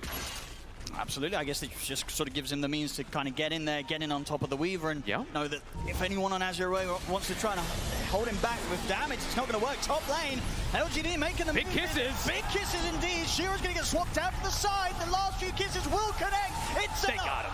They'll take Shiro down. They may lose Chalice, but they kill the carry. Somnus with the kill. there right away. You see it, and he does give away his build. So Somnus, he's going to scale. It's actually a Diffusal build. All right, Diffusal into the bots by the looks of it. Very cool. So getting that early item that really will allow him to get that extra impact with the movements. He gets in, gets him with a slow, that extra bit of damage, mana burn. It's a lot of aggressive potential from the snap. He's making the move up top after that kill, pretty much taking down the tier 1 tower as well. And maybe it could be an effect of what happened to Low, right? Low goes top, dies, he goes bottom, dies, and maybe Somnus is like, all right, move over, buddy. I'm going to Diffusal, I'm going to carry mode, because we haven't seen it, but the potential of these type of scaling things too, with the snap, could be kind of interesting. This Diffusal build versus the Night Stalker and versus the Magnus too. This mana burn, it's frustrating to play versus at times. Yeah, they're going to be able to take this tier 1 tower down on the top lane. Meanwhile, on their half of the map down bottom, their tier 1 still standing in pretty good shape. LGD not been able to be getting these kills, but not quite able to put her on the same amount of tower pressure quite yet as Azure Ray are getting away with. No Meteor Hammer offlaner or anything like that for the side of LGD. They're going to have to do it through raw fighting to be able to take those towers. And it does look like what they're setting up for. Bottom Neo, his ult is back up, so a tough attempt from Tianming here. I see Silence coming in. Missile as well. Planet ready to close in on towards Tianming. A defensive disruption, trying to buy time here for the clock. But LGD, they're bringing in the numbers. Nothing to say. Get the RP if they got the follow-up change done. Stewart back, but they don't. They're able to get out with the time lapse. Low survives. And Planet, he's the one to fall. Azure Ray turning up and keeping everyone alive, making sure that even Tianming is able to keep himself up. Big moves in these last few moments, all gathering very, very fast. And that is an RP used, and that is a Dark Ascension is as well used right at the start of it also. Yeah. Quickly turns and perhaps a little bit of damage here onto this tower too with Somnus. I mean, great involvement from Somnus. He's up and down the map. He's keeping himself in that top spot. It's going to be a fantastic timing on this Diffusal into boots of travel right now. And Chalice is just getting away with the typical Bristleback thing. He's just going on the side. He's going to have good timing, it looks like, onto his Aghanims with the normal build. Another tower take. Another one. They're really ticking off all the boxes here in this early game, Azure Ray. Radiant's middle tower is under attack. And that's, I mean, big downtime now for the side of LGD. We see RP being used, and of course the Dark Ascension. So now they're probably feeling like they need to chill a little bit. It's daytime, so New needs time to just sit back and farm. So for the side of Azure, they definitely can thrive off of a bit more aggression here with that all being down. Perhaps even look for the mid tower soon. Yeah, it feels like pretty much all three of LGD's cores, right? They kind of need that next item or even the next two before they're able to turn up and turn things around in these fights. At rate, they've got that first item done a little bit quicker. Or just at least like wait for the cooldowns in particular. Right? 40 seconds at least for the RP, and then New also about 45 seconds or 2 minutes until nighttime. So a little bit of slowdown, and yeah, Azure, they're not going to slow down at all. On this FY, they're looking to make these plays. They want this Muerta. That would be the big catch. And certainly settle for any other bit. They've got a rocket for vision. They're going to go straight for it. They got the easy setup here with FY's ultimate, slowing you in position. Easy kiss connections from Somnus. It's another one here for the snap. They are cruising right now. 4-5, but a 3K lead just off efficiency with these last few moves. Digs up a bounty for his buddy. Somnus will be able to keep himself full. And mid tower, that's the next option. Yeah, so far, it's really looking like the plan that they had in store with this last pick Snapfire, it's working out an absolute treat against LGD that seemingly don't quite know what's hitting them. This lead, it's growing. And this is also, of course, without the Bristleback getting involved. So Chalice, 800, actually 650 away from that Aghanim, so he can start joining in. Cooldowns now will start coming back up. Looks like LGD does want to start to group up a little bit here. Nothing to say. Looks like he's maybe feeling like he has to actually go for the Blink Dagger himself on this Magnus. Because New went for the Blade Mail and stuff like that. So they're going to need somebody to try to help out to start these fights and maybe turn it around a bit here. LGD. Looks like they'll just make the move to get the steal on the Wisdom Rune. Okay. But I mean, at the same time, too, look at Low. He's looking at an Ancient stack, and he's potentially maybe looking at stealing a Wisdom. Actually, I mean, a Kobold might just kill it as they also go for a kill. They get the setup here, straight in with a hook shot, cooking forward, but the swap's there. Why are you Smile able to get New back to safety under the tier 2? The Wisdom Rune, is he going to kill with the Kobold? Easy deny there, Low, making sure that even though LGD's able to steal Azure Rays on the other side of the map, they won't get their own one. I love watching me some Kobold micro. Mid, the skewer back onto Somnus. A bit of a dangerous spot there this time round. Nothing to say, I believe, with the Blink Dagger reveal, catching Somnus by surprise. A very nice kill for, well, not him to get Planet, was the one to get the last hit on that, so we'll be a little bit disappointed with that one. Nothing to say. He would have loved that. At least he gets to hold his RP. It was just a skewer to be able to set up for that kill. On the side here, I mean, this is quite fortunate here for FY if he's able to finish him off. Seen news. Going to try and start to force the fight here. Over towards Tianming. They may just leave this clock behind. Tianming falls. FY, he's out of there, but indeed not before he was able to take pretty much the entirety of that Ancient stack. Yeah, it was like a triple stack too, so it gets pretty much all of it. They still look to chase here. RP. See if they got the change done. RP into the fear. Shockwave, they've got easily enough damage to take down low. Nothing to say. With this, as you say, sort of shift with the build, getting the Blink Dagger before the Echo Saber, it's making big impacts. It was for that kill on the mid on Somnus, and now it's allowed them to take down low. Nothing to say. Very much getting this game into a much more stable position for LGD, closing down that lead that Azure Ray grew. I love when you see that identification where they're just like, okay, things are getting a little slow. Yeah, you know, it's cooldown based because it was like daytime and whatnot, and the thing bottom didn't work out. But he recognizes like we need this Blink to start making some action, have to strike back when we have our CDs. Right away they get some start. You know, ball rolling a little bit for themselves. But now Chalice, he's coming into play. Aghanim's done. But it is nighttime, so this Night Stalker can still look to get involved with this team constantly. He needs to go for the Blink Dagger, I'd imagine. He's got it queued up. Very good versus the Snapfire. Very good to get into the backline and positioning versus the Weaver. Close game, 8-4. But efficiency-wise, so far for Azure, slightly leading. As Chalice can play very aggressive now with this Aghanims. Yeah, it's going to take quite a lot of resources for LGD to push Chalice out of their half of the map. They're going to try and do it, though. In the backup, setting up here with the ultimates, a lot of damage. The defensive will come into play from FY to try and bail Chalice out of this one, but he's completely trapped. They'll lose the two of them. FY and Chalice taken down. That's a painful death. Way too far for you. I mean, Shiro immediately is going to tip him there. He's like, you have no teammates there? Okay, sure. That's a pretty massive kill for this Muerta to get involved in. Yeah, maybe, you know, he's obviously incredibly farmed at this point, Chalice. We thought he might be able to get away in that part of the map. He certainly thought so as well. But LGD making sure that he learns to not go over into this position any more times unless he's got more numbers, needs further backup. Just the two of them, that'll be dealt with pretty easily as we see by LGD. I mean, LGD's draft does have a pretty absurd amount of damage at all stages of the game, really. Whenever there's a Muerta, it does feel like you're going to have that extra bit of damage. And with Avenge, I think this hero has kind of been I mean, was super popular, of course, at the start here, but this hero does give your draft always insane amount of damage. Medallion, Wave of Terror, most heroes will just melt early on versus all this minus armor. So Chalice does get punished, a little aggressive, but things still pretty close. Somnus would love to look for a bit of action. He's close to hitting the level 12, so ideally getting the level 2 on the kisses. And of course has the Arcane Rune in the bottle, so hitting a bit of a sweet spot for Somnus to look for another play. Definitely understanding why he's got the BKB queued up, though, right? He's versus this Night Stalker, he's versus this Magnus. He needs to have this protection for himself to be able to actually do something in the fights rather than just get full controlled. As LGD still feeling this power during this nighttime. New with his fresh Blink Dagger. Super strong. Well, maybe even with very the two careful he here. can get him with the jump, the setup from the silence of the magic missile. They might be able to kill this Weaver. Low. He's going to reveal himself to clear out that last creep of the camp. Is it enough lockdown? The root there as well. It certainly is.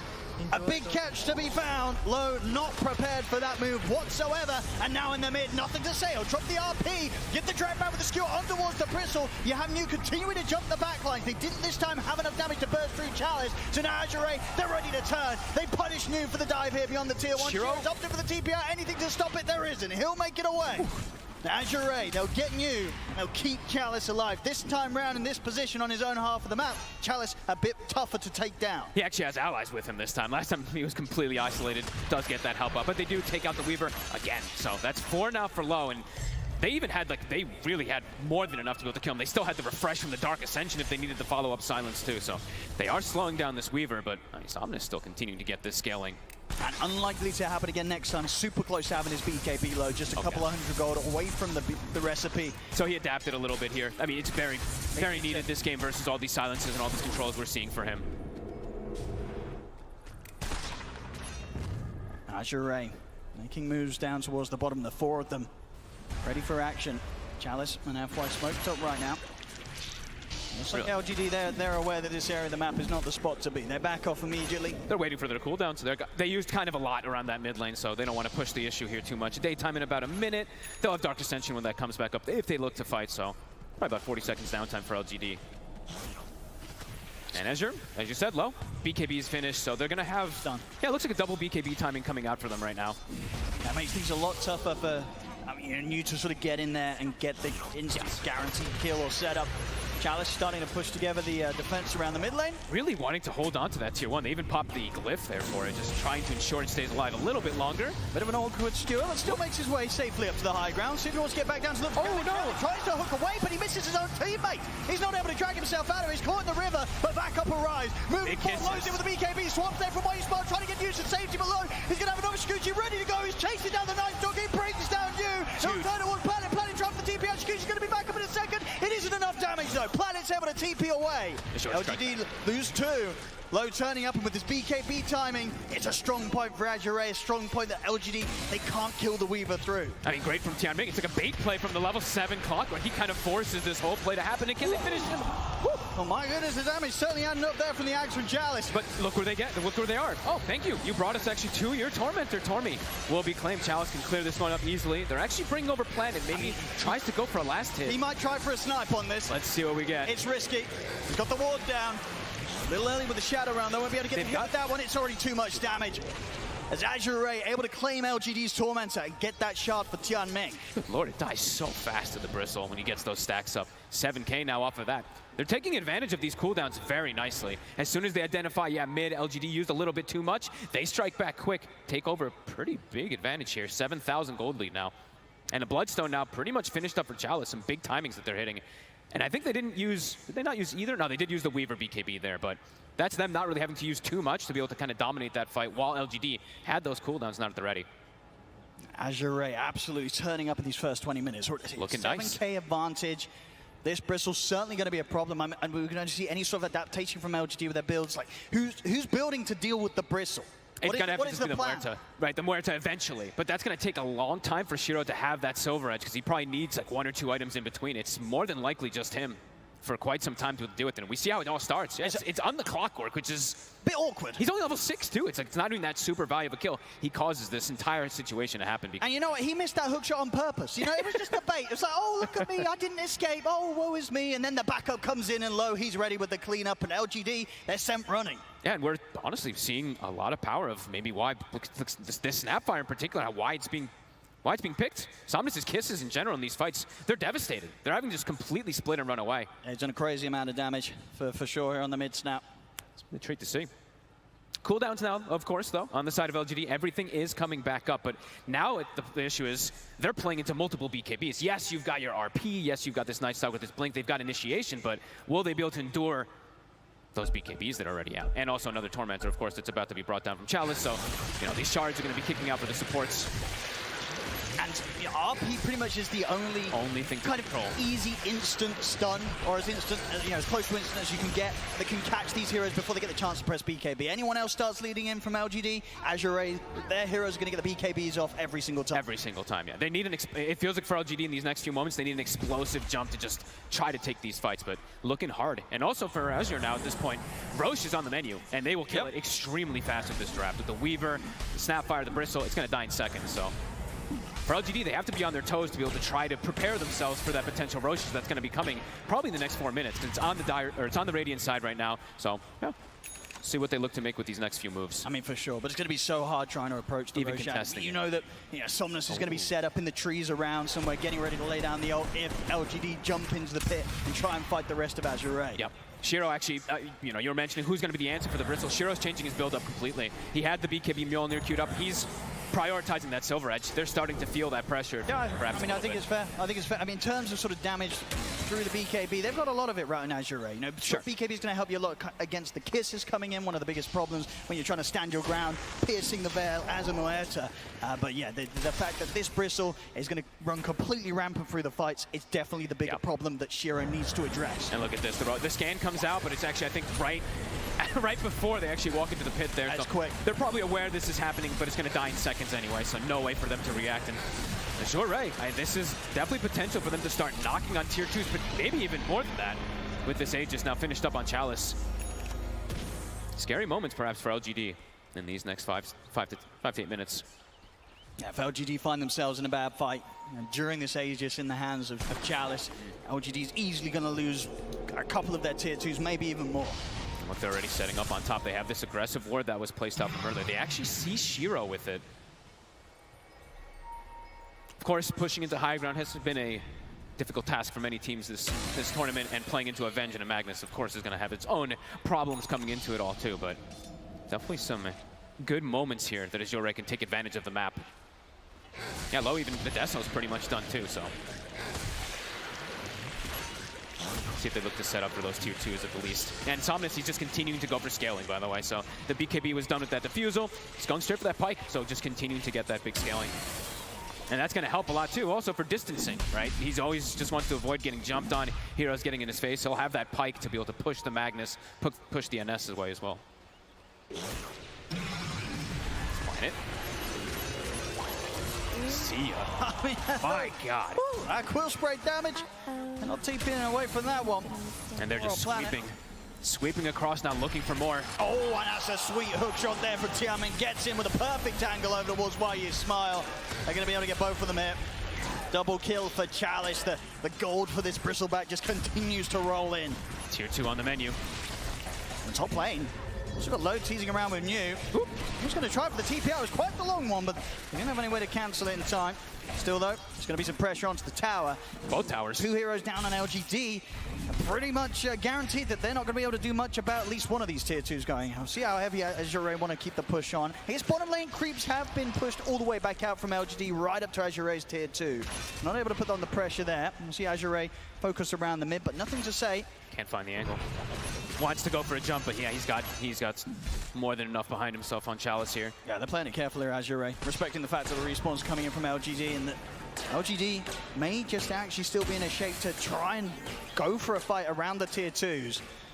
Do they have the damage now? It's always been the question for LGD. Outside of the base. Inside the base, they probably will with this Muerta, but outside, starting to feel a little complicated for them versus the BKBs that are out with Shiro being slightly underfarmed here. They just let the top one go. Tier 2's gone. Azure continuing to take over the map at 24 minutes in. And they're playing it careful. They're sweeping together. Alo playing on his own a little bit here, but difficult to get caught. Chalice always having backup of his allies. Interesting to point out too, I was looking at Somnus's build. I saw only 2 points in Cookie. Yeah, he's going stats. You know, the universal, why not? He's going to be going for that big scaling himself too. On top of it, just his items that he's been going for. We'll be ready to TP over and join that fight in the mid if it kicks off. We're going to see them try and start things. They get the drag back on a Chalice with the skewer. Good damage here as they're able to cleanly take him out the first time round. It's pretty isolated. See if they can go for round 2. RP straight away from nothing to say. Another skewer getting him right up into the base, up towards the tier 3. The fear's there as well. They'll be able to take him down. Tianming tried to hook shot forward to help him out, but Chalice has fallen. Kisses coming in. Why You Smile? They'll get another one too. Side still goes down. They got Tianming as well.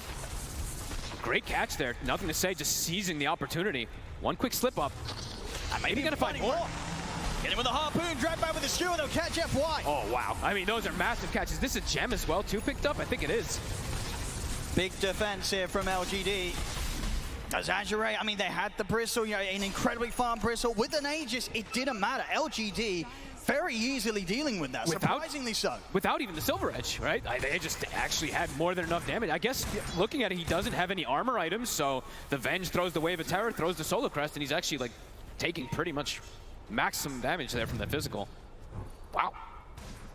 He slowed down Azure completely there. And that was right after the talent, I think, also got picked up from Nothing to Say. I think he just hit 15 not too long before that, so the double skewers are able to bring that Bristleback closer and closer. That's definitely going to be quite the shake-up for Azure. Right? If you've just gone for that sort of play, you know, with the Aegis on the Bristle and it's ended up like that, like, what are you doing different next time round? How are you making sure you don't walk into this again? Whoa, whoa, whoa, whoa. Big damage coming out for low. Scatter blast from Somnus takes Planet out of the game. Yeah, I mean, that is going to be the question always versus the Venge versus this Magnus. Shiro. Repositioning. Shiro. Trying to see if he can maybe set something up here with the Silver Edge now complete. So as you say, we saw them take down Chalice pretty easily there. Now they've got the break. It's going to be even easier. Very true. I really thought that they would struggle a little bit more before to bring him out, but yeah, just overwhelming damage.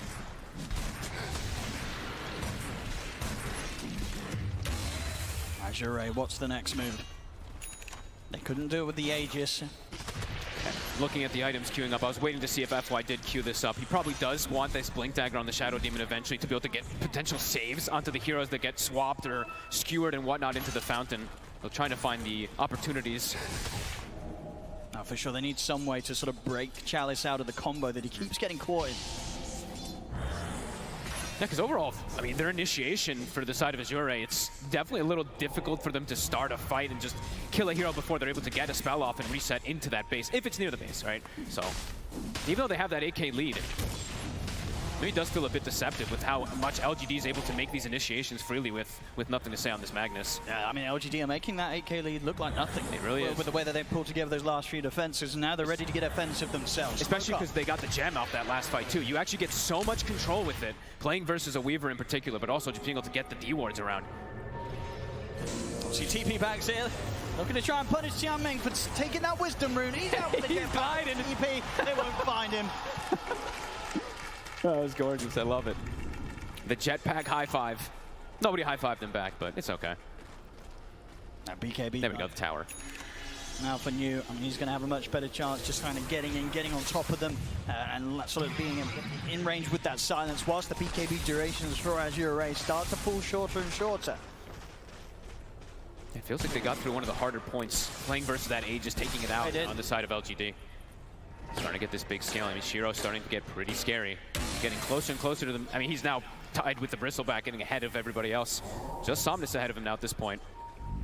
And once this hero Muerta starts to get the items online, well, we've seen what this hero can achieve. Heroes evaporate. Especially when you have the backup of something like an amplifier. You have Avenge and you have the Empower too. These little things do add up. Extra bit of damage. Chalice showing himself bottom. He's got backup coming in with LGD. They've got the numbers down here.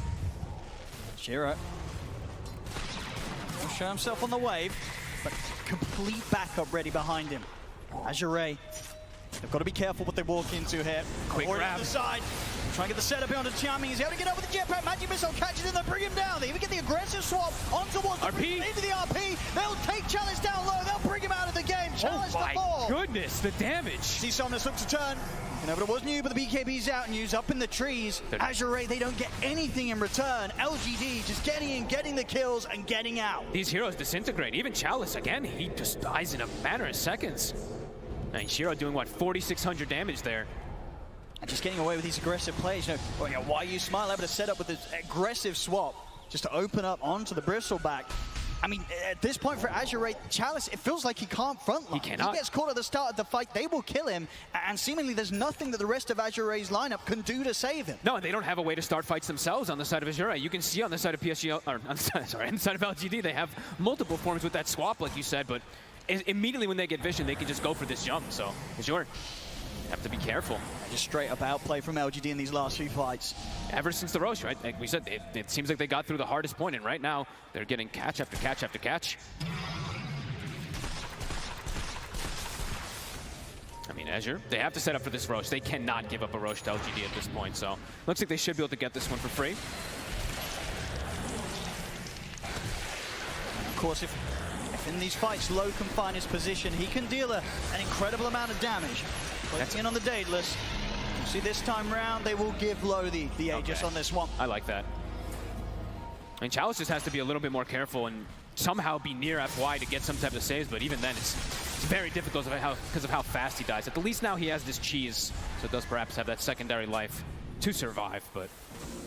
I just feel super relaxed playstyle from LGD. They does. didn't care last time that the Aegis was going into the hands of Azure, and this time round, once again, showing no intention of heading down there. I mean, very much feeling like that they can happily take a fight against the Aegis. We'll see how much of a difference it makes with the Aegis being on the Weaver this time rather than on Chalice. But the question's still just going to be, is how much and what do you actually get out of this Aegis and cheese now, it feels like, on the side of Azure? Because the problem is really just getting these objectives, pushing out, and making LGD feel weaker. It just, how much can they get? It happens. It's a hard spell to hit. They'll get it anyway. We've all been there. I've been there every single time I play it. But Chalice, it doesn't matter. The job still gets done. He didn't kill a teammate, right? At the least. Lincoln's done now as well. For nothing to say, so even easier for him to find these entrances into the fight. Absolute freedom. And make sure that he's able to get that pullback with the skewer without being interrupted. They're going to be able to get their own Tormentor now. A nice shard, of course. I think a lot of it's going to fall down to FY, as it does seem to, and a lot of the times when he turns up at TI, he's got his Blink Dagger done. We need to see some big saves from this man. He's got to be ready with those disruptions, make sure that Chalice slow doesn't get caught in the full combo that LGD have been able to lay down upon them in the last few fights. Yeah, I'm wondering what they're going to do. Is it just going to be this kind of farm Aegis where they feel comfortable to fight outside? Because it does feel like every time they went to go for that aggressive move, it got punished. So LGD, they're going to look for a jump themselves. Yeah, they feel strong. I mean, they should. After we saw those last few fights, they just kill anybody, and the repositioning is massive. I mean, whoever gets jumps is going to die. Chalice. Unless FY is able to get in with a save, and he's far forward. They're holding back. Now they reveal themselves. They'll get the skewer back. There's not a chance. There's not a hope here for this Bristle as Chalice is evaporating you. Looking for the jump over towards Somnus. Somnus able to push him back, gets himself slid back under the tier 2. He'll live for now. Nothing to say. Does continue to try and chase on you. He's even considering diving the base. FY holds him back with the disruption. LGD, they won't be able to dive quite yet, but just full aggression from LGD as Azure Ray, despite the lead on the numbers in terms of the gold, it's just, we're not feeling it. Nope, not at all. LGD just seem to be in full control of this game right now. They're playing beautiful with the way the vision is coming. The vision control, ever since they got the gem, ever since they killed that Aegis in particular around the mid, they're getting these jumps, and it's pretty much free jumps, it looks like, for nothing to say. He's not even using the RP. It's literally just him. They get the break hit, he gets the shockwave, the harpoon, the skewer, and then they have overwhelming damage. Yeah, he's really done a lot this game. 4-0-6, they've not been able to touch this man. Yeah, Somnus is trying to actually do a little bit of similar, at least for scouting now. He has his Silver Edge. He's trying to give information for his team to at least see these jumps coming. Now that it is daytime for about a minute, looking to try to get some type of advantage with this Aegis. LGD just not getting caught out there. Backing away every single time. Azure Ray, it's been a while since they've been able to get away with an initiation and an aggressive maneuver themselves. They'll get the tier 2 in the mid lane. And towers have certainly been falling, but when it comes to killing the heroes, LGD, they've just not been slipping up. Azure Ray struggling to find any sort of catch. They haven't actually killed the core in quite a long time. They killed Planet, and they killed Y, and then they killed Planet and Y, and that's it from the last 15 minutes. They have not killed the core in 15 minutes. So the cores on the side of LGD have kind of been playing the map perfectly, you could say, if that's the case. And how do they kill those, right? And what's their catch to be able to bring down one of these cores at this point? Only just over a minute left on the Aegis here for Low. Okay. BKB, of course, now on Chalice. He's got the cheese. I mean, LGD, they just look terrifying. You know, knowing how the last few fights have gone, stepping into this part of the map, trying to push forward as Azure Ray, it can't feel easy. No, and I'm just so scared. Every time I see Chalice kind of like run up for a second, I'm terrified for him. Just how fast he has been brought down over and over again. Does have Defiant Shell, BKB cheese, so quite a bit tankier. We're seeing a bit of a wraparound as well here from LGD, trying to maybe get towards the back lines. I mean, LGD, it's nighttime. It's hit. They've got the vision advantage. They're going to start. Straight in onto him. RP, the breaks there. The Bristle back line immediately. They'll also be able to take down Tianming. Azure Ray, they just cannot take a fight right now. Somnus has the BKB TP out. He'll make it out of there. But once again, a move that's made with Azure Ray having the Aegis upon them. They just can't get anything done. LGD taking every single fight that's handed to them. He died in, I mean, that was 5,000 damage in what? 1.5 seconds or something like that? He died so fast. I mean, there's no reaction. Like, how does FY? It's like he has to somehow get in there to save him, but the speed that he dies is absurd. And this is with Defiant Shell. This, of course, with Cheese. He can't get anything off. The damage just from Shiro is way too high after he's broken. Yeah, straight down the lanes they go now, LGD. They're ready to push themselves, try and take some of the tier 2s. I mean, nothing to say, has just done absolutely everything, it feels like, for the team. I mean, you, of course, have to give merit to them getting the vision, of course, with the Night Stalker and stuff like that, but he's been getting catch after catch after catch for, 15 minutes or so now. And that one thing that they had is Azure Ray going for them, that little bit of a gold lead, it's slipping away. I mean, that gold lead, it was what? It was approaching 10,000 plus or something like that. It got up to quite a decent amount early on. It's never felt like it actually mattered. And now a full AC on top 2 for New. I mean, even more damage, more minus armor. Azure, what do they do? I mean, we'll see if anything kind of gets better for Azure Ray when it comes to maybe being forced to take fights on their side of the map. When it comes to high ground defense, maybe they'll have something a bit better going for them if Somnus is able to set up on the back lines, get in a good position to lay down the damage with the kisses, and having that range and that high ground advantage. But even then, the problem is LGD's heroes, they've got a lot of heroes that do not mind diving the high ground, right? No. I mean, maybe this is going to start getting to some points where it's, all right, maybe we just have to wait until the 25s come out for the side of Azure, right? The Weaver 25 and Somnus 25 and see if that's going to be able to somehow win them some of these fights, because it just feels like they don't have a Bristleback in a lot of them because he's just deleted. So the heavy lifting is going to have to somehow come from the Snap and Weaver. But it really does feel like LGD, they have all the answers. Yeah, these last 15 to 17 minutes just feels like perfect. And it's not even like it doesn't look like they feel that pressured either, right? I don't think so It's been pretty calm plays, these calm skewer backs. And just great identification of when to take these fights. Yeah, they're happy to take it easy. I mean, Muerta this game should be able to outscale anyone else in the match, right? Oh yeah, definitely. Shiro in a fantastic spot. And has got still a lot of progress that he can continue to make with his item build. And even him going for something like a Hex is actually just good if he wants to actually go down that route. He's playing versus a Weaver, right? So it's never bad to have that little bit more of disable as well. It does give you damage, of course, too. As he doesn't even really need the damage anymore, so I don't blame him if he does go for something down like a Hex. I mean, is there anything item-wise that Azure can look towards themselves? I mean, we see Low queuing up the Satanic, trying to beef himself up a bit, have an extra bit more survivability. You know, Chalice is queuing up the Shiva's Guard. Maybe that'll help him out a little bit, but highly likely that he's still just going to die straight away as the fight begins with how well LGD are just focusing down the Bristle and catching him in spots where Azure, they cannot save him as a team. It feels like for them they have to have some way to be able to start the fights themselves, but their heroes just don't really do that in comparison. They don't have this Magnus or one of these big initiating heroes. They have the Bristleback who he's a body rather than an actual initiator for the team. And so far that body has not been working out so well in these last 15 or so minutes. Yeah, even the Shivas, right? Like, yeah, he got the Defiant Shell and stuff like that, which is 7 armor. He died in a fraction of a second. Yeah, I mean, as soon as the break comes in and the Pierce the Veil damage comes out from Shiro, it's game over for the Bristle. On top of the Empower and the Vengeance Aura and the Wave of Terror, it's just, so much amplification as we're seeing. And now I'm trying to think, right? For low, it's like you see the Satanic, but see if you're gonna get the Satanic off in a lot of situations. Could just get evaporated. LGD is playing on these timings perfectly.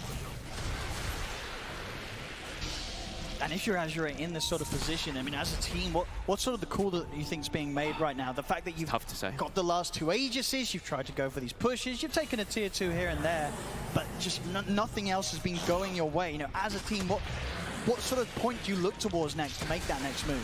It's a good question. I mean, maybe it is just these 25s on the Weaver and the Snap, or maybe it is just the Hex on Somnus, because right now they have no way to start a quick, easy fight or get a quick, easy pick-off with their heroes. They just don't have it. Like, yeah, Clockwork can hook shot and perhaps bonk one hero away, but they have the save with the Venge, so it's just always complicated for Azure to start a fight. And downtime now for LGD. Everything's back up. Dark Ascension's at the ready. RP, they want to hit again. Oh, they certainly do. There's nothing to say, leading the way. Anyone who shows is just going to get disintegrated in seconds. They could jump low even if they catch him here. They will. Straight in with the RP. They'll get the drag back. FY tries to help out, but New's already there. On top of it with the crippling fear. Not a chance for any sort of disruption play to come out as LGD. They're just too quick with the moves. Just no hesitation from nothing to say, it seems like, for most of this game. And New there that time, the perfect coverage. FY can't even get the save off. Another skewer attempt, a BKB forced. They won't get him this time round. Chalice able to stay safe with the push. Likely to still come in the creep wave. Stepping forward here for LGD. The backdoor protection taken out. That's the glyph. Low does have a buyback, but even if that comes in, are they really going to be able to push them back? Nothing to say. He'll get the catch once again. Deleted. As Tianming tries to hook shot in. New, he jumped the backlines. He's in onto Somnus. Somnus tries to turn, but the Blade Bear's out for New. Somnus has got to be careful. He'll have to force himself back to the safety of the fountain. LGD easily able to deal with Tianming outside of the base. They'll take the barracks. There is nothing that Azure can do. Nope, and they're just going to keep going. New's just waiting for a creep to spawn so he can heal up back a decent chunk off of it. There we go. And 2 sets down. Azure maybe just talking about what to do for this following, even though there's lanes up top. I mean, look he's at ready to go for more and nothing to say. Tries to get the catch onto Somnus. This time Somnus able to break away from the combo. New, he's in on top of FY. Then a cape and a cookie to the side. They're trying to get FY back to safety, but the detection's there. FY to fall. They're just hitting tier 4s. They're ready to end it. Straight down the mid onto the tier 4s. Clips, okay. Backdoor's back up, they'll back away. But damage truly done, and Azure doesn't even touch a single hero, really. Yeah, they get them down to somewhat like half HP, but don't really hurt much of anything there. Again and again. Nothing to say. Flawless performance from this Magnus. I mean, yeah, just from LGD as a whole, this sort of mid-game onwards, they couldn't have played it any better. They just completely broken what Azure tried to do with the pretty significant lead that Azure did build up during the laning stage. It just didn't matter whatsoever against the plays that LGD is pulling off. No, even though there's an Aegis and whatnot, it just didn't seem like they weren't able to capitalize it whatsoever. It actually was LGD who capitalized off of the enemy Aegis, it felt like. And Chalice, he's having to go for an Eon Disc, drastic measures here, just anything that could give him a chance of just not getting blown up in that initial jump from LGD in every single fight. Right, let's see if they can try to catch them, perhaps at least like off guard or something, because so far it's just LGD. They're all set up though. So it's not easy at all. There's also a full refresher on nothing to say for this next fight as well. Uh-oh. If this goes wrong, it may just be all over here. As Azure Ray, they're going to step forward already. Nothing to say with the two-man LP. They're gone. Immediately take a low TMA. FY's out of the game. As low and FY, they do not have buyback. Somnus also put to a stop there and attempted TP out. Chalice. They just can't do anything, Azure. Whoa, whoa, whoa, whoa, whoa. Okay, Shiro's gone. All right, Chalice. 2,100 gold. He's got something to say. He's taken down one of them. He's probably not going to get anything more. All right, Chalice, not bad. Not bad at all considering how the last 20 minutes have gone. Chalice is able to kill off the carry. Chalice does 9,500 damage in about a second there. That's amazing. That's quite a bit. The cheese. Full splatter. And what, how much gold? 2,100. Okay. Chalice. All right, Chalice, you know, he's grown up. He's ready to turn things around. You know, he's had enough of being bullied, being killed off, and killing out the carry, and now in a position where they should be able to get this Rosh. The third Roshan as well, so it'll be a free Ags here for the squad. Who wants it though? Let's have a look. I mean, you give it to maybe? Do you give it to the Shadow Demon maybe? Do you give it to low? Maybe to try and have an extra save against. I know it's not great. It's pretty bad nowadays, but anything to save this Bristle. I wonder who they're going to give it to. Let's see. See who passes off to Chalice. Do you just give it to one of the cores, or does FY want it? Let's see. I feel like it's nice on FY, but FY or Somnus, right? Yeah, we'll see. Maybe it could be Somnus. Maybe that's the initiating tool that they were lacking this whole time. Yeah, just throw Chalice in and hope for the best or something. I guess we'll see. Okay. Well, the game goes on. Let's Despite see. the fact that FY overall they lost pretty much, what, 4 heroes? They gave it FY. Chalice keeps his going. Okay. Okay. I thought they would, but I thought perhaps because he was holding it for a second, maybe they were contemplating for Somnus. But nope, it'll go to FY. I'll see if they can do a little bit more of that. Chalice, 5k gold in the bank. See if the heart's going to make the difference. Indeed, that Eon Disc, it's out of there now. He's like, you know what? We don't need to go there. We can continue to play as we'd hoped for as the Bristle. That was very unexpected. LGD. Back to grouping up. Shiro, still level 25, of course, has a refresher coming out very, very soon. Cooldowns coming back up in a second. So LGD gathering up, probably looking to still go for that hit. Even if they're playing into that Aegis, as we've seen so far this game, they don't care.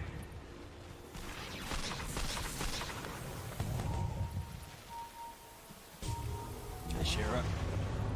The pressure of just about 1,000 or so away. Yep, very, very close. Azure Ray, they might look to make a play themselves. Do they have anything new? The Ags, of course, those finished up on the clock, and that heart, of course, there for Chalice. And let's see, is this enough? He's gained quite a bit of HP in these last few moments. Still doesn't feel like it's going to be enough for him to survive, but maybe FY with this new Aghanims can make the difference also. Somnus just about to hit the 25 and having enough gold to get his next item done. Okay. And he is still queuing up this Hex, so he is still feeling like the route of having at least an extra form of disable is very important. Piecing things back together. After what's been a very difficult 20 minutes, but just that one kill, that fact that they were able to bring Shiro down. That was massive. It's given him just that extra kind of a new wind, a new lease of life here for Chalice. And yeah, the Hex, I mean, they're spending out their gold. I feel like they kind of know that they have to in these next few moments as well, too. Refresher is back up. RP is ready. LGD. Everyone clustered. Shiro does spend out as well, too, so if they can catch this Muerta, that's another option here for Azure. I mean, that would be crazy. That would be. Because the game is in a point where obviously the tier 2's taken. It's up to the tier 3s on LGD's side of the map, so indeed if that Muerta's out of the game without buyback, a lot of damage could get done by Azure Ray. How close to Weaver low? They're trying to give him his 25, I'd imagine, trying to get this Geminate. Clash. Smokes out. The Rockets to scout. It saw the Magnus for a second there. Darkness out here. From you. Nothing to say. Trying to get the catch. Oh, low. Oh, he's out again with the Shikuchi. Tense moments. Not able to get that catch, and the Rocket player spam with this Aghanims coming in from Tianming. Free smoke. It's hard for them to enter into the fight. Hook shot. Ooh, he was teasing with the idea of going back in himself. Won't get the catch. Maybe for the better there. That would have been quite the deep play. Trying to take advantage of their ages, perhaps, when he's looking for that. Low. And he gets still scouting hopping around. Oh. Nothing to say, may still be willing to jump. They know Azure Ray is likely to get the wall control around here, so LGD, now back off. Playing it patient. How long? 1 minute, 20 seconds. Swapping sides. They know they have momentum coming in that bottom and mid wave.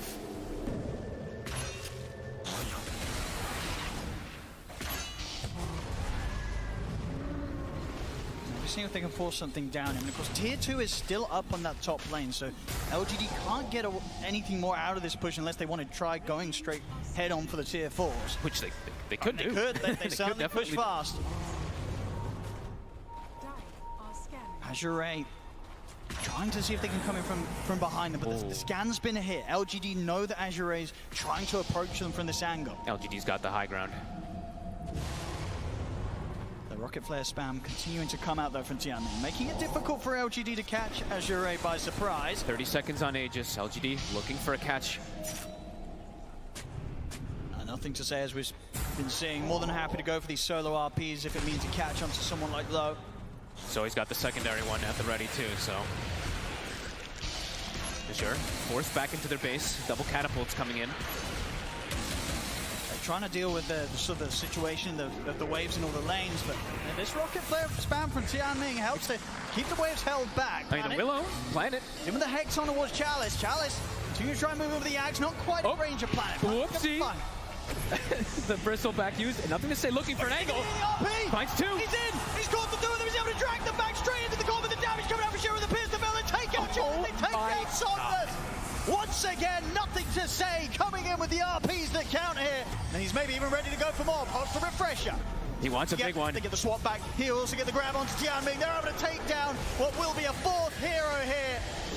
There's nothing to say. These RPs, they've not been the 5-mans, but they haven't needed to be. The 1-mans, the 2-mans, every single time catching the cores that count. I mean, flawless execution really by him, and flawless by Shiro as 2 shots the Snapfire. And Somnus, he's not got the buyback. He's out for 70 seconds.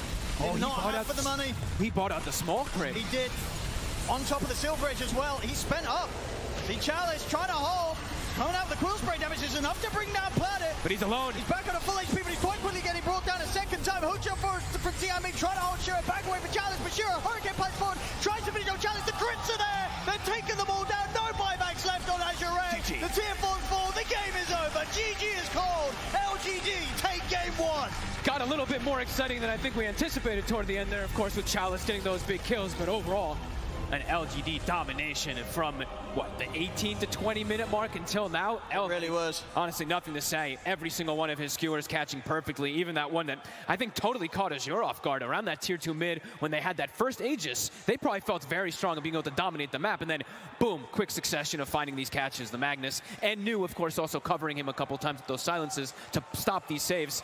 This was LGD in quite a scary form. Yeah, it really was. Beautiful play across the board from them. I mean, sort of the only time they got tripped up in the later stage of the game was that point where, yeah, Chalice they killed themselves. Suddenly deals, what, 1 billion damage as he turns his back and pops the Axe.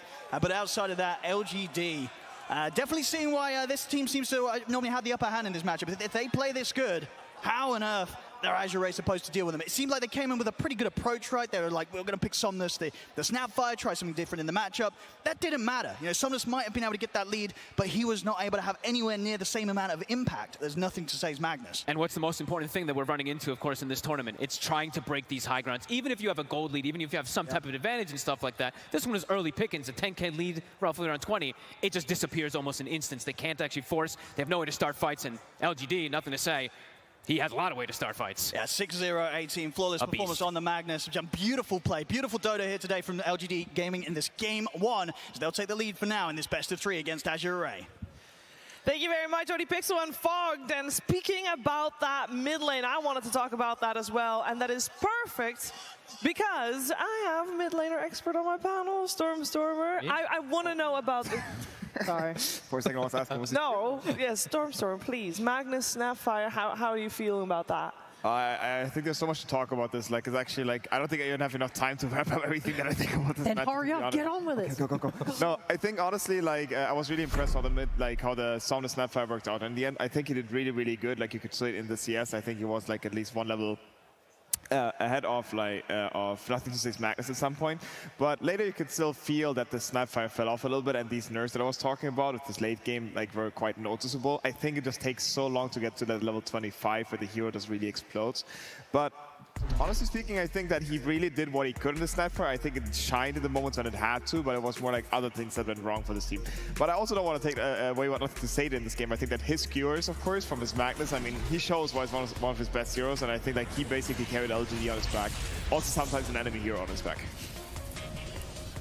Yeah, it was a fantastic game from him. Magnus, we have seen people experiment with it a little bit, I want to say. It's only was picked 4 times before we saw it in the hands of Nothing to Say with a 50% win rate, which is not, you know, it's 50%. It's half wins, half losses. But he really made us see why this hero will probably be one sheep that we're going to see more often. Yes, sir. I think I really enjoyed the early Magnus rotation on top that we just saw in the clips, like the 6-minute, going for that on Nothing to Say. There was so much early aggression from Azure that we talked about, and honestly, I felt that LGD didn't deal with it super well at the beginning. Like they started to mount a bit of a net worth lead. You know, you had like Low using his Kobold from his shovel to like deny Wisdom runes from LGD, which I thought was super sick. But then yeah, as the game went on, and Azure, they got like it felt like they got every single Roshan, but they kept getting punished by this skewer back every time. The heroes that they were skewering back were dying within the skewer just from the sheer amount of damage that Shiro was outputting with like Silver Edge. Yeah, I mean, this game was very interesting in so many ways. I mean, Nothing to Say, what can you say about this performance? He had such an amazing Magnus performance. But if you look back at the Azure and what they did in this game, this is now their 3rd Bristleback loss as a team 0-3, and this one looked promising too. FY, he stacked everything for Chalice. He got really big. They're dominating this early game, but we're seeing right now why they picked this Morta versus the Bristleback. The moment that they got that Silver Edge online, they just kept skewering Chalice back every single time, and he just died immediately in every single skewer into the Silver Edge combination when they were dominating the game before then. So Nothing to Say, it was very critical that he hit these skewers. They knew their timing and getting that Silver Edge online, and once Chalice just died immediately in every fight, he just got behind. He didn't get his BKB on time. Even when he did get his BKB on time, Nothing to Say was fast enough where he just got the RP before the BKB went off. So they continued to kill Chalice this game. Yeah, is it fair to say that we talked about the Azure's aggression in game, and we saw that this game as well worked out okay for a little while. And then the moment where the game should have shifted to go from, oh, we're skirmishing all the time and we're winning all these skirmishing, but now we need to take high ground, so we need to be strategic and, you know, go for the right time or hold on to our line and farm up as much as we've seen a lot of teams do. Is that the point where Azure fell short? Because at some point LGD's high ground defense was flawless. Yeah, this game was really awkward, I think, for them once the Bristle was killable, because I believe there's this huge timing when you have this Snapfire mid, who, like, from level 18 to 24 isn't super strong. Weaver has the same problem. They're so desperate to get their level 25s at that point, and they just didn't have space for it once they got behind, and it got very difficult, and it was punished by LGD. Yeah, well, do you feel like, we talked about the Weaver earlier, Stormstormer, about the flavor of the day, if you will, and we hadn't seen Low play it yet. Do you feel like maybe they got a little bit baited? Honestly, I think that this team is not really too much about individual mistakes from the team. Like the Weaver underperformed, and the Snapfire was too far level 25. At some point, I just felt like this team was ahead. I think they had like a really, really strong net worth lead, but they just couldn't really get the movement going. Like you could see that over and over, people got caught with those skewers. For example, I think when it began really was that actually Lou on this Weaver had the Aegis for at least 1, 2, or 3 more minutes, but Chalice gets caught in that mid lane on the first skewer, and then it just kept rolling and rolling and rolling over. So I think it's a little bit on the execution side there that LGD played a little bit, how to say, cleaner, but I think they also had the easier way of executing those fights. I think the skewer mechanic with the Night Stalker Night Vision is just really, really easy to execute. Well, Azure, they have to look out for some really, really good players, maybe some hook shot or the SDS to be in position to save the disruption in time. It's just really, like, even though they have the Aegis and I think something like an 11k net worth lead, it is harder for them to transform it out into a really, really good team fight. So from my perspective on, I would say that they have to, in the next draft, focus a little bit more on the team fighting aspect, how to initiate a fight. Because even though they had the Snapfire mid to mid and it worked out really nice in some aspects, I think just the way they want to approach fights has to be thought through a little bit more clearly, I would say. So you feel like this game, the win that we just saw on LGD, was in a large portion due to a drafting flaw in Azure? hard to tell. I think that they could have played clean on Azure as well because they had the Aegis, they had the ST to save. So I think it is a little bit of both. But I do think that once LGD had the ball rolling and the net of lead kept going towards their side, that draft was easier to play, yes. Would you agree with that, Sheep? Yes. Yes. Yes. Do you have anything to add to that? Thank you. No, I just think everything Storm said was right. I think I commend LGD for the ways they tried to patch up like the earlier problems when they were behind. Like, for example, Night Stalker got Blade Mail, then he went Blink Dagger. As soon as he got that, they were very quick to try and capitalize on it and use like the vision from him to like find and catch. They killed the Weaver. It's like getting those little kills just kind of helped increase their net worth to the point where they did hit their timings that they understood so well. Yeah, well, there's a lot to think about after a game like that on the side of Azure because they played their style and it didn't work out the way they wanted. And at the same time, LGD just smashed it a little bit there. So a lot to think about, and they have some time to go to the drawing board. And while they're doing that and strategizing that, we are going to check in with Casey. Part about participating in TI for any of us is getting to meet people from all over the world. It's a pleasure to be able to do that, and yet there is a celebrity in our midst. I came out here and I'm like, who is everybody crowding around? It must be somebody amazing. It must be somebody so popular that people are willing to miss the game in order to see him. And no, it's this asshole. What are you doing, another bit? What? No. How many bits are you doing? We already reached the bit quota. Dude, your life is a bit. You have no room to talk. Your mom's a bit. She's a beautiful bit. Now we can't do this bit. Excuse.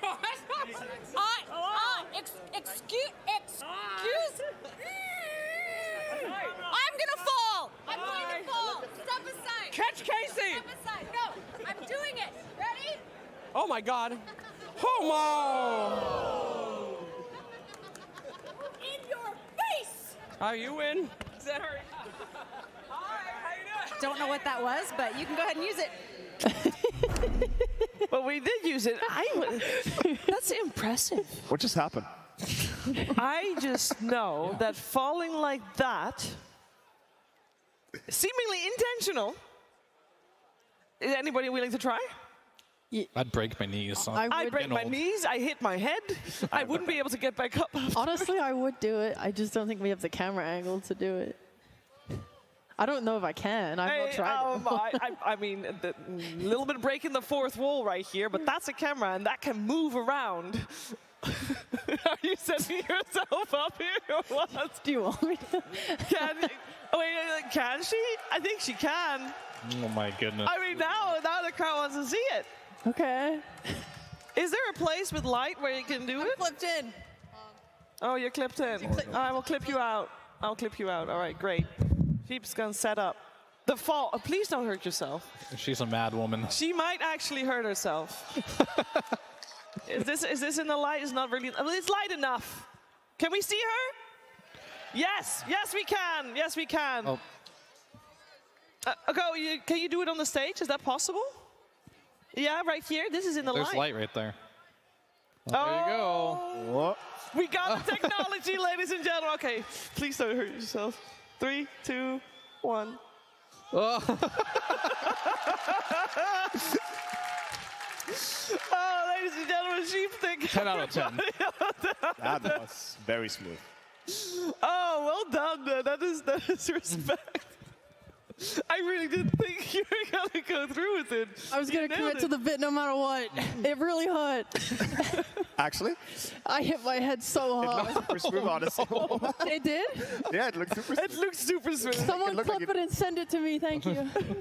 Oh, it's fine, it's fine. You know what? There's soon going to be a draft coming out, and that will be great. And during the draft, we'll just let them do the talking, and we'll get you some... I've lost a lot of brain cells that I didn't know I had in the first place. It's okay, we'll cover you. All right, well, great fall from Sheepstick. Now, which team will fall here to the lower bracket? Great segue, thank you very much. Because Azure Ray, they don't have a great track record against LGD, and we heard Sao8 say it already. They already think that they're going to play against Spirit tomorrow. Right, Stormstormer? Is that something that you do as a player? Are you already planning ahead? Like, okay, today I'm going to win against Azure Ray, tomorrow I'm going to win against Team Spirit. Yeah, that confidence is what you need. You don't, like, while you play a series, you already think about the next series. No, I'm not sure if he's actually that crazy. Like, that's what he said. But I think, no, I'm sure he still has respect for this team. I mean, this game by no means was, like, easy, I think. I think Azure was still really far ahead, and they played really, really good Dota. Just at, like, some key moments, they just faltered a little bit. So I don't think Zhao 8 is going to say, like, oh, this draft was really easy. I'm sure he's also calming his people down. He's not going to be like, guys, let's think about Spirit already. There's still one more game to go, or maybe even 2 games to go. So I think just both teams are trying to, like, already plan ahead now what is the other team going to do, especially in the drafting phase. And I don't think that any of these teams should worry too much with the confidence or whatever. What would you do different, Fair? For which team? Either, because for Azure, right? I would get FY more on a greedy hero, like a playmaker. Like, I don't want to see him being a saving support. I want to see him like getting the farm. He's been playing a lot of Doom and Morta, going for like Silver Edge, Gleipnirs. He has some BKB E-Blades on Doom. I want to see him get farmed. I want to see him play their way. I don't want to see Chalice on Bristleback again. I think this is something that's just not working out for them. So give FY the spotlight. He deserves it. That is very true. I wonder, because we saw Shadow Demon picked up fairly early on in the draft, and we saw earlier that Shadow Demon was picked up as a counter towards Spirit Breaker, and we did not see Spirit Breaker.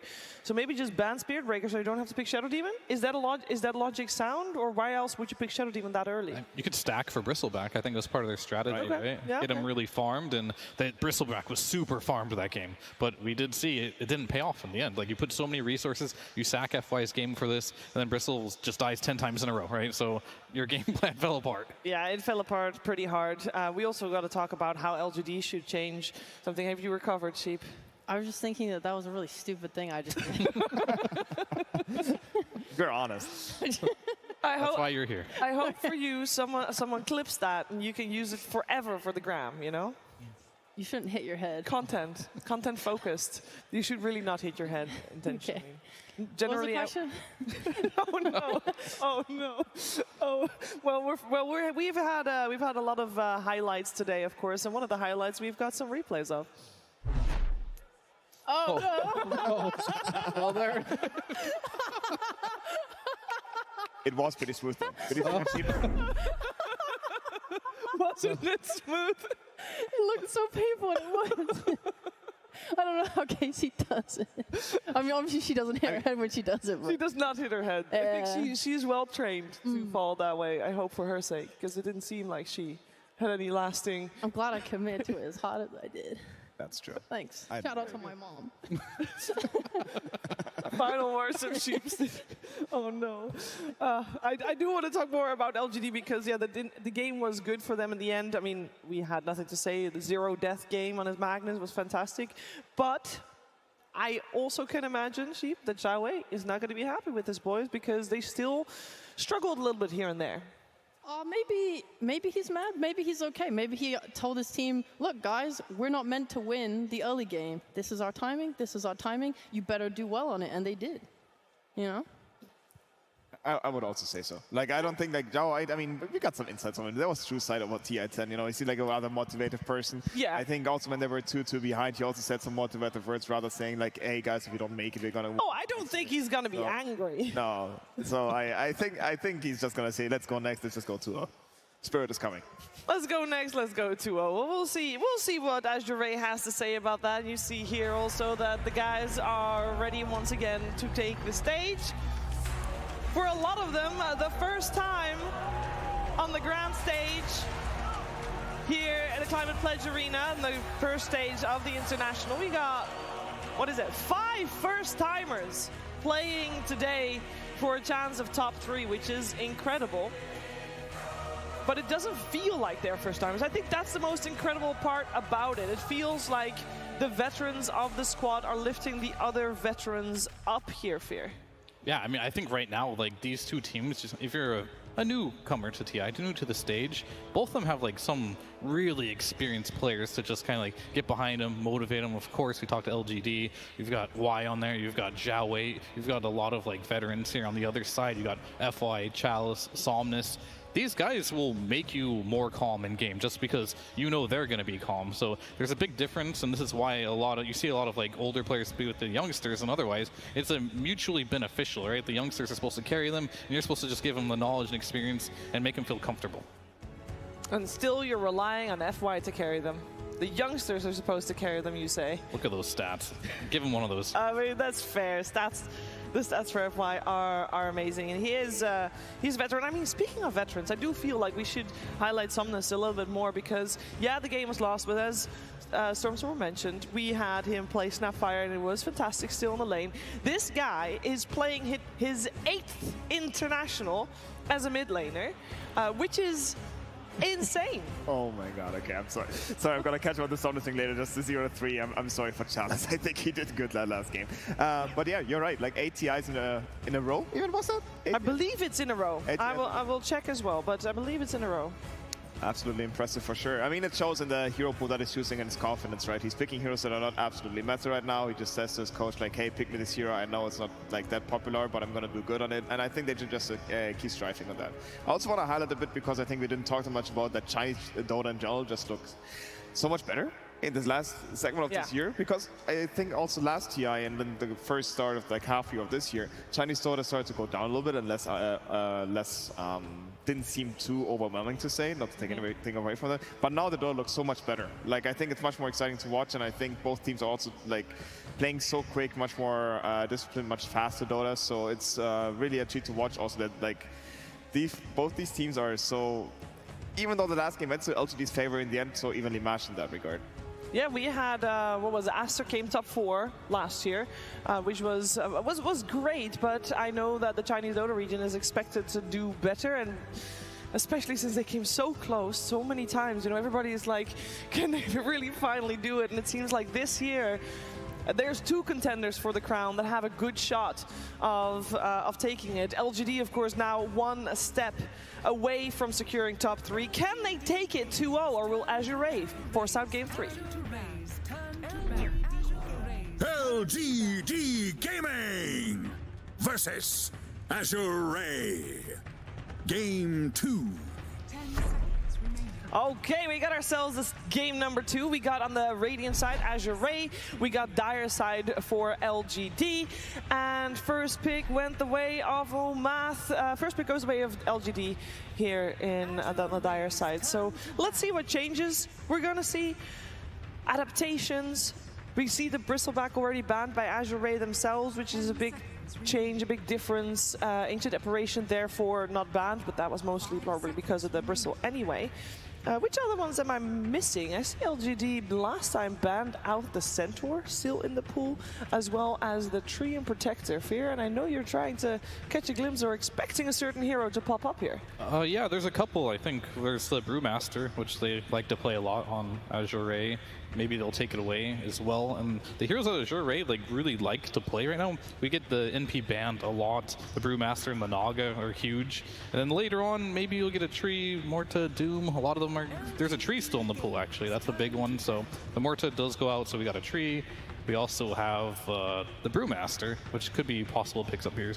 Hey, shouldn't we be worried at some point about Spirit Breaker, or do we feel like these 2 teams are going to ignore it? I was about to mention this here. So first of all, the picking order changed out. LGD now has first pick compared to the last game, Azure had first pick. Yeah. So things are going to change up no matter what. And now this might be a moment where LGD might pick up the Spirit Breaker, because I think they really love that hero still. And last time it just was not necessary to pick it. Azure also already used some of the reserve times, as you could see. They banned Primal Bristle. I mean, okay, Chalice said, like, just ban it.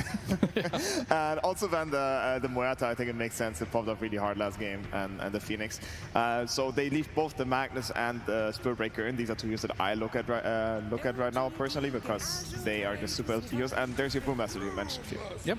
This is a hero that both teams like, but I think more than anything, Azure may like it more, and you're kind of taking it away from Chalice there. Yeah, he's super good on that hero. And so, like, they did that last game. They kind of put Chalice in a situation where they put him on a hero that, sure, it might be meta, but he's not winning with, and it worked. So focusing his hero pool, keeping Chalice uncomfortable, seems to be LGD's strategy at the moment. I honestly think that's a very good point. I was actually thinking they would just go for the Magnus or the Spirit Breaker, but what you say is really true. Like, I think Chalice Brewmaster might be one of the best Brewmasters on this TI, so sealing it makes a lot of sense. If you watched the last series as well with Spirit, there was a Brewmaster, and I actually thought one of the interesting ways they dealt with it was Core Weaver as well as a Core Tiny. I don't think you should just steal what Spirit did, especially with mid Tiny, but having these heroes that are just able to basically destroy the Brewlings as soon as they come out was so effective, between like Weaver when he has his shard and this Deso and all this damage, and Tiny just naturally getting the tree split. It dealt with it really well, honestly. It's just like, what's the point? He can't do anything. Yeah, I can also imagine the laning stage is quite comfortable for the Weaver. I mean, you see the Brewmaster, one of the biggest disadvantages is that you know it's going to go on the off lane, so why not just pick the carry hero that you like the most? And yeah, they just decide to go for the Lu Weaver once again. We'll have to see if that's truly the case. It's definitely good, but FY has played it too, so if there is a matchup that they think is also acceptable versus Brew and has like a better carry versus carry matchup, that is always an option later on down the road. That is true. So now what I find interesting now they're just copying it. Yeah. That's what they had. Never mind, they take it back. It's objectively the best combo. I mean, when you have one of the best teams trying something against that's already been, and you see it works, why not run it? And this isn't really like a very difficult. First of all, Grim is already popular. Weaver is growing in popularity, and this is just a strong lane. You just ink swirl the Weaver, he runs in there, all of a sudden you're stunned, you're taking a lot of damage, and it's just very solid. What they also do with this picking combination with the Skyref ban is that they just limit the support pool even a bit more. The Muerta is already out, and those are like really the ST heroes that come to mind when you think about support heroes now. And LGD right now, of course, they have a double pick coming up. There's still heroes like the Magnus in, but of course the flexing with the Brewmaster offlane is not really given. It would be probably just a mid lane Magnus. So I can imagine they're thinking around what they're gonna pick. It's probably just gonna be the +5, whatever they feel comfortable with. Maybe the Vengeful from the last game or some Dark Willow. And I can assume that is going to be comboed with like one of the other cores. They could also pick just 2 supports in a row. Oh, Planet Rubik! That's hype, guys. This is a good one. Is it a bait? Is it a bait? What do you mean? Rubik isn't really hot this patch. A lot of the people are picking new heroes to try and counter the Weaver. Sure, it's great versus Weaver. Yeah. But at the same time, can you pick an off-meta hero that's not that strong? We saw the Disruptor being attempted earlier. Shall I hit you with the stats this Hit me with the stats. 7 games it has been played. 28.5%. All right, but guys, it's not great. Planet Rubik. It's Planet Rubik. If you've watched this guy play Rubik, he is godlike. I would trust, if I had to pick like a player to trust, well, it wouldn't be Planet, it would probably be, one of the players on Azure Ray. But Planet, close second. My God, he's good. Oh my God, we got the biggest Planet Rubik fan here on this panel with us, I guess. Yeah. Yeah, no. And you just tied now? He's great. Sorry to interrupt you, but yeah, Planet Rubik is amazing. I noticed with Planet, like, he's really good at these ranged boss 4s. That's like all he plays, and he's great on all of them. His Rubik is just one we haven't seen a lot of because Rubik just isn't very popular right now. He's not as strong in the laning stage. They're really just picking him to just do Weaver shines. Steal the Sakuchi, run across the map, be annoying, do Weaver things as the Rubik. I will say the only 2 games that he did win were Planet. So. Oh, here you go. Okay, she has it. There we go. Epo has a point. Also, to mention some other things about the draft, they combo the Rubik with the Spectre, so they are already showing up their carry, which leaves room to Azure to just simply pick their offlane now. They know what they're laning against. They don't see the +5, but they see the Spectre. So I would assume that Azure is now going to pick their dual offlane. We already have a Tusk, which is many times come with the Dawnbreaker, which is a really strong dual lane. They could go for that route and give the last pick to Somnus, of course. Other than Dawnbreaker, what else would there be in the pool against Spectre? Oh, there it is. Okay, Tusk Dawnbreaker, super strong lane. You of course combo the tag team from the Tusk with the Starbreaker from the Dawnbreaker, deal insane amounts of damage. And now LGD is gonna probably pick their +5 that is gonna lane with the Spectre to try to secure this lane somehow. Speaking of LGD +5s, like, got a cool stat here about why. He has the most healing done per minute out of anyone at the tournament. 188 healing per minute on him. The next closest is going to be like Celery, who also plays a lot of healing. He's only at like 116. So Y is like outputting lots of heals for his team. That's why you see Phoenix banned every single game. He loves his Treant Protector. He didn't play a heal last game in the Venge, but it's very possible you're going to see him on some defensive support that can output a lot of heals and sustain his carry. What would that be? Maybe Spectre, Warlock, could be a thing. He's played Warlock. I mean, to be honest, I'm looking at his heroes, right? And every single one, apart from Ogre and Elder Titan, have a heal. So it's pretty mad. There's maybe some Abaddon with some shield. Oh, they just picked their mid. Oh. Wow. Okay, so there's reason to pick the puck right here because no matter what LGD would now pick their mid or later, like Somnus is gonna know his matchup. What they're basically saying is, right, they want to pick this puck now, so Azure is not gonna ban the next 2 best mids that LGD could pick up.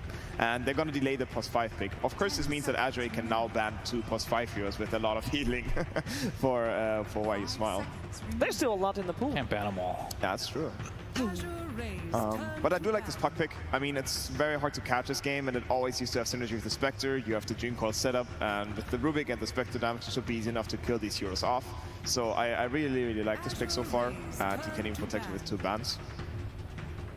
I also like the Silencer ban from Azure. It is good for the game, even though I don't know if the Silencer Spectre lane would have realistically worked against Tusk Dawnbreaker. But Silencer also always used to be a counter to Dawnbreaker, right? You have the ulti, what is it called? The Solar Guardian, of course, being cancelled by the Global Silence. And it's probably also one of the heroes that Why You Smile really likes a lot. Yeah, it's definitely tough. I was going to say, Nyx used to be such a great hero against this. Like, Weaver Dawn seems so nice, but it's such a bad lane. It's just not possible, and I miss the hero. Well, they already picked Rubik. They could pick another weak laner potentially, but it doesn't seem like it's his style. But you're right, it's going to be very difficult. Like this Dawn Tusk lane, you're already Spectre. You don't have a stun, right? So if they go on you, you're going to take tons of damage. So either they need sustain or they just can get their health back after just taking the damage with maybe points and dispersion. Or maybe they do need to pick a stun here to interrupt the Starbreaker here of the Dawn. I mean, Ogre could come out for that, or potentially they could just go the Warlock route and be like, hey, we're just going to outspam them and potentially maybe heal them up afterwards. How do you salvage this lane? That's the question. This is really interesting. I'm really looking forward to see what LG is going to come up with, because to me this is not an obvious case. I think a lot of the SEO supports for +5 have already taken out. So let's see.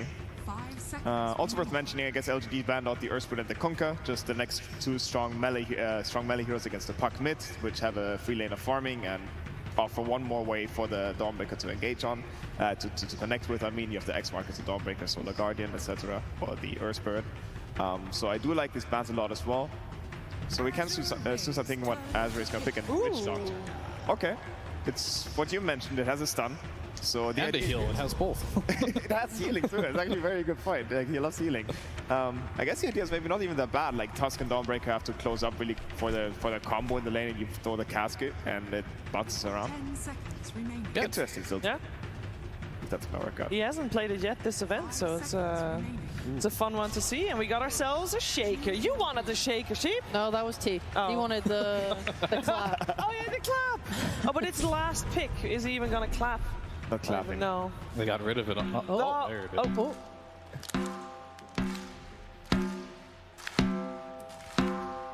That's so good. It is. I feel like we did give a little bit of limelight for the shaker. But what do we think about the shaker, Stormer? What do you think? How is he gonna do against Nothing to Say's Puck? Ooh, I do think it's really interesting. I mean, you naturally out-CS the Puck really hard. Puck has very low base attack damage, and Shaker, of course, has Ancient Totem. So it is a really free lane for Shaker. But I'm a little bit worried because like the Blink Dagger timing can come out a little bit late, and the Puck can move earlier, especially when the Spectre gets level 6. I do look less at the mid lane matchup though between the Puck and the Shaker, and more on really the safe lane with the Witch Doctor and the Spectre, because I think Tusk Dawnbreaker is still something that many teams did not figure out how to counter it. And if the Spectre can get shot down, it can mean really a lot for Azure. This is the 3rd time today where we see someone pick a Spectre to try and counter this Weaver. True. It has not won yet, so it's going to be a harder game, I think, for the Spectre in the laning stage as well. So it's very difficult, but I'm going to have to believe a bit more in the Weaver for Spectre matchup here. All right, let's see if it's going to work out. Will we have a game 3 to this series? It all depends on Azure Ray here, if they can do it. Let's hear from their coach. Hello everyone, I have Venom right next to me and taking the interview. 谢谢你接受我们的采访。那想问一下 last game the early game is running smooth. What do you think went wrong and what's the adjustment made during the break? 那上一场比赛的话，前期打得非常顺，你觉得哪里出现了点问题？然后这场比赛我们来怎么改进它？可能就是我们的沟通上出现了一些问题吧，就是有一些团该怎么打，然后没有说的特别清楚。这把我们应该很轻松就解决了这个问题。Last game, I think there was some communication issue during the team fight. I think this game we're gonna easily fix them. And do we have confidence winning this one, drag the series to Game 3 with this draft? 我们这场比赛有没有信心把比赛拖到第3把？没有问题。Absolutely. Thank you, Lennon, for taking the interview. Let's go back to the casters. There we go, some excellent confidence coming through from Lanham on Azure's entry into this Game 2. Game 2 time, ladies and gentlemen, here between LGD and Azure. Fog, what do you make of it, this draft this time round? Do you think Azure's got what it takes to try and push this to a Game 3, or are we going to see their struggles in that mid-game once again against LGD's lineup? I feel like they definitely have a bit more catch and everything inside that mid-game if they do come off those lanes very strongly, which they've set themselves up for success for again, right? Really strong 3 lanes across the board. They have the Shaker versus the Puck, Stormer highlighted that one, how that matchup usually ends up going. They have this Dawn Tusk, super strong, aggressive lane that we'll have to see how it does versus the Witch Doctor kind of curveball that kind of came in there at the end. And then, of course, the Grim and the Weaver. Really strong lane, strong team fight. So overall, Azure, they've definitely ticked a lot of boxes, but can they defeat LGD? See a bit of an early fight here around the Rune Chalice, turning with a hammer. They're going to try and focus towards Shiro first, but he's up to the high ground with a Spectral Dagger. He'll be fine. Cars coming out in return. Oh, it's a good catch. 2 of them. Blood Grenade is also thrown down onto Tianming, but will keep his distance. FY steps forward, forces back both Planet and YU Smile. Okay. No one dies. Still sticking in the area, though. Perhaps to go for Shiro. They still have FY here if he wants to go for tag team. Shiro, he's got the dagger. Should be okay. He'll be able to get down to the low ground if necessary. As it is, can just afford to walk away. I mean, oh, Low got his TP canceled, if I'm not mistaken, right there, trying to TP bottom. So I think you're right. Just walked from another round of the cask. Yeah, he just got casked, so he's gonna have to take a little bit of a route to be able to get back down there. He's gonna miss almost a whole wave. That's actually kind of painful. So definitely gonna see a little bit of an experience advantage coming up for the Brewmaster, who's gonna almost be level 2 before the Weaver even gets down there. And sort of overall, let's talk a bit more about that last pick from LGD. What do you sort of make of that? You know, going for this last pick, Witch Doctor, for YU Smile this game. You heard it there from Fear at the end. He's like, all right, what's the hero pick that has a stun to be able to stop Starbreaker? What's something that can build toward a heal, etc.? I mean, this is exactly what Witch Doctor can do. So really cool pick that I think, overall, for me, I thought we were going to see a lot more Witch Doctor in this tournament. This hero's gotten so many buffs, but does run into some issues. So we'll see if it's able to actually protect this Spectre in theory. In theory, on paper, right? Of course, can, but definitely could see some issues run into it very quickly because this lane, as Stormer was saying, it's a really, really powerful one. Azure, last game, dominated kind of the lanes, just weren't able to take advantage of it in the mid game so much. Again, it does look like they're set up to have those good lanes.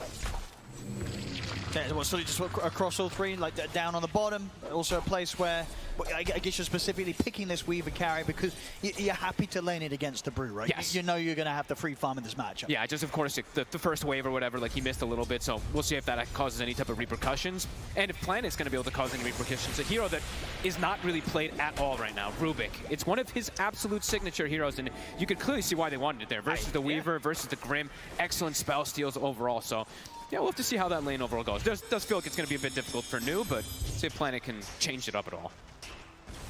Yeah, so far, that mid matchup, my goodness, it's going as you'd hope it to be if you're picking the Shaker in this matchup. 13-5 against the 5-1 Somnus. Incredible domination in this 1v1. Last time round he got the edge, but this is something quite different. Absolutely, at bottom though. Low. He gets caught, he's got the stick charges, but New and Planet running down, they'll get that first blood. That is a big deal. This is the lane. A rough start. Yeah, this is a lane that you picked. You picked this double range to be able to slow down the Brew, and somehow they're actually the ones who get the kill off the bat here on the Brew. Top lane. Top. Gonna try and get aggressive onto YU Smile with the swing of the hammer from Chalice. They'll be able to bring him down. Ooh, you can even see with the starting items that he went for. He went for the Ring of Protection. I think he started with this on the Witch Doctor to be able to try to survive this massive physical damage, but nope, you can't actually survive it, so. At least the first few levels, definitely looking pretty dominant in top and in the mid lane side of Azure. The top lane and the mid lane so far for Azure. Incredible amounts of farm coming out in comparison to what LGD's actually getting out of the matchups on their 2 cores. And Somnus, we saw him do. I mean, he did excellent, of course, on his snapper. It's just what he was going to turn it into. I mean, on a Shaker, you can turn into a lot, especially catching something like a Puck. You're always going to have catch if you do have a good time on the Shaker. It's going to come down to how much rotations Nothing to Say can have, because that mid matchup, as you see, it's very Shaker dominant. At the end of the day, there's a reason why this hero is just a bit more meta. We're seeing definitely much more of that than the Snapfire mid. So yes, every reason to believe that Somnus he's going to be able to do even more with the beginning of the game as the one that he's having right now this time around in game 2. And then it's extra catch. That was the big thing that I saw. Like last game, they dominated the map and then they started losing control and they had nobody to actually bring things back for themselves, maybe because of that mid not having it, but either way, he's gonna be a Shaker, so we'll have great ways to catch, especially Puck and a lot of these squishier heroes like Witch Doctor and Rubik in mid game. Can they do it though? Because we do. And they do. A lot of times, right, with these teams that have these incredibly proficient players, that the laning, the sort of the mechanics there is fantastic, but when it comes to making the team plays, a team that's LGD with the coordination that they have, they can be hard to battle against, even if you get that lead at the beginning. Top lane, bit of an attempt being made for Shiro, but hard to go in, full aggressive. YSmile's just about to hit the 3. It's getting to the point where they've got to be a bit more careful with their plays top, as there could be chance for LGD to turn and fight back. And going back to what you're saying about just overall, it's like lane dominance and everything can happen, but overall, these two teams, they're so comfortable playing each other, right? LGD, they've reigned supreme all year playing versus Azure, so it's always going to be the test, even after lanes. How much can you get out of mid-game? How much of an advantage can you get versus this team? Because they just seem to have their number over and over again. Yeah, it does feel like, though, with Chalice having this Dawn, they do have, I mean, they have a nice scaling tri-core in a way with the Earthshaker, with the Dawn, with the Weaver. Can be pretty nice. This hero Dawn has, honestly, Dawn has carried a lot of games, it feels like, from that off lane. Top lane taking a big hit. Huge damage here coming in from F1 and Chalice. They've got the snowball to close in. Beautiful. Take Shiro out of the lane. Nothing that YSmile can do here to hold them back from the Spectre. I think he even dodged. Did he even dodge the cask there with the snowball or something? It looked like there. Either way, he gets the perfect connection. Yeah, this lane. I mean, they attempted with this Witch Doctor, but so far it's not looking like it's protecting the Spectre. Oh, up on the cliff he goes. And no TP. And he's going to be stuck there. Okay, he's got a courier coming out, but it's going to take a bit of time to get over. So he'll have to just enjoy life up on the cliff for a little bit. Yep, he's got to watch. Top lane again? They're looking to go for Shiro. He wasn't able to make it over the ravine here. He gets caught. The body blow's trying to come in from YSmile. It's enough. He barely gets away.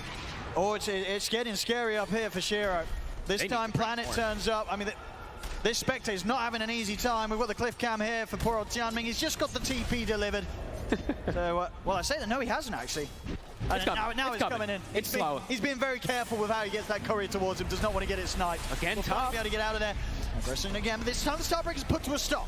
Tries to get a few more right clicks in onto YSmile Chalice, but it's harder to get the kill now that they've got the 2 supports here protecting Shiro. But now that they've got 2 supports, Tianming was cliffed, so he's like, I'm just going to TP top. My Weaver's in a 1v1 versus Brewmaster. Yeah, he's perfectly fine if I want to join top, get involved in these kills, and get involved with making sure Chalice has this incredible start. I mean, level 5 already. He's just going to go straight for Shiro. He's buffed up here with the Inkswell in on top of the Spectre. The damage is done. 6 charges are popped, but it doesn't matter. Shiro's out again. Just the 2 supports there, too, to bring him down. Dangerous for the Spectre. Bottom of the course, he's really, really struggling. Low is actually still also struggling on this Weaver overall, but I mean, a lot of big kills for the side of Azure. And these kills also, they're giving Chalice the experience in the lane. They went on the side there, they got the kill. Chalice is approaching 6 very, very early in this game. I mean, what do you do to try and make somewhere on the map safe for this Spectre? Where are you putting Shiro? That's a great question. It's not easy for him to go to pretty much any of these lanes. You don't want to send him to the bottom side, so you probably just have to send him back toward top, but definitely difficult. Looks like they will be able to get the 2 Wisdom Runes, though, on the side of LGD. Claim theirs, and Y will be able to claim the secondary one. So at least he'll get those, but top tower is in jeopardy. I mean, very similar sort of motions as we saw in game 1 from Azure, working out once again in this early game. Yeah, dominating the map. Level 6 already on Somnus. Chalice soon to be hitting it as well. He's going to go with the straight-up play with the Primal Split. Pops it to set up onto Tianming, and indeed does not struggle in finding the kill down here with a bit of extra help. We'll also get a bit of a push going on Tier 1 here as well. Finds a courier as well, too. A little bit of extra gold. 3-2. I mean, New is off to an excellent start, though. So, I mean, both of these safe laners are kind of struggling a little bit here. Of course, Low, a little bit better than that Spectre since he's been able to get himself away as this Weaver. Yeah, Shiro's slow start. Still sitting at the level 4 and having to kind of hide behind his Tier 2 here, just 8 minutes in. And they might just go for him almost immediately when he shows again. You can just see FY Chalice. They want blood. Shiro. He's probably calling. He's like, if they dive me, somebody better be here. You better have your TPs ready on LGD. I mean, he's probably asking nothing to say. He's like, if they make a move up top, you better be ready with a coil. Because if they dive under Tier 2, it's a coil plus a glyph, likely be able to get the setup on the kills. Yeah, and Azure know it. They won't take any risks underneath the Tier 2. They'll back away. But they'd make it scary for him anyway. Farming under Tier 2, and you can see that Shiro is even reluctant to go for some of these CS. A lot of pressure coming out again from Azure. 3-2.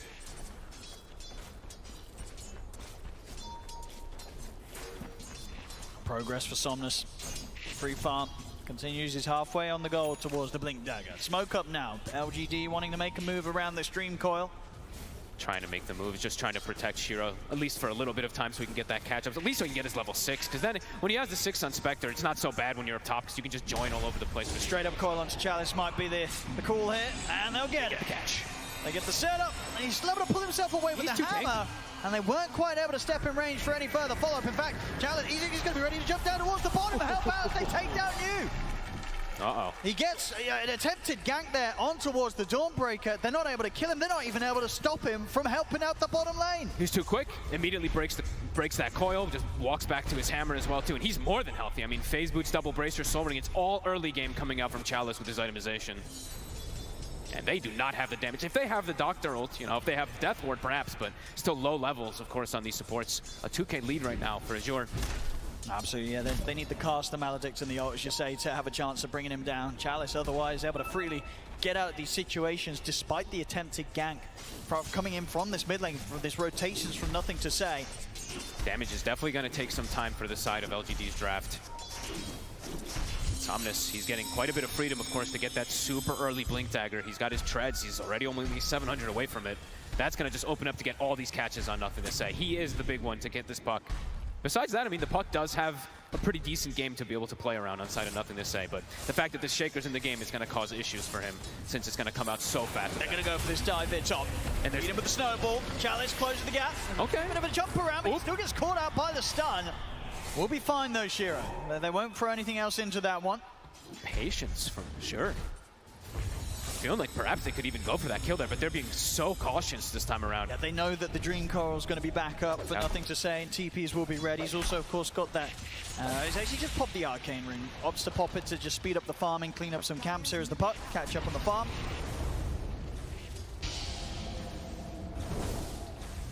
This time low, getting the moments to recover down. Bottom still very much the early game impact that's sort of been implied against Shiro. It's hurt the most. It's a lot of time that Shiro needs to try and recover as this Spectre after an incredibly rough laning stage. And overall, their two supports, they're not really the most independent heroes. You kind of need a +1 to be able to do much of anything, especially with something like Rubik. This hero hasn't been picked for much of this tournament for a reason. It is a bit lackluster overall. Even though Planet, he's one of the best on it, he's still only level 5, hasn't really been able to find much out of this. But now that he's got 6, let's see if he can get a big spell steal.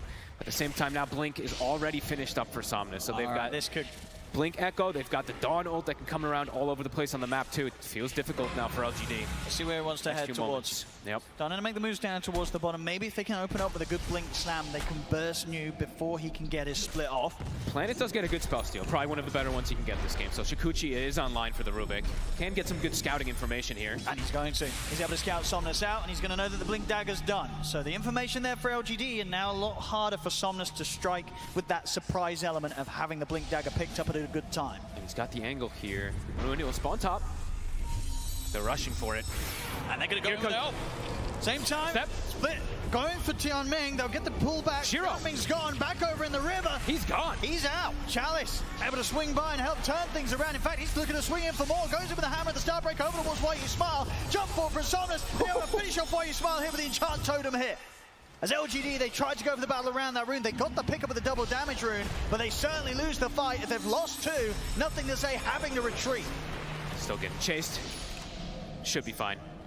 Shiro tries to get involved. They probably made the call. We need to help to get this rune for our puck. They went all in on that. He just dunks him. He just throws everything onto the Spectre immediately and just dies in no time. And even though they don't get the rune for Somnus, he gets a refill back up, so he's more than healthy to continue fighting. Planet did get a pretty good spell steal. He got the Solar Garden at the end of everything, but wasn't actually able to utilize it. They've got to be careful around this mid area, and they've got to be careful when Solar Guardian is up for Chalice. He's had a solid start, great lane. And if he's able to turn up with the ultimate, most of these early fights are very likely to be turned around. And again, the increasing risks really that Shiro's taking, trying to turn up to these fights, despite the fact that he pretty much has nothing at this stage of the game. Just tries to get involved at all, just tries to get any kills. Bottom. They're in immediately, in with the jump. Stolen Solar Guardian. It's going to buy enough time for New to allow him to walk away. It's buying time for further TPs to come in. Shiro going to turn over the ult, try and turn things up in stage with the Dream Core onto the 2 of them. They're able to take down Somnus. They've got the silence into the telekinesis. Oh my god, Planet! Dream Core snap back below. Still able to get the time lapse off. He's trying to walk away. Shikuchi's back up low on the retreat. But the chase is here. Planet hunting through the trees, looking for low. Snowball over to the side from F1, challenge over towards Shiro. Shiro trying to get for the high ground, but he cannot. They bring down Shiro. Planet continue the hunt, trying to find this Weaver, but it doesn't look like he's going to get him. He'll turn over towards F1 instead, that they will find. Jump back for another disable. Chalice comes and swings the hammer, takes him out. As it's 2 dead on LGD. And the fight not over yet. Low considering to go back in on this. They get the Phantom's Embrace onto you under the tower. Have to be careful as Planet continues to make the plays. Planet is doing so much work. He's going back in. He's able to get the lift back over onto the two of them, but they're turning. Chalice in again with the Starbreaker. They bring Planet down. As Planet's not able to play his way through that one. YSML lays down the Death Water. Bit of a cleanup for the Witch Doctor. As they managed to get Chalice and Tianming at the end of that fight. A chaotic brawl between both sides. And one that's not over yet, Shiro. See if he can find Low. Doesn't look like they'll have anything else to throw out this way. So Low will manage to escape. I mean, chaotic is definitely the definition of that one right there. Honestly, Planet did an unbelievable amount of work for LGD. I don't even know who ends up winning all that one. He'll look for a quick and easy one. He'll drop the Echo for that. He'll drop the Echo for that one. Take while you smile out and quickly speed out of there with a haste rune. The lead is held for now by Azure, but definitely a bit of a shake-up from LGD, especially with some of those kills they're able to pick up towards the end. Yeah, I honestly, really cool support stuff I saw coming out there. Planet getting the Solar Steel, then he got the Shikuchi, I think, through like 3 or 4 heroes. Low almost ends up dying, almost ends up actually LGD favored, but at the end of it all, Azure comes slightly out ahead of it all, getting that follow-up kill at the end there. But, I mean, kind of close overall, especially with them having that bit of that gold lead and them being the ones starting the fight. I think that Solar Guardian caught them off guard at the initiating factor. That was cool. They're not to be deterred, though. They're going straight back in. Smoke up from Somnus and Tianming. They're ready to make the move. They don't have the slam, but still with the hard hits an Enchant Totem can do from Somnus, they can easily find kills. They've got to be a bit precautious that NU does have Primal Split back up. They're going to try and burst it. Then with the sides of the Phantom Embrace, snowball forward, they'll have enough burst to bring down the Brew and nothing to be done to save it. They're going to start up onto Planet, closing in onto the Ruby. Planet, he's able to jump over the stop. Solar Guardian, he jumps out of the shard, back to the safety of his teammates. He's out of there. The coil gets dropped down onto the fourth, and Shiro gets in, cleans up FY. Somnus, he's not done though. Under the tier 1, he goes in with the Enchant Totem, fishing a block off the escape from YSML. Somnus, make sure that the team fight. It's Azure Rays. Look at the difference when he's playing an Earthshaker compared to a Snap. Not to say his Snap wasn't amazing, but look at this follow-up. He finds the backline, gets on top of this annoying Rubik, even though he's able to get away first. Now Somnus. See if he can do anything here. He's hitting back for his NTS. TP's coming in as well, making sure that backup's in for nothing to say. Of course, New didn't manage to survive and get the split off, so he's still got it good to go around the mid lane. I mean, Azure, they're playing, again, very fast, just like last time. Making these quick moves with all their cooldowns. Somnus. TP's coming in. There's a split. The split is there. Shiro, he's ready to dive in. They're getting aggressive on the Somnus underneath the tap, and F5's in with the snowball. Buys time for Somnus to try and survive, but the damage is done. Nothing to say. Finishes it off with the illusory orb. They'll go for FY. Stolen snowball here from Planet, closing it onto the tusk. FY caught by the stuns. Further TP's coming in. Chalice hits in hard with the Starbreaker over towards Shiro. He's been caught by the sun, and Shiro's surrounded. He looks to jump out with the ultimate over the high ground. He kills on Tianming. Is he getting out? He's alive. No way. TP out. He makes it away. And Chalice. They get him as well. LGD take out 4. Pushing down the tier 1 tower. The plays that we saw coming out from in game 1, folks, they're coming out again here in game 2. I look at the spell usage there from Nothing to Say in particular. Perfect connections, but everybody just carrying that weight. They catch Somnus at the start of it. And how does the Spectre live? Shiro, gets away with murder. He really does. He had a slow start, but we're seeing he is going all in and getting his way back into this game by just turning up to the fights relentlessly. He's not holding back, he's not hitting creeps. Every single time that ult's there, he's looking to get aggressive and get his way back in by picking up the kills. I mean, the 1-by-1 TPs this time by Azure definitely not paying off. I mean, LGD, they've got the numbers, and they just persistently dive. And this is versus a very strong Dawn, as we saw Chalice. He has the Desolate already in this fight. They danced on him. They kited perfectly around in this fight. Like, look at Nothing to Say in the backlines. He's just dealing with the supports being so pesky, and then they just die out of nowhere. Beautiful fight. A scary one for Azure.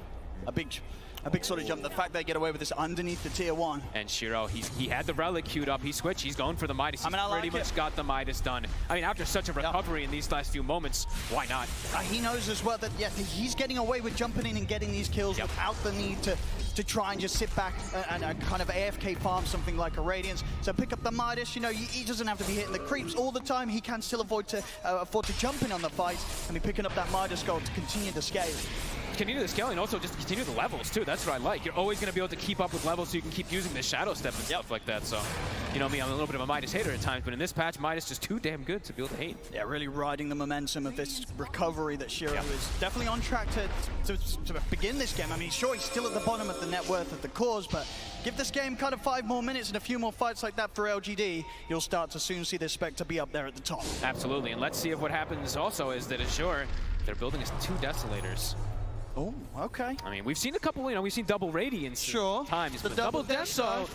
Bit of a fight for who gets the stacks as well on the kills. Yeah. See if he does come in for it. Bottom. Oh, dunk on 2. A clean jump for Somnus in with the dunk onto the 2 of them. They take down Planet. They got the punch up there out of Perfect before he can get the split off. Catching LGD by surprise on that one. The game calmed down for a moment. Azure Ray, they'll wake it straight back up. That one, Smile, he'll get out. GTP's out. Not actually able to close the gap and to get the sun off from Somnus to put a stop to that one, but still, they get the 2 kills and the big one as well. Once again, taking down the Brew, which, of course, at this stage of the game, it is LGD's most farmed hero. Big ulti's committed though. So 20 seconds, that Brew's gonna respawn. I imagine we see LGD smoke up almost immediately to look for this fight as well too right afterwards, because Echo's down, Solar Guardian's down. Quite a bit was used right there. See if Azure is able to get this tier. Looks like they should finish off the tier 1 mid, but already Planet TPing in. LGD considering contesting this. I think they're more than happy to try and defend this tower. Yeah, I think we're seeing probably the reason that he wants to go for the Midas also on Shiro is they were going to be getting that Radiance up on the Brewmaster. So a little bit of switch-ups coming around here with the itemization. It's going to be pretty soon. You know, Sean Yu goes down, but as I say, the farm's still fantastic on this Brewmaster. Should be set for a good timing on the Radiance. They're going to smoke up. They want to fight. They want to get something done with the split. Yep. Solar is back up pretty quick, though. 35 seconds. The ideal target usually is you go for the Dawn anyway, so... Well, let's see if they're able to get that catch. And yeah, the double Desos are they're built. So he did commit for it on the Weaver. See if it ends up hurting later on. It's, you know, it's the build now on the Weaver, but it's the build you see both with them. It can be a concern. Let's see if it does hurt. Yeah, they're hunting. They want to find a target here. The 2 of them know they have kill threat on pretty much anybody with this Brew and Witch Doctor. It doesn't look like they're going to find anyone along this sort of bottom strip of the map. Quite yet. And it's going to be up top. In fact, there's nothing to say. Gets caught by both the 2 of them. Tianming and Somnus finding a quick catch as he was trying to push that wave out on his own. Without even Echo Slam there, they just get the catch from the fog. And might be able to quickly turn it into a play down bottom as well. Oh yeah, look at this. Coming in with the TP. They should be able to find this poor old Witch Doctor. He'll buy some time here with the Voodoo switcheroo, but he's certainly going down. An easy Deso stack for Chalice. And now the cooldowns, they're back up. So LGD not able to take advantage of those being used, and New. He was trying to make a go for Somnus here with a Primal Split. He's out. But he's having a run. I mean, Somnus will be forced to BKB. Gets a little too frightened here by the fact that New continues to push on with the other 2 Brewlings. There's a BKB charge down. Ready. But that's a moment, I mean, LGD, they were trying to find something there with those cooldowns being used. Solar down, Echo's down, they're all back up. So for the side of Azure, they can look to fight pretty much in any of these next few moments. Beautiful catch, and Brew Split is now down. So for LGD, this fight could be a little bit complicated, at least for these next 90 seconds or so. See, we got any smokes coming out for Azure Ray? They have one on the ground. Okay. And he does find that ward, so he saw them on that expedition down there. He's able to get that quick little T-ward. Bottom though, quick move. Going to get jumped. Planet with the setup, Shiro jumps over the Shadow Step. Should be a kill here, having a bit more gold for the Spectre. That's a big, I mean, that's a really nice kill setup when you know that they have ults and stuff. Like the potential for a Dawn ult could come in, but end up taking advantage of that there. Yeah, that's power of LGD. Having this Ruby against the Weaver. So just setting up with the Shikuchi. Okay, low. Good with the finisher. I mean, is okay. All right. He's all right. He's all good. He's all good. We'll be able to finish it off. And it actually goes to Somnus. That's actually a really nice one this game. Getting the shot on this Earthshaker could get these further catches either for the Brew or for the Puck. So actually pretty nice that he actually gets it this early on. Radiant are scanning. 2K lead at the moment for Azure. How many Midases do we have queued up? I saw that FY had also queued one at the ready on the side of Azure. So it looks like we'll have at least 3. Chalice. Well, this BKB complete. Ready to go for the Blink next for that additional setup. Somnus about half the way on towards the goal for the Aghanims. We'll see the smoke up now coming in from Azure Ray, but it's coming at a time where, yeah, Split's going to be 15 seconds. Pretty much back up on LGD, so we'll be fighting into the potential of the ultimates that LGD can try and turn things around with. They're still looking to kick the pace up, though. They know they're playing versus this late game Spectre, this Brood They draft. might settle for Planet here. Good luck though. Shikuchi's already off. They won't even get the catch onto him. And that should be that whole move sort of revealed from Azure Ray. LGD not going to get caught out by that one. That's pretty big. Breaking these smoke movements when you know you had some downtime on Bruce Split. So I mean, Planet's been doing quite a bit of work on this Rubik. He has, yeah. Some excellent steals and play in the team fights. Time for Roche. It's on the menu. Dies way too fast. Can't really contest it versus this Weaver. So just like last game, kind of similar timing. I mean, they had a little bit earlier last game, but still looking to set that tempo on the side of Azure. But this time, they don't have that 10K lead or anything like that. It's very, very neck and neck, at least on the gold. We saw last time around LGD, they were not afraid to fight into the aegis of Azure Ray. Chalice shows himself in mid. He has a BKB at the ready, but Planet can get the lead in. Telekinesis, and the opening damage. You'll get the BKB off Chalice. Swings back with a star break with the Death Ward for the side, bringing Chalice down low, but Chalice is able to get to the fog in time. He's trying to jump out with the Solar Guardian. He's up and he's down. He's actually able to be saved as well by F5 for now with the snowball. Picks Chalice up, takes him out of the side. Chalice, he's still alive. He's walking away for this one. Then Fable brings him down low. Finally, they're able to finish him off. They'll take out Chalice, dropping the slam here on towards the Brewlings. The split comes to an end. New back out of it will get caught by the Inkswell stun. He's in trouble. They go in under the tower. Shiro, it's quite the cleanup. Double kill for him. Turns over towards low, able to get the time lapse just in time. Still has the safety of the Aegis. But once again, I mean, Planet, he's walking out of these altercations somehow every single time. I mean, he's the one who starts the fight as well, too. He led in with Shikuchi, got the lift to start everything off. But this Rubik, it's got to be such a nuisance for Azure Ray. They've got to, I mean, how do you sort of deal with the fact that he's getting away with these sort of lead-ins, that he's getting out of the fights alive? I mean, he just keeps stealing Solar Guardian is really one of the biggest issues. He's actually causing a lot of problems here. And they're getting all their ults off. They knew he comes in, he gets, I think he did the highest damage in that fight. And times are getting scary, it feels like. Even though Azure, they have the Aegis, they lose that fight even though they use pretty much everything. They're just not quite having the explosive level of damage. Despite the fact they have like these 2 Desolators, it doesn't seem to be enough. They can't kind of target focus and get the chance to bring anyone down 100 to 0. And they're not the ones who are they didn't get the fight start either. I think initiation is going to be something very important that we look at for the side of Azure. I mean, nothing to say. If he doesn't get pretty much dealt with by the Earthshaker at the start of these fights, this puck is going to run rampant, especially versus these 2 supports. A Tusk and a Grim, they cannot do much of anything versus nothing to say when he's got this good of a start. And this Midas Spectre from Shiro getting involved and just picking up these crucial kills in what seems every single team fight. He's top net worth. This was a Spectre.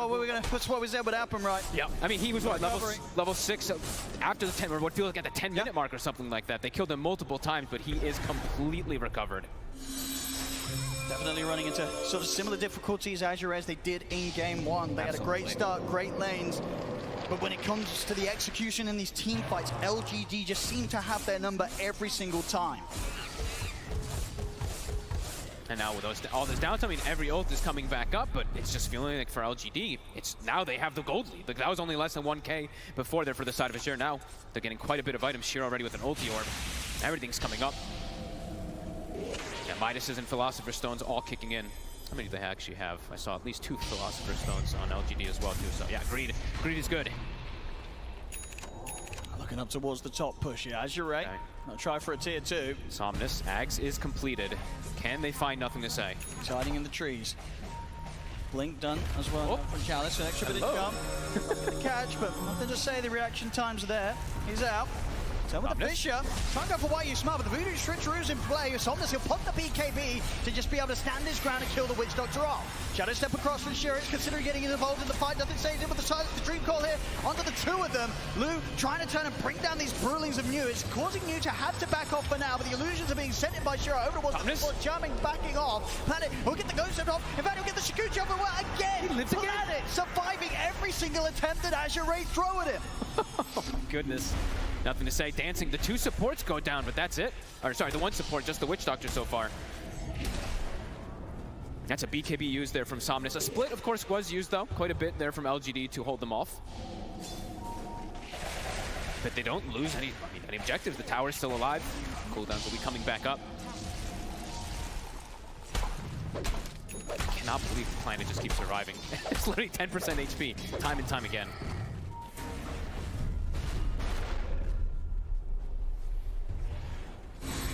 Top lane, another BKB force. Azure Ray just not able to make the plays that they'd hoped for at this time of the game. Killer support here and there. They get planted this time. Let's have a look. His forces away. Jump forward from Somnus, but another force out of the side. Planet will get caught by the Soulbind here coming out from the two of them, but backup's coming in. FY is going to try and lead it with a storm. The Voodoo switcheroo's there. Telekinesis from Planet comes into play to grab FY. Takes the time to turn things around. Lou trying to get in and do the damage, but Low, he has the Shikuchi away. Maybe thinking about Why You Smile. They get the Witch Doctor. And each and every time, Why You Smile seeming to be the one to tank the hits here that Azure are throwing the way of LGD. But everyone else on LGD just seeming to be untouchable. The cores keep getting away with murder. And those are, this time, the BKBs are back up, so Somnus did feel comfortable to jump back in. Aegis does get reclaimed. And there's another Midas. FY, he's got his. Wants to go toward this much later scaling, but LGD, I mean, I feel like they're pretty happy going into the scaling function overall in this game. With how good of a position Shiro's in right now. Immediate jump. Pretty much an immediate kill. The Solar Guardian's coming in, but he cannot save Tianming. Now Chalice, he's got to be careful himself. They've got to be on the retreat now. Somnus jumping away with the Enchant Totem. Nothing stays in with the silence. The Primal Split as well, closing in upon Somnus. He has to BKB and jump out with the Enchant Totem to survive. Chalice swings back, able to bring the Brilliance pretty low. Shiro will throw out the dagger. Low.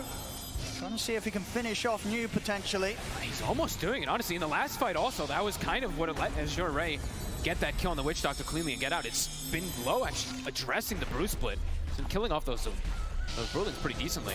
But again, another Solar Guardian is stolen. Planet, he just seems to get it every single time, so they do have to be aware of when he does get this spell steal. Can just turn the tides of them even trying to go for like a BKB TP out or something like that. This Solar Guardian could just put it to a stop immediately. Yeah, I mean, they have the Echo Slam and such, but making a play into the fact that Ruby has that ultimate, it's not scary. easy. It's not an easy call to make. We'll see if they try for it nonetheless. No BKB on Somnus. This is a risk to make, and they know that this ward is down here as well too, with the way that the Shadow Step came out. Should be able to get the D ward, and they will. Low wasn't forced to put the BKB himself in that last fight, so at least for him on the Weaver, he can full commit in this next fight. Who's been getting most of the Deso stacks so far? I mean, there hasn't been too many because they can't get too many kills, so it's 6 actually for Chalice and only 2 for Low. Nothing to say, eyes on top. Could set up with a Dream Coil into the Solar Guardian backup from Planet. That's true. And they have the Shadow Step too, so they do essentially have 3 heroes always. Straight in they go, just with the Shadow Step alone for now. And it's really heads up there from Chalice that he doesn't just try to like BKB TP, because if he does, that's where the Solar Guardian comes in and stops it. So they are aware that that Solar is still stolen. And sort of saying things really from Nothing to Say. You know, he doesn't just throw out the Dream Coil, he just sort of teases out the BKB and is ready to hold the Dream Coil for a play elsewhere. But that's what they're trying to do, is bait these BKBs and then make a big hit. They find FY. They're able to get around to the back lines. FY tries to get him with the jump over towards Planet. He's able to get the punch up and snowball over towards Planet. Planet will start revving up the Solar Guardian, but it's put to a stop. He forced it out to the side, but this time Low's able to deal the damage. They bring Planet down. Low wants the BKB in the time. Those has to be on the retreat. Shiro and the split from New. Chasing Low out of the fight. Shiro jumps can't get out. With the Shadow Step. They bring the Weaver down. They may have got Planet this time, but it cost them so much as they lose their carry. Look at this poor Grim. He's trying to hide. Oh, they don't know. He's okay. He's all right. He's all right. And that was a ping from FY. The catch this time, I knew he gets the wraparound there with that Primal Split. Perfectly gets this Weaver kind of isolated. 50 seconds, no Weaver. Spectre now full item finish. Shiro. Scotty's done. Somnus, he's hovering around, but this is not a place that he wants to be jumping into. Does not have the teammates, does not have the backup. They need everything to try and take a fight. And there's just so many ways that if they don't get away with a successful jump, that LGD can respond. We're seeing Shiro once again in these fights just masterfully weaving in and out as this Spectre and just picking up the kills and finding the big ones as well. Chasing Low out at the end of that fight. They match up head-to-head between the carries. It's not looking fun for Low to play right now on his Weaver. No, definitely not. And they're getting away with just some beautiful fights, just with the Vision in particular, right? It seems like they're the ones getting the starts off. Even though they're playing into this Earthshaker and this Dawn, they're able to just counter-initiate or reinitiate themselves over and over again. Especially, as we said, multiple times we're just highlighting Planet because he's just doing so much work. Tianming. Does he get out? Get a bit of time for himself here with the Glimmer. Let's have FY by his side. They get the catch top. Was indeed able to get the jump onto Nothing to Say. I believe that was the gem as well, too. And now down bottom, FY. He's going to try and lead it on to Why You Smile. In with the punch. He's got a snowball going his way as well. Why You Smile has a hefty amount of backup. New and Shiro by his side. For FY, he's gone. Needed. So the rest of them try and run Low. He's going to get caught by the dust. Not quite able to get any sort of disable onto him, though, so Low will escape. whose gem was that. So yeah, it was a big kill onto the puck up top. They also got the gem recovered. Well, taken away from the side of LGD, so always huge if they're able to get that kill. Echo Slam was used, but still has BKB available for Somnus. See if they can do anything with this. 40 seconds or so without nothing to say in the game. LGD, they don't seem to be scared. The Planet's going to head in for his getting a call straight away by the Silence. They blow up Rubik this time around. Somnus plus the BKB. They're trying to kill you through the Bruleys. The Death Ward drop down over towards Chalice, but Chalice turns with the Starbreaker straight over towards Why You Smile. A couple of hits more. It's not enough. Why You Smile, he's able to bounce away. The Witch Doctor survives. They've lost Chalice. Shiro, or Lu, he has to run away. The Primal Split's ending shortly. Can't actually find the grab. And these supports of LGD, whether it's Planet or Why You Smile, it's so much work. They're getting in the heads of Azure Ray's cause.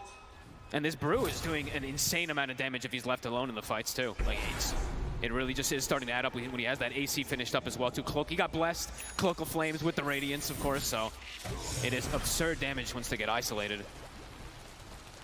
And the supports over on the side of Azure, they're having a much harder time, it feels like. Every single time it's either a Brew with like 4 different summons just flying at him or a puck that's just jumping in and out, so difficult for them as LGD. They're ready to fight again, just constantly smoking up, looking for the battles.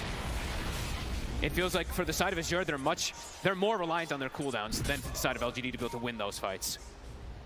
Even though there's a Primal Split on the side of LGD. And they're also back up on Azure Ray. Somnus ready with the Echo. See if LGD can find the jump.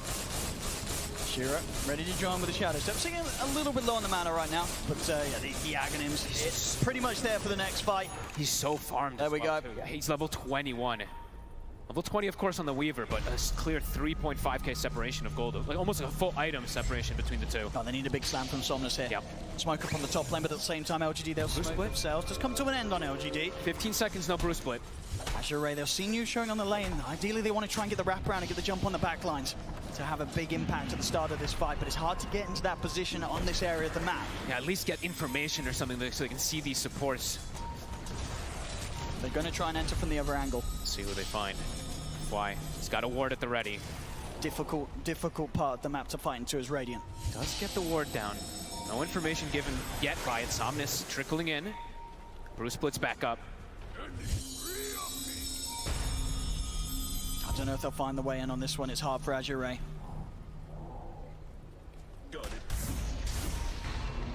One step put in the wrong place, and this team fight could fall apart very quickly.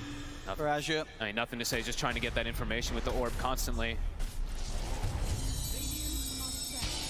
Both teams fully aware of where either is, and LGD, they'll head into the pit. Low. Scouting things out with the bugs. Bug helping out a little bit here. It kind of is a little bit of extra minus armor down onto the Roshan. As Low is going for the long wraparound here, around the back of the pit. They're pinging exactly where he is. I mean, they're going to drop the Shadow Step straight away. They look to go over towards FY. FY buys some time for himself with the snowball. Going to lead him over towards him. He's actually able to get the jump onto the side, but he's caught. FY's dead. Split on you. FY's out. He'll buy back. Zero. He's over towards Chalice. Chalice tries to swing his way out with the Starbreaker. Stun on towards Tom. He's surrounded. He might have to put the BKB. He will. Punch the BKBs out with a retreat. Jump forward here as Chalice is still trying his best to get away from these Bruleys with the Solar Guardian, but he's caught by the stun. Chalice turns with one final swing, but they'll finish him off during it. He's out. Jianming lucky to get away with a TP. But Azure Ray, they've lost the two of them. I mean, Low just dies instantly at the start of the fight. What it feels like as soon as the Haunt comes out, they all just jump. They have full information of everything, and it's a dismantling. LGD loses nothing. I mean, FY, he brought back, tried to push out the mid lane, but immediately Shiro jumps over towards him. Holy crap. What a recovery by Shiro. Unbelievable performance. That may have been in the This is a Spectre who had one of the hardest starts I think we've seen in quite some time, in 11, 4, and 10 godlike. And they're into the pit. LGD, they'll have no struggle grabbing the Aegis here for themselves. I mean, they made that fight look easy. The Haunt gets popped and it's just devastation. Nobody on Azure can do much of anything. Yeah, they just set up in a way around this point that made it pretty much impossible for Azure to find the kind of fight that they needed. And again and again and again, Planet, he stole Solar Guardian again. So he just keeps getting these spells, keeps getting these incredible steals. As a Rosh fall, Shiro. Even more comfort now for him. I'll see how well Azure may be able to pull together a fight on the defensive, because highly likely that LGD are going to be coming to look for them now. with the push that they can potentially get away with this Aegis. And can they kill these cores? It feels like it's the problem again that, I mean, they have the catch and stuff this game in comparison to the last game, but can they kill these tanky cores? Even nothing to say. They've caught him a couple times alone. I think actually maybe 2 or 3 of the kills were him just completely isolated, but in the team fights, this puck has been not dealt with at all. And now he's got 3,500 HP, Brewmaster has 3,500 HP, Spectre has 3,500 HP. Getting harder and harder for you to kill any of these cores.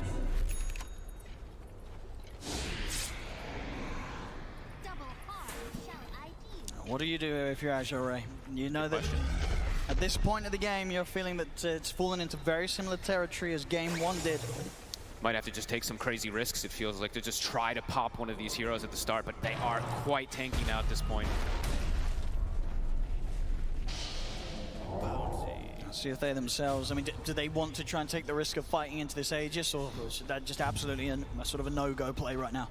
I mean, it just feels so difficult when you're playing into what feels like always 4 or 5 heroes, because Planet just always has Solar Guardian, they always have a Haunt or a Shadow Step. It feels like they just have the numbers every single time on the side of LGD.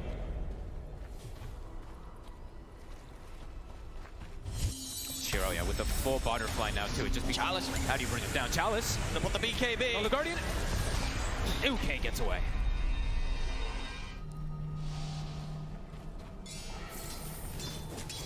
Somnus stepping out on the map on his own. He's going to look for maybe a cheat. Wait, the cast? But he's caught by the cast bounces. Oh my goodness. He has to BKB TP out immediately and he'll make it away. Going to take quite a bit of damage on his BKB. Was used immediately. Oh, very much, taking those risks that you talked about there. He is trying. He is definitely trying to, but yeah, a random sentry ward. Look at it go.